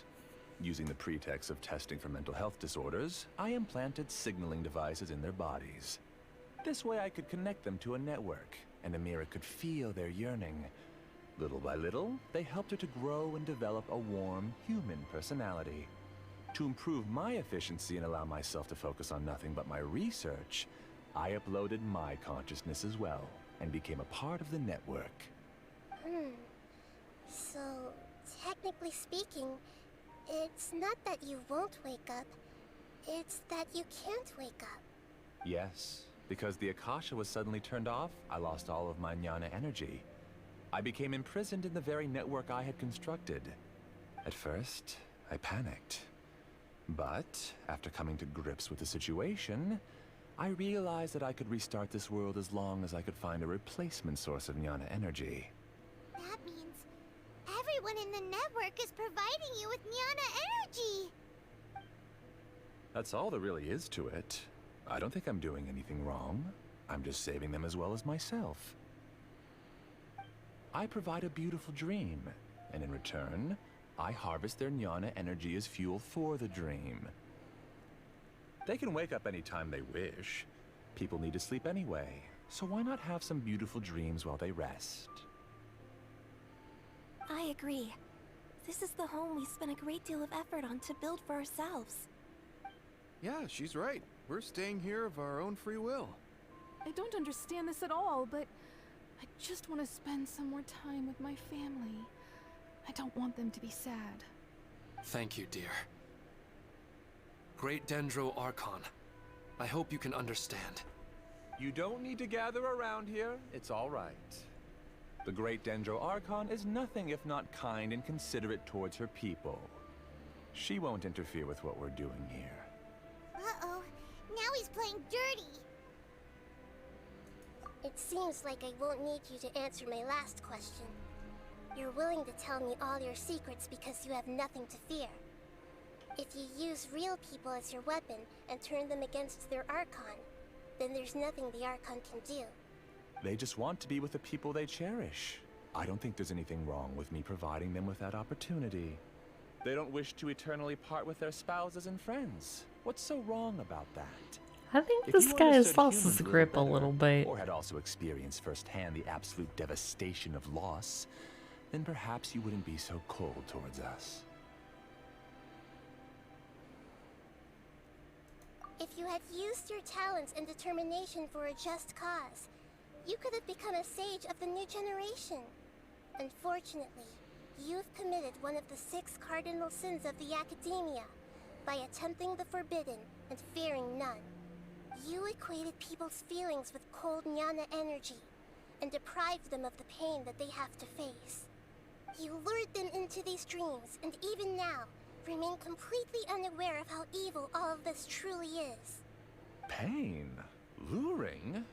Those kinds of things haven't existed here from the moment this world was created.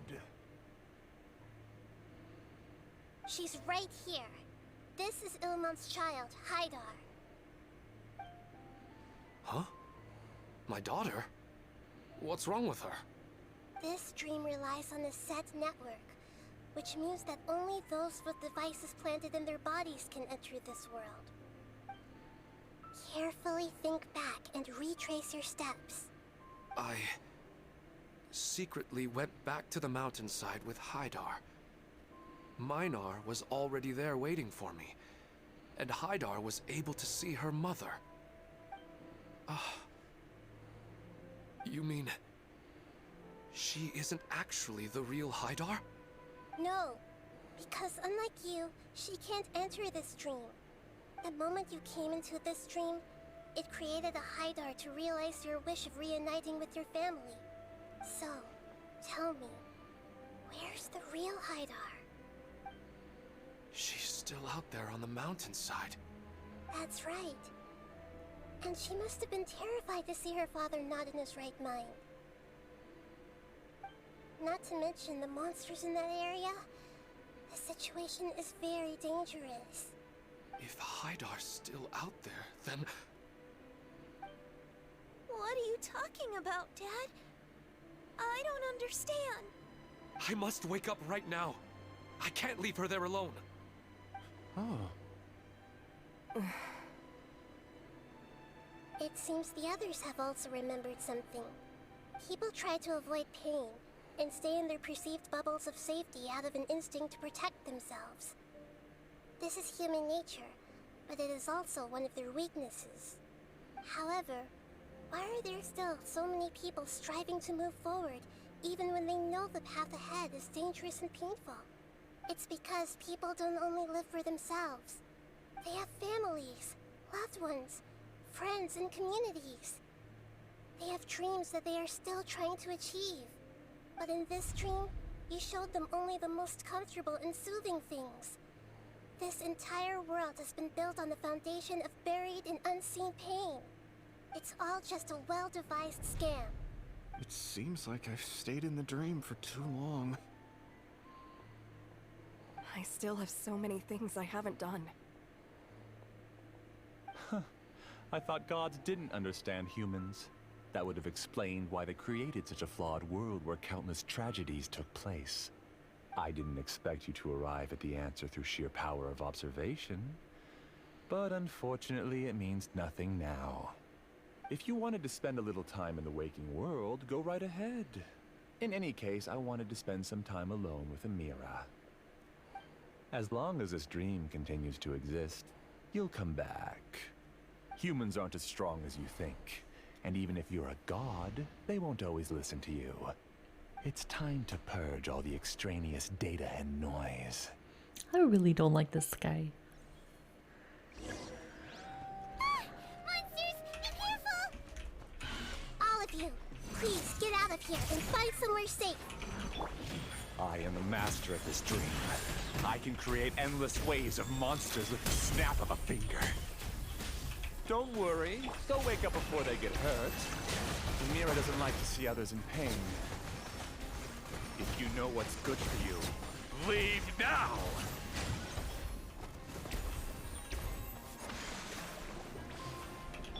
I see everything.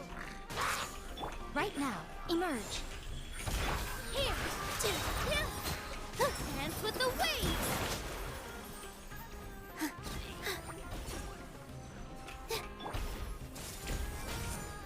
Sharing my knowledge. I really hope it's not like actually endless waves of monsters.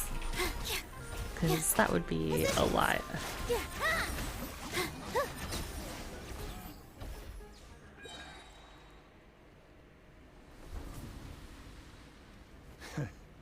You haven't won just yet. This dream is mine! If I go into hiding here, not even an Archon can ever find me. And as long as people yearn for happiness, they will return here and rebuild this paradise! Hey, stop! What's that? This dream is spiraling out of control and is collapsing now.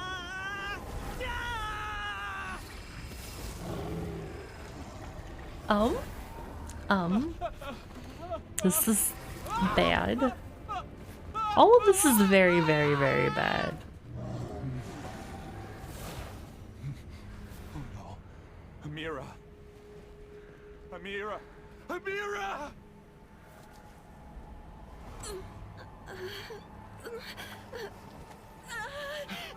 Amira, are you alright? I don't feel well. No, no, no! Please, no!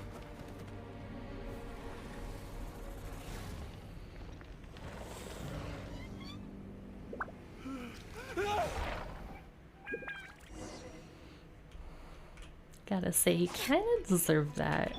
Get away from there! Don't ruin my flowers! What should I do? Where did it go?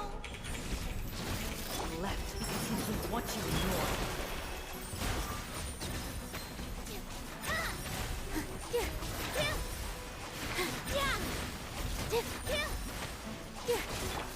Hey! Make yourselves at home! Emer, who am I? I'm not Amira. Glad that's over. But what happened just now? He's not very proficient in using the Akasha's technology, and he spent a lot of Jnana energy creating monsters. Now the system is out of control. All the people he created also turned into monsters, including Amira. It's terrible, even for a dream. Even Paimon's freaked out. Paimon can't imagine what they're going through. The good news is that the chaos seems to have subsided. Now we only need to wake up the people here and let them return to their real lives. Amira. My dear Amira. They're all gone. It was just a big dream after all. I couldn't change my fate. And my knowledge turned out to be useless. What a cruel world.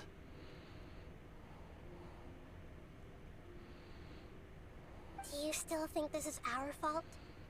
I don't care about that anymore. The jnana energy used to sustain this dream has all been transformed into monsters. This dream will soon collapse and my consciousness along with it. Let me disappear with Amira. I'd rather turn into dust than to ever wake up again.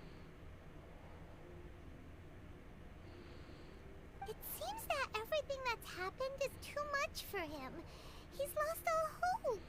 I think seeing Amira turn into a monster was punishment enough for him. After comprehending the hollowness of the unreal, it's time to revisit the meaning of existence. Existence? I'm different from the others. I've long given up everything outside of my consciousness. Using my knowledge of the Akasha, I have a way to extract your consciousness from here and put it inside a knowledge capsule. The Academia has probably kept your body, so you should be able to wake up soon. No need. Just let me disappear. Reality means nothing to me now.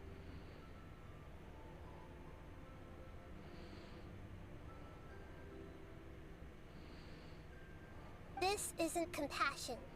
I won't let you escape your punishment by simply disappearing. As for your life after that, it'll be up to you how you want to exist. Alright, Traveler in Paimon, we should go back. We can finally wrap up this whole thing.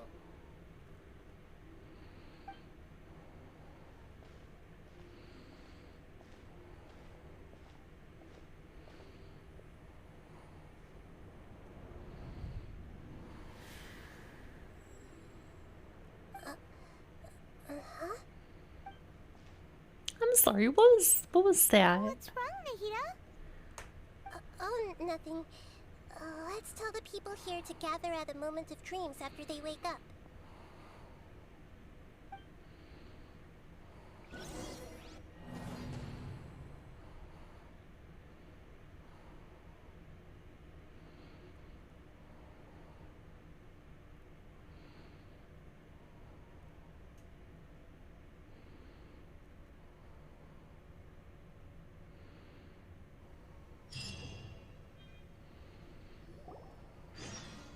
Oh, great.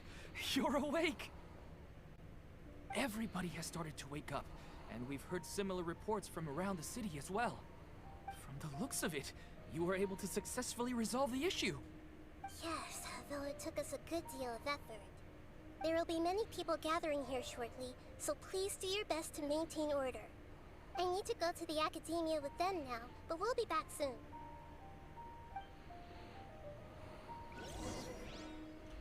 Are we going to ask about that scholar?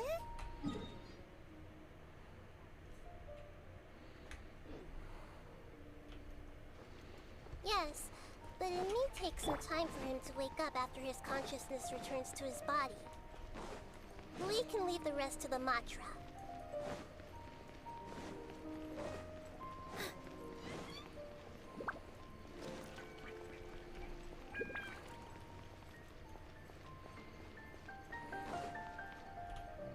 Oh, it's the great Dendro Archon. How can I help you?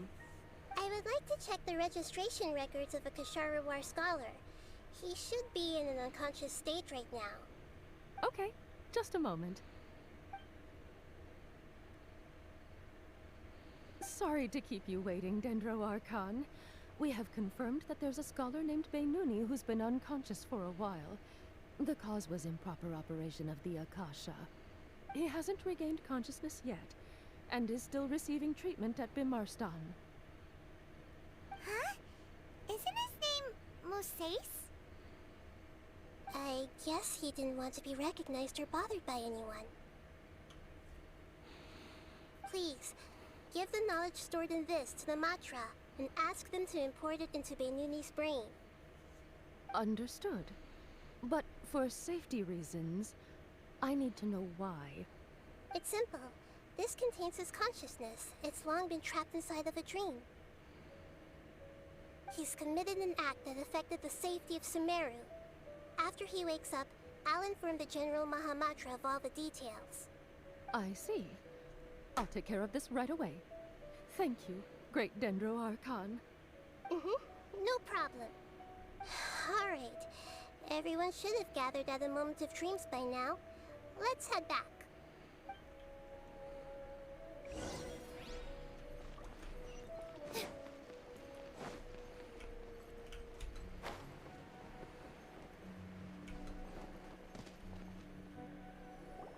Let's be quiet and just listen in. I wonder what she's going to say. Hello, all of you who have just woken up. I'm sorry for interrupting your beautiful dreams. I may have acted a little cold when handling things in the dream. I sincerely apologize for that. Dreams have amazing power. They inspire us to remain resolute in the face of adversity and help those with aspirations achieve their desires. But dreams also have the potential to exploit people, confuse the senses, and distort the truth. Unfortunately, you are all chosen as prey for an elaborate scheme. As I've said before, I'm still learning, and cannot fully empathize with the pain of all the loss you've experienced. But just take a good look around you, and you'll see many other people who have had similar experiences. You should be proud that you've been able to gather here and look toward the future together. The path of life is long, and it's hard for us to see the destination. This leads us to ask a lot of difficult questions. What's the meaning of life? What's the purpose of my existence? Why do I keep experiencing pain and loss? Of course, the most comfortable choice is to stop progressing. Give up thinking, and just keep repeating whatever you're already familiar with. Whenever you have such thoughts, just look at the people and things around you. Some people work hard all day so that their families can have a hot meal on the table at night. Some people travel all over the world in order to create art that resonates with all of Teyvat. Some venture in search of the world's secrets to prevent rapidly approaching, yet still unknown, world-shattering catastrophes. Life is not just about yourself. Each and every one of your actions shapes you and the world around you.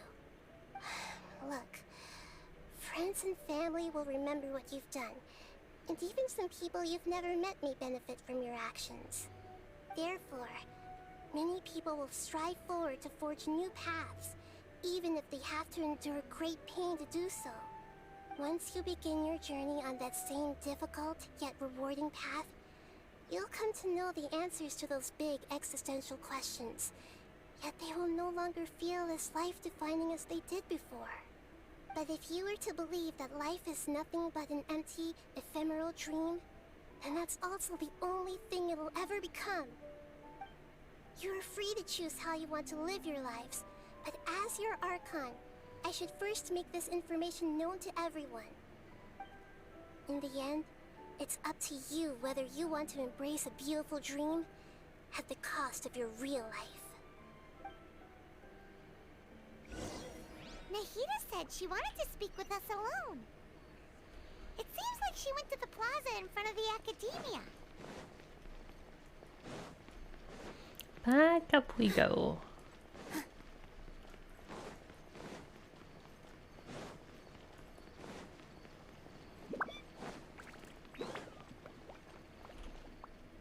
You're amazing, Nahida! Even Paimon was nearly won over by that scholar in that dream. Well, he's very good at manipulating the weaknesses of human nature, but perhaps he himself had fallen prisoner to them long ago. That dream was incredibly beautiful and enticing. Ordinary people couldn't see through it and easily lost themselves within it. But as long as you can still wake up, you can still move forward with your life. Huh? What makes you say that? Right! You said that you didn't understand human feelings, but we saw how considerate you were with all these people. Your speech just now really connected with everyone. You did a good job! Thank you. I've heard a lot of sad stories along this journey, and several of them have touched my heart. You can't say that the victims of the dream really did anything wrong, and what they wanted was also not unreasonable. That's why I could understand them when they tried to resist us and protect the dream. But all of my understanding and stirred feelings probably can't even account for even 1% of the pain they've experienced. I don't think this 1% can be seen as an example of what you call empathy. You're too hard on yourself, that's for sure. Alright. I suppose going out into the world will help my confidence grow. I've learned that emotions are nothing like knowledge, and that's why it's hard for me to put them into words sometimes. Benyuni, or Mercedes, said that I had never personally felt the pain of loss. But I have a vague feeling that this isn't true. The moment I entered the dream, I felt like I was wrapped in a blanket of warm feelings.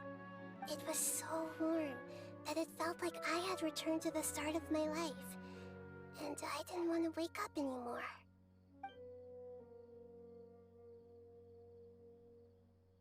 But when I opened my eyes, the feeling was gone without a trace. If I have to make an analogy for it, I would say I can no longer see words on a piece of paper after they have been erased, but I can still see the slight indentations of where the words had been written. But now that I've experienced this dream, I think I can say with confidence that I won't dwell too much on the meaning of that warmth. It's enough that I can tell I was once supported by that warmth, and its existence has allowed me to get to where I am today. If I dwell too much on its exact nature, I would be putting the cart before the horse. I gave a speech to inspire my people, so if I were to fail to live up to those words myself, then that would be too embarrassing.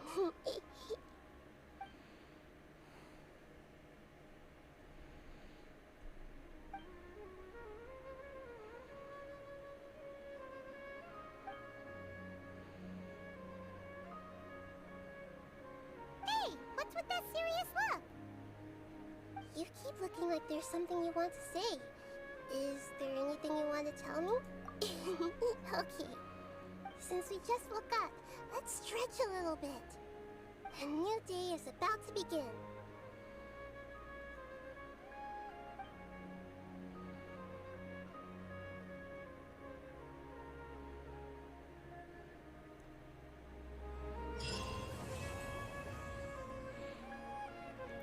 Okay, we finished it today. That's very exciting. I was not sure that we would. Just want to heal everybody because it bothers me when they're injured. Although I don't know that we get Milu fully healed here. But this seems like a good place to wrap it up. Thank you guys for hanging out today. I will be back not on Thursday because Thursday is Thanksgiving, but I'll be back on Friday. I hope everybody has a really good night. It is very exciting and